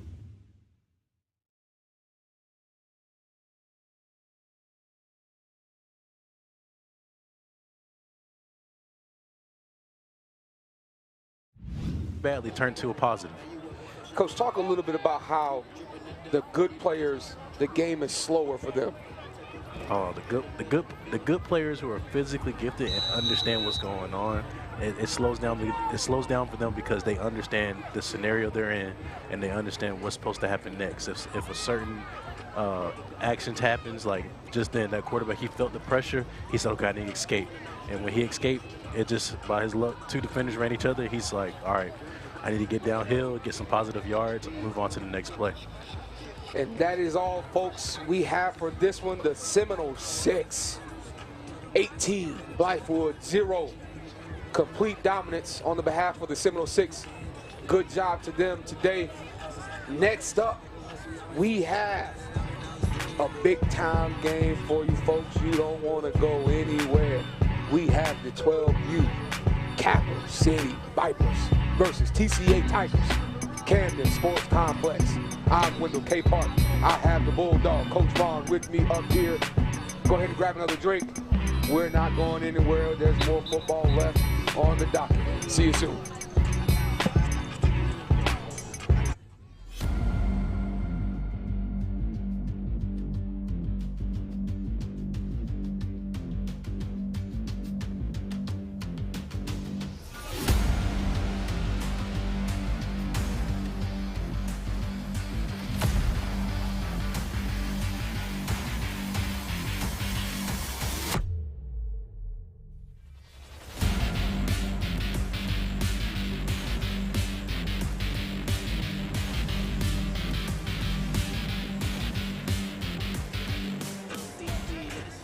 All right, and we're back here, folks. We thought we were done here, but we're not done. The Blythewood Bengals get another opportunity here.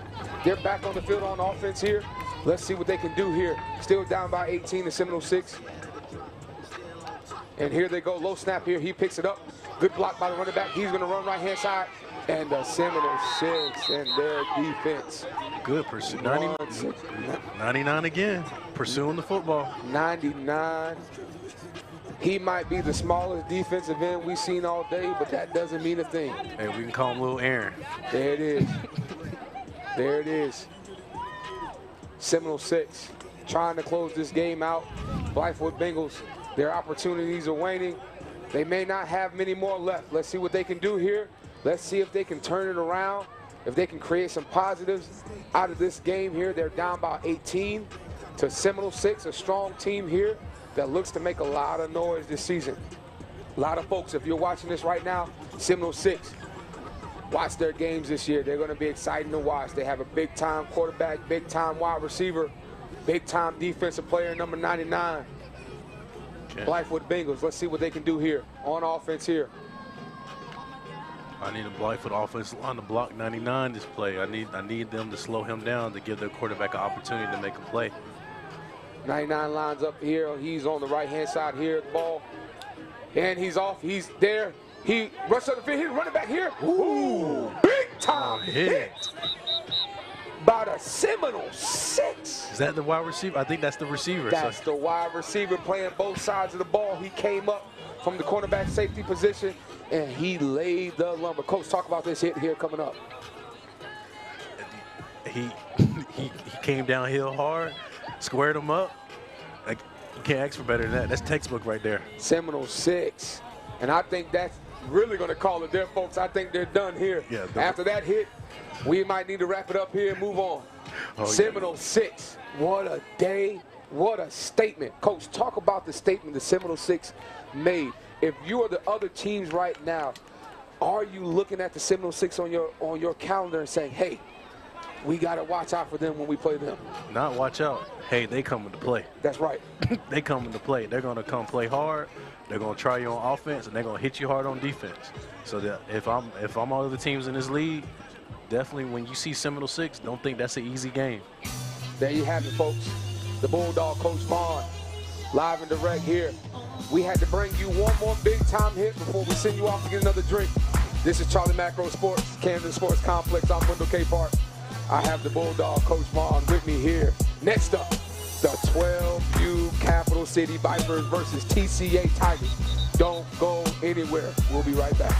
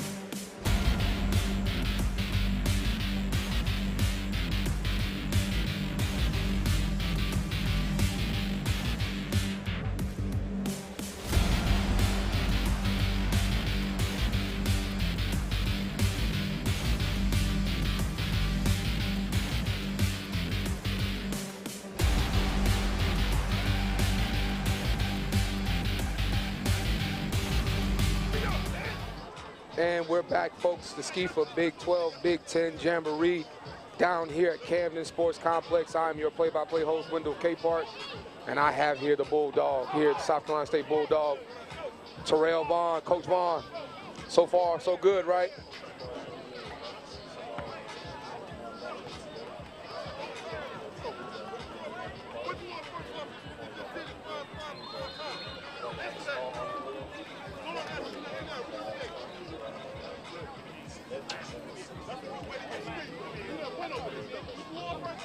All right, so here we go. We just watched the Seminole 6-12U versus the Blythewood Bengals, and the Seminole 6 18-0 over the Blythewood Bengals.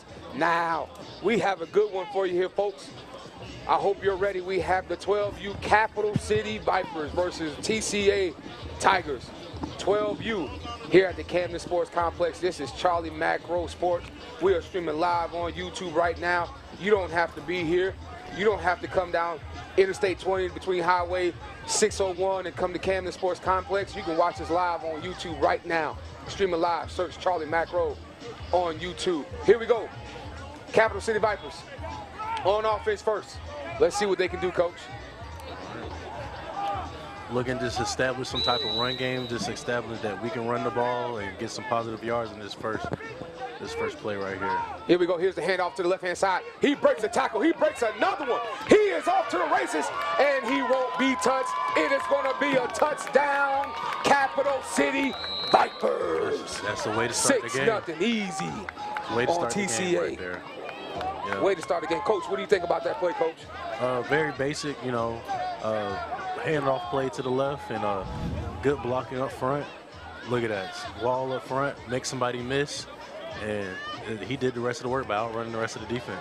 And typically, Coach, you tell your running back, we're going to block, but you got to make at least one guy miss, right? Oh, yeah. Got to make at least one guy miss, and he did that just there. He made that one guy miss, and it was off to the races here. Capital City up big right now, 6-0 on TCA. First play of the game. Second play of the game here. Hand off right hand, left hand side again. He's taking off again. He can't quite get there. He shrugs him off. He shakes it off. He's still going, hanging on to that ball. And he is finally brought down by TCA. TCA needs to have a little bit more better pursuit to the ball. They kind of just standing around looking at him. He got outside, one man grabbed him, and they kind of just stopped. And then that's why he was able to break off and almost cut it back across the field. And here we go, the Capital City Vipers. They are in complete control right now on offense here. Substitutions coming in here for Capital City Vipers here. They're up 6-0 right now. Here we go on the. Let's see what they do here on offense. Here we go. Quarterback on the center here. And he hands it off to the right-hand side. He's running. He gets up the sideline, and he's going to be in. I don't see a flag there. The flag is. Spoke too soon, Coach. I think it's coming back. I hope it wasn't on that receiver. He pinned him in really well on the outside for him to turn the corner, but I hope he can call holding on that one. Let's take a look and see what this flag is. Let's see if TCA gets a break here. Capital City Vipers, they're in complete control right now. 12U, SCYFA, Big X, Big XII, Jamboree, Camden Sports Complex, Charlie Macro Sports. So they brought it back here. It appears that they're going to negate that touchdown here. And they brought it back. It was probably a block in the back or some sort like that. So they brought it back here. Capital City is going to try it again here.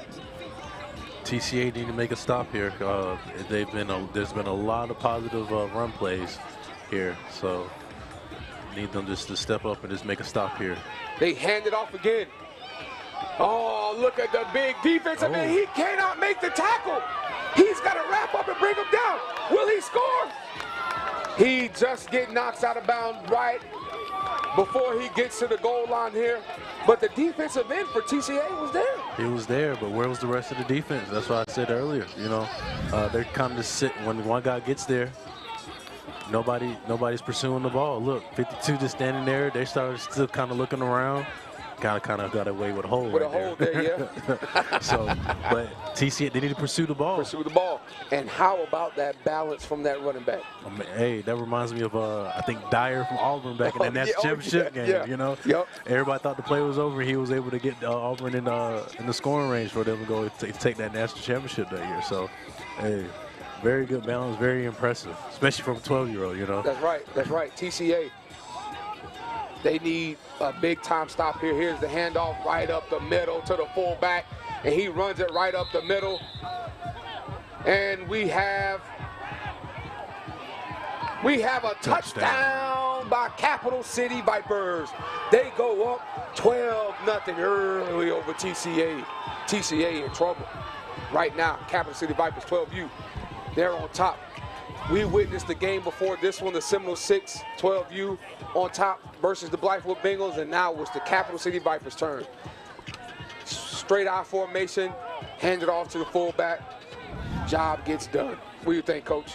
Well, tough-nosed football. You know, if you can come in a game and hand the ball off and run it down somebody's throat, hey, man.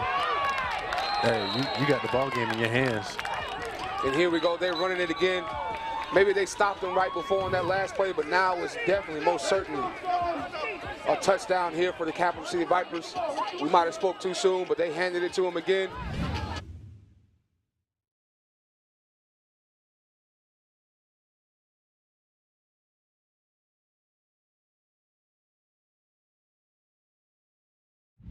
It's kind of discouraging a little bit because, you know, you want a team to be able to have to throw and run the football, but they just keep running the football, positive yards. So they need to kind of regroup here, get a stop, and just stop the run game. Once they stop the run game and force them to the pass game, you know you're doing something right. And then also kind of bring this energy over to offense. You know, get a score, give them the same medicine they gave you. You know, so hopefully TSA will come out with some urgency on offense and get something going. So here we go, TCA. Now it's their turn on offense finally. Let's see if they can get this momentum back. Right now, they're in the huddle over there in the corner. Their coach is talking to them. Coach, if it was you over there with them, what would you be saying? Let's go get a score, guys. Let's go show them we can score the football too, you know. And then establish the run game like we did. Like, we're not going to let them just man us and just have complete control of this whole game. So let's show that we can play football too. What do you think TCA is going to do here? They're going to run it, or they're going to try to get it all back in one, or they're going to try to throw it? I hope they run it. You know, just to test the waters. Even though you're down 12 points, you still need to figure out what works and what don't work. So definitely start off with the run game. If the run game works from the start, keep it going so they're able to stop it. So here we go, TCA, they're on offense. Here we go. They're lining up Capital City Vipers, 12U. They've been ready. They've been standing there on the ball, ready to go, ready to line up. Here we go. We're in the shotgun here. TCA on offense versus Capital City Vipers, 12U. Here's the height. He's going to swing it out to the right-hand side. He cuts back. But the Capital City Vipers are there, waiting on it, Coach. Yeah, good pursuit, good pursuit. Very interesting play call for the first play. Got a sideways pass, almost looked like it was kind of backwards, or it was backwards. So, but good pursuit by the Vipers. Getting to the ball, that's kind of what TSA needs to do on their defense, you know. Instead of watching around waiting for one guy to make a tackle, everybody needs to run to the football. So very good pursuit, very high energy from the Vipers. All right, here we go. TCA back on offense again. Here we go. They're trying to muster some type of momentum here, because right now it's all Capital City up 12-0 right now. 10 fumble. We got a fumble on the floor, and Capital City's on the ball. Hey, same trend we've been seeing all day. The teams that can have a good exchange from the snap have really good positive plays, and the ones that don't, a lot of fumbles, a lot of turnovers. So kind of the same old story. Capital City is in complete control right now, very similar to what Seminole 6 did to Blythewood Bengals on the game before. Coach, if you're coaching Capital City Vipers right now, what are you telling your guys, even though you're up big right now? Keep pressing. You know, this game's not over, and don't let them get an inch. You know, don't let them have any positive yards. So just to keep on pushing and just keep that high intensity energy. You know, if I'm TSA, let's get a positive play. Let's get something going. Let's get some momentum going. Don't let them have all the momentum. Here we go. Here's a snap. Good snap here. Defensive end. Big time pressure on the quarterback there. He slings him to the ground. Big time stop. Got a really good start, really good jump off the ball there. Big time defensive end there for Capital City Vipers. Big number 8. Let's look at it again here. Before he had a chance to look down the field, he was in his face, in his grill, trying to grab him. So, and as a quarterback coach, you got to think you can't just throw it down the field like that when you're under distress, because that could have been a pick. Could have been a pick and could have been going the other way. That's right. So what you would prefer, if they throw it away or eat it, what would you prefer there? If they're close enough to the sideline to throw it away, throw it away. And then if they can't get it off, eat it. I'd rather you eat it or throw it away than try to do too much and cause a turnover. Here we go, shotgun formation, TCA. Good snap. He fumbles the ball because he's probably looking to run before he catches the ball, right, Coach? Yes. It was kind of similar to the other run play they had where he fumbled the snap. It was right at his waist. He was looking to hand it off before he even secured the snap. So the quarterback needed to secure the snap before he tried to do anything else. So he just needs to get calmed down and get settled in so he can just start making better decisions. All right, so here we go. TCA on offense right now. All the momentum right now in the Capital City Vipers corner right now. They're up 12-0 right now. 8:26 left on the clock. This is the SCYFA Big XII, Big X Jamboree Camden Sports Complex. Capital City in control right now. This is 12U football, folks. Let's see what TCA can do here. All right, and it appears we're going to have a timeout here or a break in our action. Again, we're down here between Highway 601 and Interstate 20. We're live at the Camden Sports Complex. This is Charlie Macro Sports, SCYFA Big XII, Big X Jamboree. This is Wendell Capehart, your play-by-play host. I'm here with the Bulldog, Coach Vaughn. We're bringing you all the action here live right now. This is 12U football. We have one more game after this, folks. One more game, the last game of 13 today. Next up, we have the 12U Camden Bulldogs versus the Bishopville Dragons to close out the day. It's been a lot of football here today. Coach, what's the one thing that you've seen today that stands out of all the teams that you've watched today? Fundamentals, we started off with the 6U and 8U team, so at this level, it's just important for coaches to understand, it's cool to call plays, but make sure we teach fundamentals to these kids, taking snaps, securing the ball correctly, holding the ball correctly, catching the football, just basic fundamentals. Some teams are stronger than others, and the ones that had very strong fundamentals were the ones to be able to perform very well today. So my biggest takeaway from today and seeing a lot of things is just basic fundamentals of football. All right, here we go. We're back in action now. TCA had a chance to talk it over with their coaches. Quarterbacks back on the field, lines back on the field. Once again, the Capital City Vipers are waiting on them, Coach. They're standing there waiting on them. They're ready to play. Capital City up 12-0 right now over TCA. 6:27 left on the clock here. Let's see what TCA can do, see if they can get on board right now with the score. They've been struggling on offense here, but hopefully they can pull something out. Coach, what play call are you running right now after a timeout? A shot. I'll take a shot. Take a shot here down the field. Let's see if TCA can do it here. Shotgun formation here with a back offset to his left. Here comes the hike here. High snap. He mumbles it. He tries to run, but he's in hot pursuit. A big time stop here. He gets back to the line of scrimmage, but Capital City Vipers, they are not allowing TCA to do anything here. High pursuit. I love to see it. And unfortunately, folks, we have a player down for TCA on the field, so we're going to have a stoppage here. We're going to check on this player. Capital City Vipers have stepped away. And we'll be back here shortly. Camden Sports Complex. We'll bring you more football. Charlie Macro Sports. We'll be back.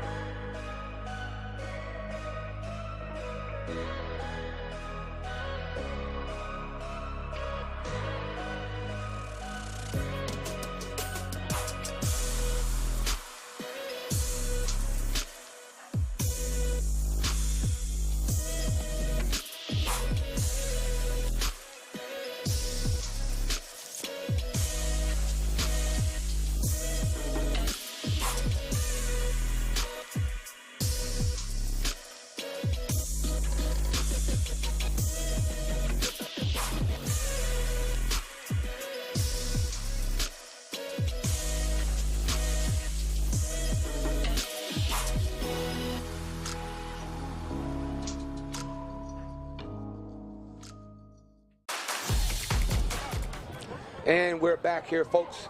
This is Wendell K. Park with Charlie Macro Sports. I'm here with the Bulldog, Coach Vaughn, Camden Sports Complex, SCYFA Big 12, Big 10 Jamboree. We're back. We had an injury on the field for TCA 12U versus the Capital City Vipers. And now we're back here, and it appears we're going to continue on moving forward here with the game. 3 minutes and 52 seconds left on the clock here. This is 20-minute quarter with the running clock here. Jamboree rules. Capital City Vipers, 12U, up big right now by 2 touchdowns over TCA, 12-0. Here we go. Let's see if TCA can capitalize after this stoppage in play here. Let's see if they can put some points on the board and get a positive out of today. Here we go, shotgun formation. Here's the snap. He takes off on the right-hand side. He's got blockers. He stiff arms one, but he can't break the tackle. Hey, nice positive play, something to get something to get the offense going. So I hope they can capitalize after this one and put a drive together with these last couple minutes of this Jamboree and get a score on the board. It appears that Capital City may not have been prepared for that one there, Coach. Pretty good yards right there from TCA quarterback there on the quarterback sweep to the right-hand side there. Looks like now, though, the Capital City Vipers take over on offense. Their defense did the job. What can you say about the Capital City Vipers defense, Coach? Very high intensity so far. So that was the only positive play we've seen out of TCA. So that says a lot towards the Vipers defense. So not having kind of being that iron curtain that every defensive coordinator wants out there on their team. So kudos to them playing some strong defense today so far. Capital City Vipers here, we're back on them. They're back on offense. They've already got 12 points, 2 touchdowns. They've scored quite easily. Let's see if they can do it again here. TCA needs a stop right now. They've loaded the box. Quarterback keeper up the right-hand side. He's got 2 blockers. He cuts back. He stops. He shakes and bakes some more, and a big-time game. What do you think, Coach? I love the blocking downfield by the backs. They looked kind of lost at first when they got out there, but as soon as they see the blue jersey,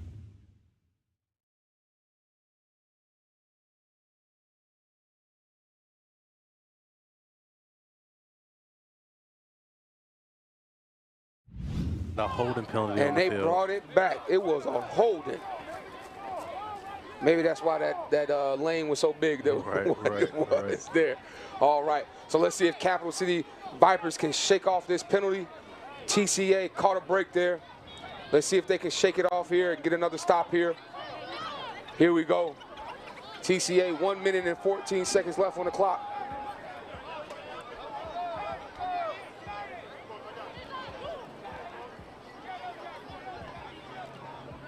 Capital City Vipers in the huddle. Here we go. They're lining up here now. 12-0 Capital City versus TCA 12U. 54 seconds left on the clock here. Let's see what they do, Coach. They're going to hand the ball off here to the left. He breaks out. He hits the corner. He shakes one off. He shakes another, and he breaks the tackle, and he drives it down the field. Great read, great vision.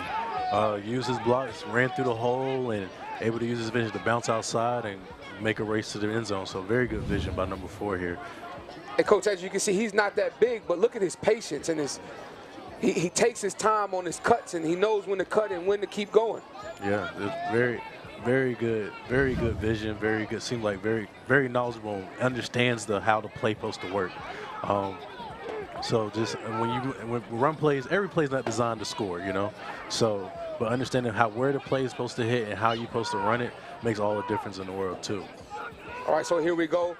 Handoff, number 4, Capital City Viper. He goes right and he cuts back to the left, and he's gonna walk into the end zone untouched, jersey clean, touchdown, Capital City Vipers. It almost seemed like he knew nobody was going to be over there. He stopped in his tracks, just like, let me run this way because I know nobody's over there. That's so.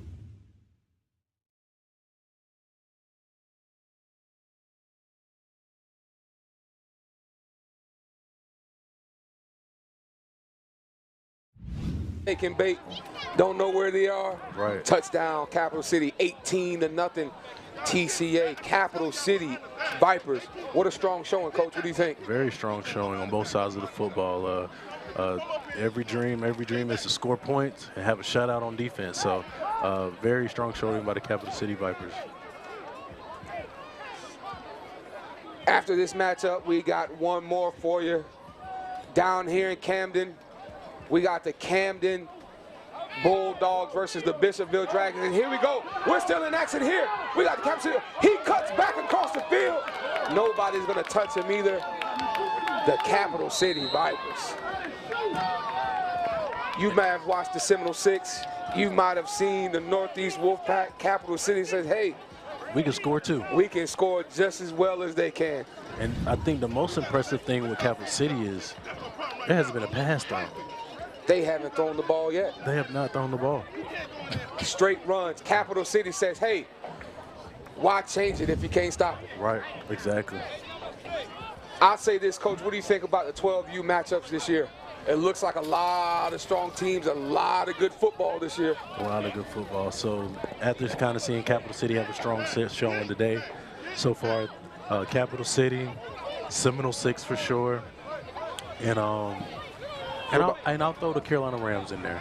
Yeah. Rock Hill Wildcats as well. Oh man, yeah. You can't forget about one of the top teams in the state. So those matchups are going to be electric, folks. You don't want to miss it. This is just a taste. This is just a little taste of what's going to happen this year, and Charlie Macro Sports are going to bring it to you live all year long. Go ahead and subscribe to the YouTube channel right now. Go ahead and hit that like button. We are bringing you sports, SCYFA, Big 12 football, Big 10 football all year long. You want to check these guys out again? You want to watch these games again? You want to see these players? You want to see these quarterbacks and these running backs and these wide receivers make these big-time plays? Charlie Macro, YouTube, Charlie Macro Sports. We got all the action for you here. I'm Wendell Capehart, your play-by-play, and I'm joined by the Bulldog, Coach Vaughn. We got one more play. Here's your pass play, Coach. But TCA is there. Yeah, first pass play we've seen out of the Vipers. 24-0, Coach. Capital City said, hey. Why not take a shot? This is the Jamboree. Hey, this is the time to try it. Yeah. They tried to throw it. It was on point, but TCA had a defender there, and he was there with the deflection. Here we go. TCA now has another opportunity. Coach, you're down 24-0 right now. This offense possession, what do you want to see? What can they do that makes them walk away from this game being down 24-0 that says, hey, we may not have won by the scoreboard, but we have this positive that we can build on? Just be able to put together a drive. Just put together, I don't know if it's going to look like 2 plays to a touchdown or 12 plays to a touchdown. Just put together a drive so just to get on the board. There's something to build some type of confidence. Here they go, snap the ball, number 30. He is met in the backfield. Number 4, Capital City Vipers. Big time hit. He didn't try to tackle him up high, Coach. He went straight down for his legs. He's like a bigger runner, so So yeah, so you can't go nowhere without your legs. That's right. You can't go nowhere without your legs. So That's right. That's the best approach to go. If you're a smaller defender tackling the big ball carrier, go straight for the legs. Here we go, TCA trying to muster something. Coach said what they need to do here is to drive down the field, put together positive plays, and it doesn't look like they'll be able to do it. We have number 44 coming back in the game. He was down hurt earlier, but he is now back. It's good to see him back on the field now for TCA. Let's see if TCA can bring some momentum to this game before it's out. Number 30 takes it high. He's on the right-hand side. He's got blockers wide open. He gets about a good 10 yards. Yeah, we got some laundry on the field. And anytime that laundry is behind the play, we know what that means. Most times that holding penalty is coming right on.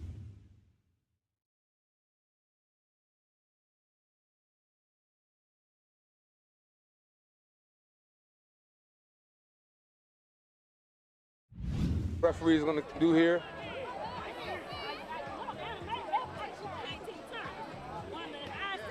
Right now, Capital City, that's the ball game, folks. Your Capital City Vipers 12U, 24 TCA, nothing. Capital City with a strong performance, Coach. What do you think about Capital City so far? Very strong showing. Very excited to see what they do this season. It's very nice to have, especially in a 20-minute running clock, 24 points. Very strong statement there on offense, and you can't ask for nothing better on defense in a shutout. 0 points, negative plays for the opposing offense. So this altogether is a very strong team effort. All right, folks. Well, I would say to you, go ahead and save up your money because you're going to want to see these teams later on. Capital City, Rock Hill Wildcats, Seminole 6, Carolina Rams. We've got some great 12U football here in SCYFA Big 12, Big 10, Jamboree, Camden Sports Complex. We got one more game for you.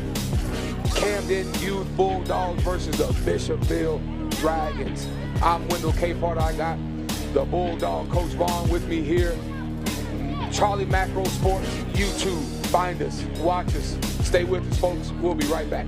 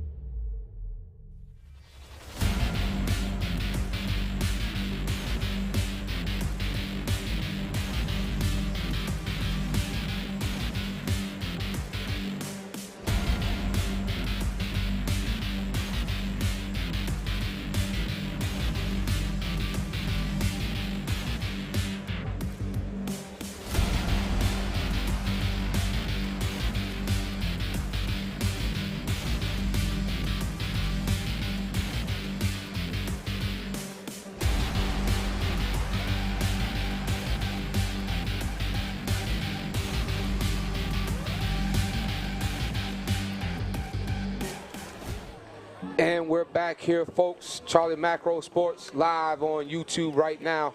This is the last game, and if you've been with us all day, we thank you so much. We're here at the Camden Sports Complex. SCYFA Big 12, Big 10 football jamboree. Last game, Camden Bulldogs, Bishopville Dragons. Here we go, Camden on offense here first. Under center here. Here we go, we got a stoppage here. Now he's ready. Here we go.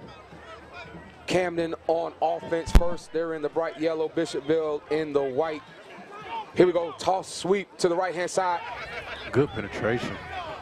Good penetration by Bishopville, but they were able to get a couple yards out of that. Bishopville just need to flow to the ball a little bit better. Don't you say, Coach? Yeah, flow to the ball. Good penetration, good initial penetration here. That's the best way to stop a sweep play. Force them back inside to the rest of your teammates. And then everybody else pursue the ball to get them down on the ground. Move on to the next down. Here we go, Camden lining up again here. Bishopville. Looks like two evenly matched teams here. Should be a good one here, folks, on the last one. Here down here in Camden, South Carolina. Camden takes the snap. He hands it to the fullback, and there's a fumble. Fumble by Camden Bulldogs. Here we go. Bishopville with the first turnover of the game, and they recover the fumble. But because this is the Jamboree, Camden is going to keep the ball here. Let's look at the replay here. Coach, what do you see? Look like he hit the fullback trying to give it to the running back. So just making sure he can hand it to the right person and make sure that timing is right, that he doesn't hit the fullback, to make sure he can hand it to the running back, to the right ball carrier. Here we go. I formation under center here for Camden. Almost a false start by the fullback. Here we go. He hands it off. He has room. Safety coming over from the top. Is he going to get out of bounds? He cuts back. Nice. And they stop him. What a play. And if we look back behind the play, we see that there's a flag on the play. Well, it might have been holding on on the offense. So it's coming back. Big time play here, though, Coach.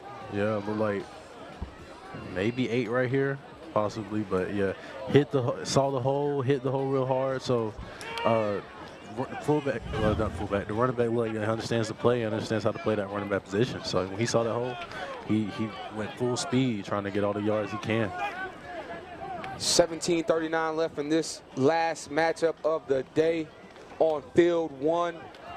Charlie Macro Sports bringing it to you live at the Camden Sports Complex here. Down I-20 between Highway 601, SCYFA Big 12, Big 10 football, Camden 12U, Bishopville 12U. Last game of the day, here we go. Camden on, he hands it to the fullback straight up the middle. He's still going, he's still dragging folks with him. Trying to act like the bus out there. The bus, Jerome Bettis, is on the Camden Bulldog team. He's a load to take down, Coach. Oh yeah, big on that. Hey, it's a good asset to have there, especially when you're trying to get things going. You want to get some for sure yards, and you want somebody that you know is going to fall forward. Coach, if he can get you 4 or 5 yards, would you go to anything else? Oh no, I wouldn't. I would say stop it till you can. That's right. A little bit different formation here, Coach. What did it look like here? Oh, definitely a run play here. Maybe some misdirection. Oh, we're throwing it in the air. Nice little pop pass. They tried the quick hitter here. Wide receiver couldn't quite hold on to it, number 5. Wide receiver, he couldn't quite hold on from the pass there. Quarterback might have put a little bit too much juice on it, Coach. Possibly. Maybe he wasn't expecting to get there that fast. But yeah, he could have laid it up to him a little bit softer so he can get under and just. He might have ran for a touchdown on that. You're right. Well, with that 20 personnel in the backfield, 2 running backs, they probably expect to run because you see how they're stacking up in the box here now. Right. So that was a great play call. Here we go. Here's a run off the left-hand side. He's up the field. They didn't set the edge, and he is gone. He is gone. Oh, they stop him. He got caught. Bishopville had to come from all the way on the opposite side of the field to make this stop. He almost had it, but what a good play call, good blocking. I don't see any yellow laundry on the field. It looks like it's going to be good here. Yeah, it started off with big old 99s as fullback, setting a good edge for him to get outside, and the running back was able to use the speed he has and to get all the yards he could. Our running back gave us a little flex there. And it looks like they're bringing it back. So the Camden Bulldogs, they have used up their first possession, number of possessions on offense, and now it's Bishopville's turn. Bishopville, they saved the touchdown. It's still 0-0. Yeah, sure They did. saved it, so now they have the opportunity to go up on top. Let's see what they can do on offense. Camden, let's see if they can take the momentum from their offense and see if they can build on the defense here. Coach, if I see correctly, Camden's got some big players on defense. Oh, yeah. What do you think? Do you think a lot of pressure is going to come up the middle here? If it's not pressure, they're not going to be going backwards. So I hope they can get some pressure and just disrupt some plays from at the line of scrimmage. Let's see what Bishopville can do here. It is 0-0 right now. Bishopville got some nice looking offensive linemen there too. Evenly matched team here. Let's see what happens. 14-17 left. Slow snap. He fumbles the ball. The same thing that happened to Camden on their first play on the possession, it happens to Bishopville. And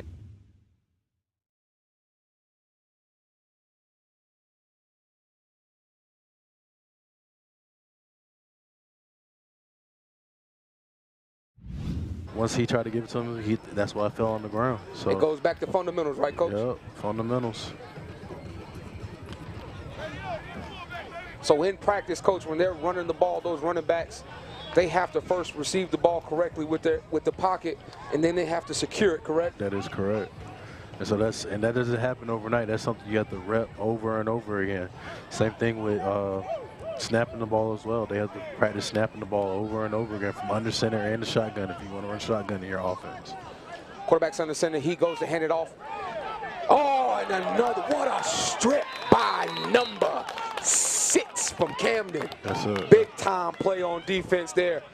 Big time fumble caused by number 6 on Camden. Bishopville is back at the beginning once again. You love to see those plays on defense. You know, you see them break the line of scrimmage. You're like they're about to make a good positive play, and you're able to just take that hope away from them by just stripping the ball from their running back and having it going the other way.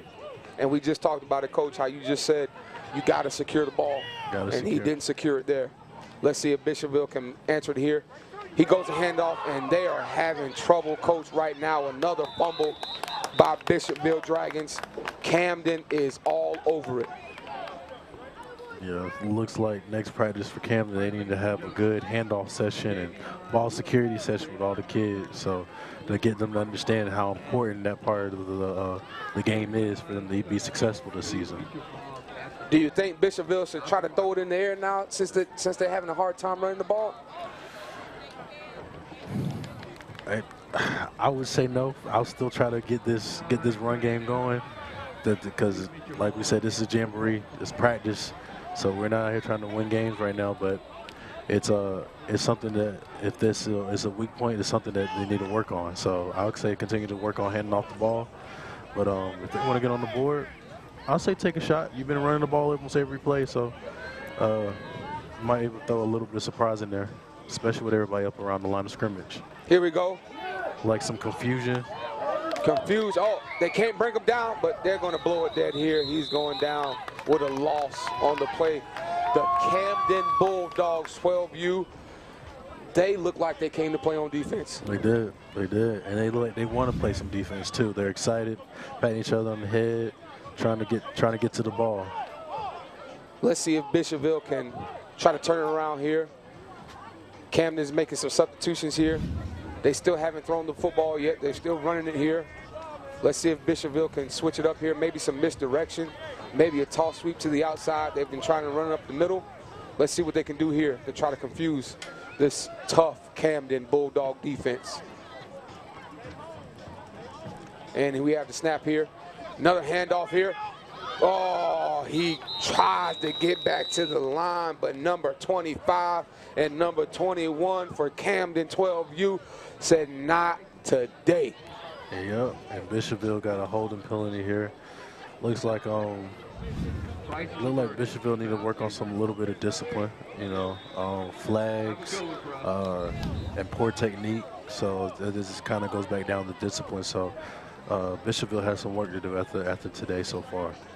And Coach, talk a little bit about, while we have some downtime here, talk a little bit about, even though you have talent, if you're not disciplined and if you constantly get penalties, talk about how that's a detriment to your team. Yeah, for sure. It's always going to be a detriment to your team because we saw some scenarios today, 30-yard runs, long runs for touchdowns, blocking the back, you know, that comes back. False starts. So every time you false start, starting to drive a little bit further away. So instead of being 1st and 10, 1st and 15. So that causes, it sets you back. It puts you behind the sticks, especially on the offensive side.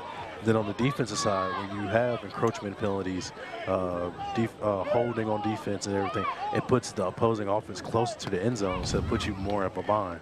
So having talent can only save you but so much, but that discipline is very key in football because when you lack discipline, it results in unearned yards for the opposing team. So very important.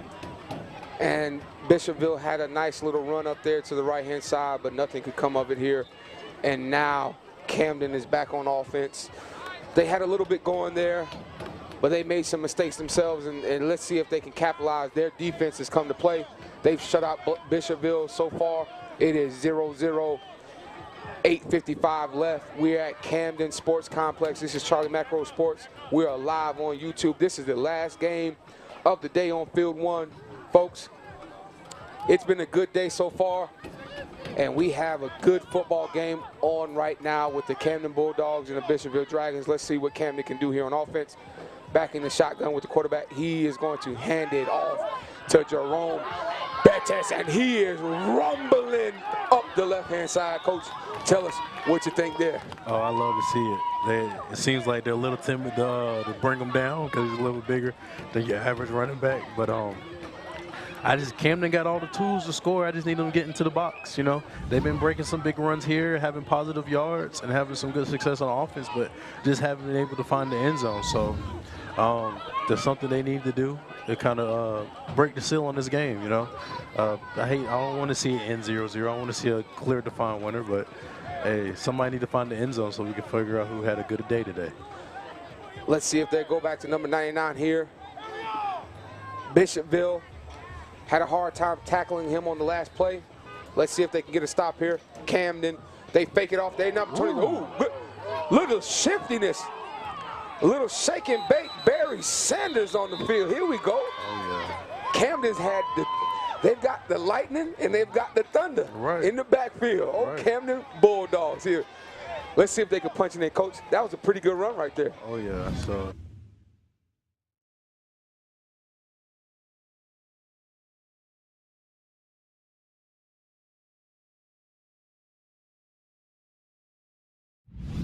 Not let them in. They'll let up some big plays, but they haven't let them in the end zone. So Bishopville is kind of doing a bend don't break type defensive mindset right now, but Camden is knocking on the door. They hand it off to 99.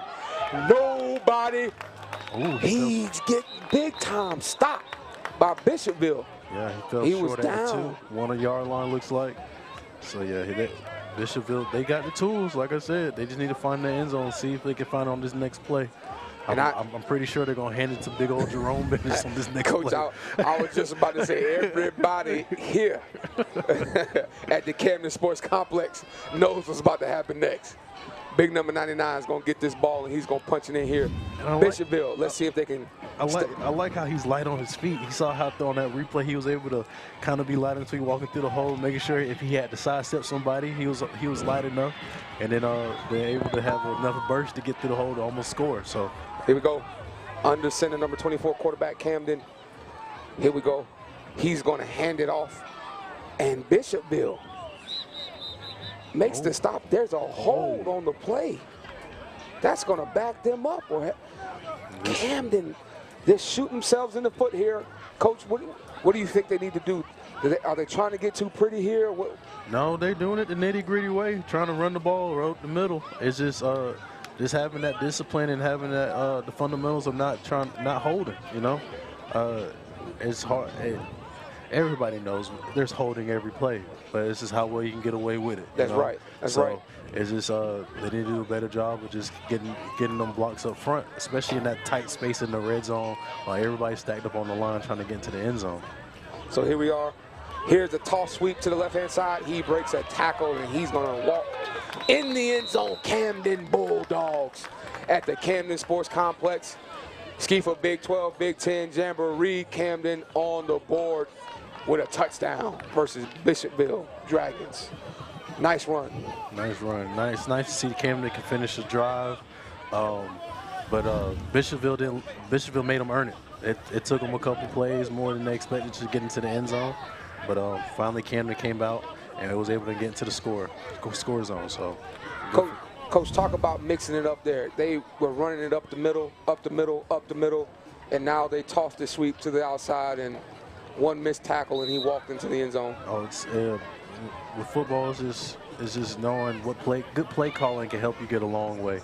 Yeah, you can have good players and good cheat codes, I would like to say, in players. For instance, like 99 here. Right. But good play calling will help you get a long way, too. Oh, we got a pass. We got a pass here. Number 5, he drops it with a ball with the pass for number 24.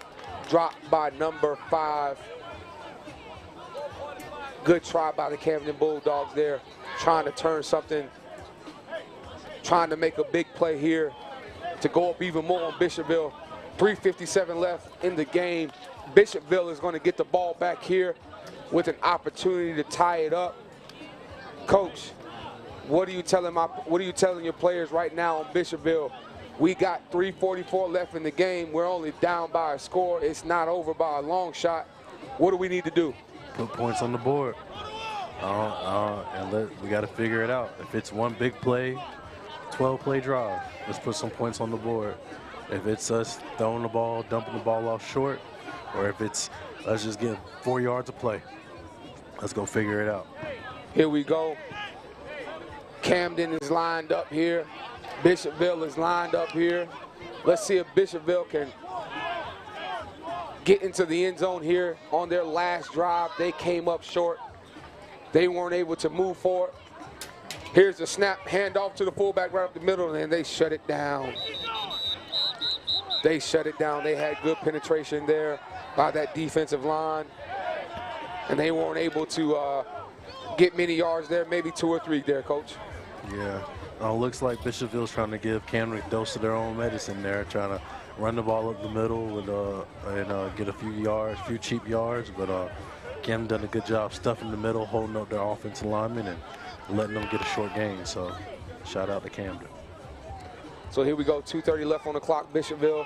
Time is running out. Last game of the day. Camden's up 6-0. They hand it off to the fullback again, right up the middle.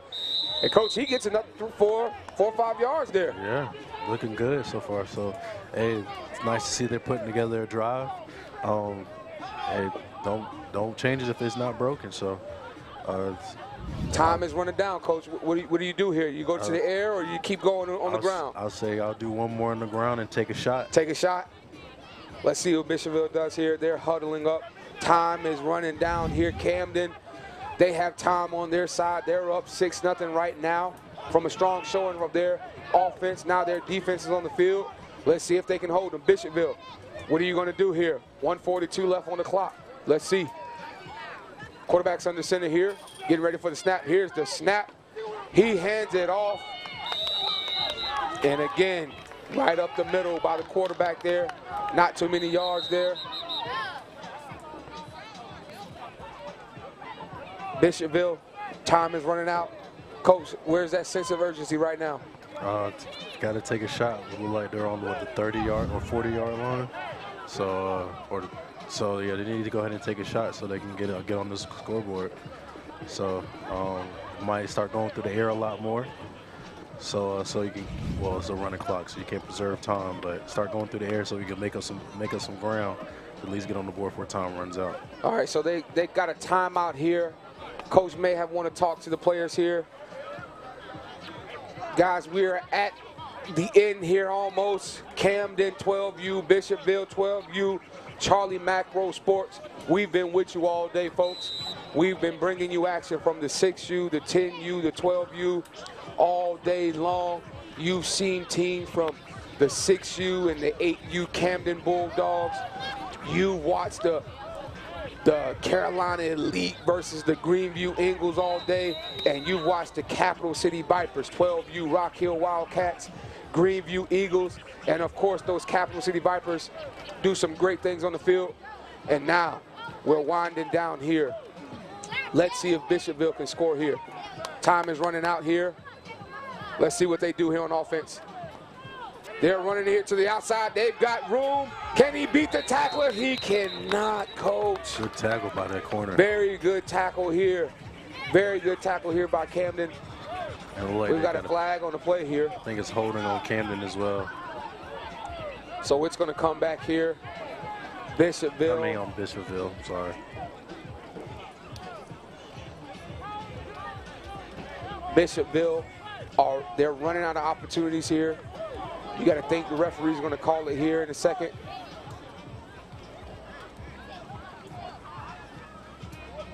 Let's see what they do here. Bishopville.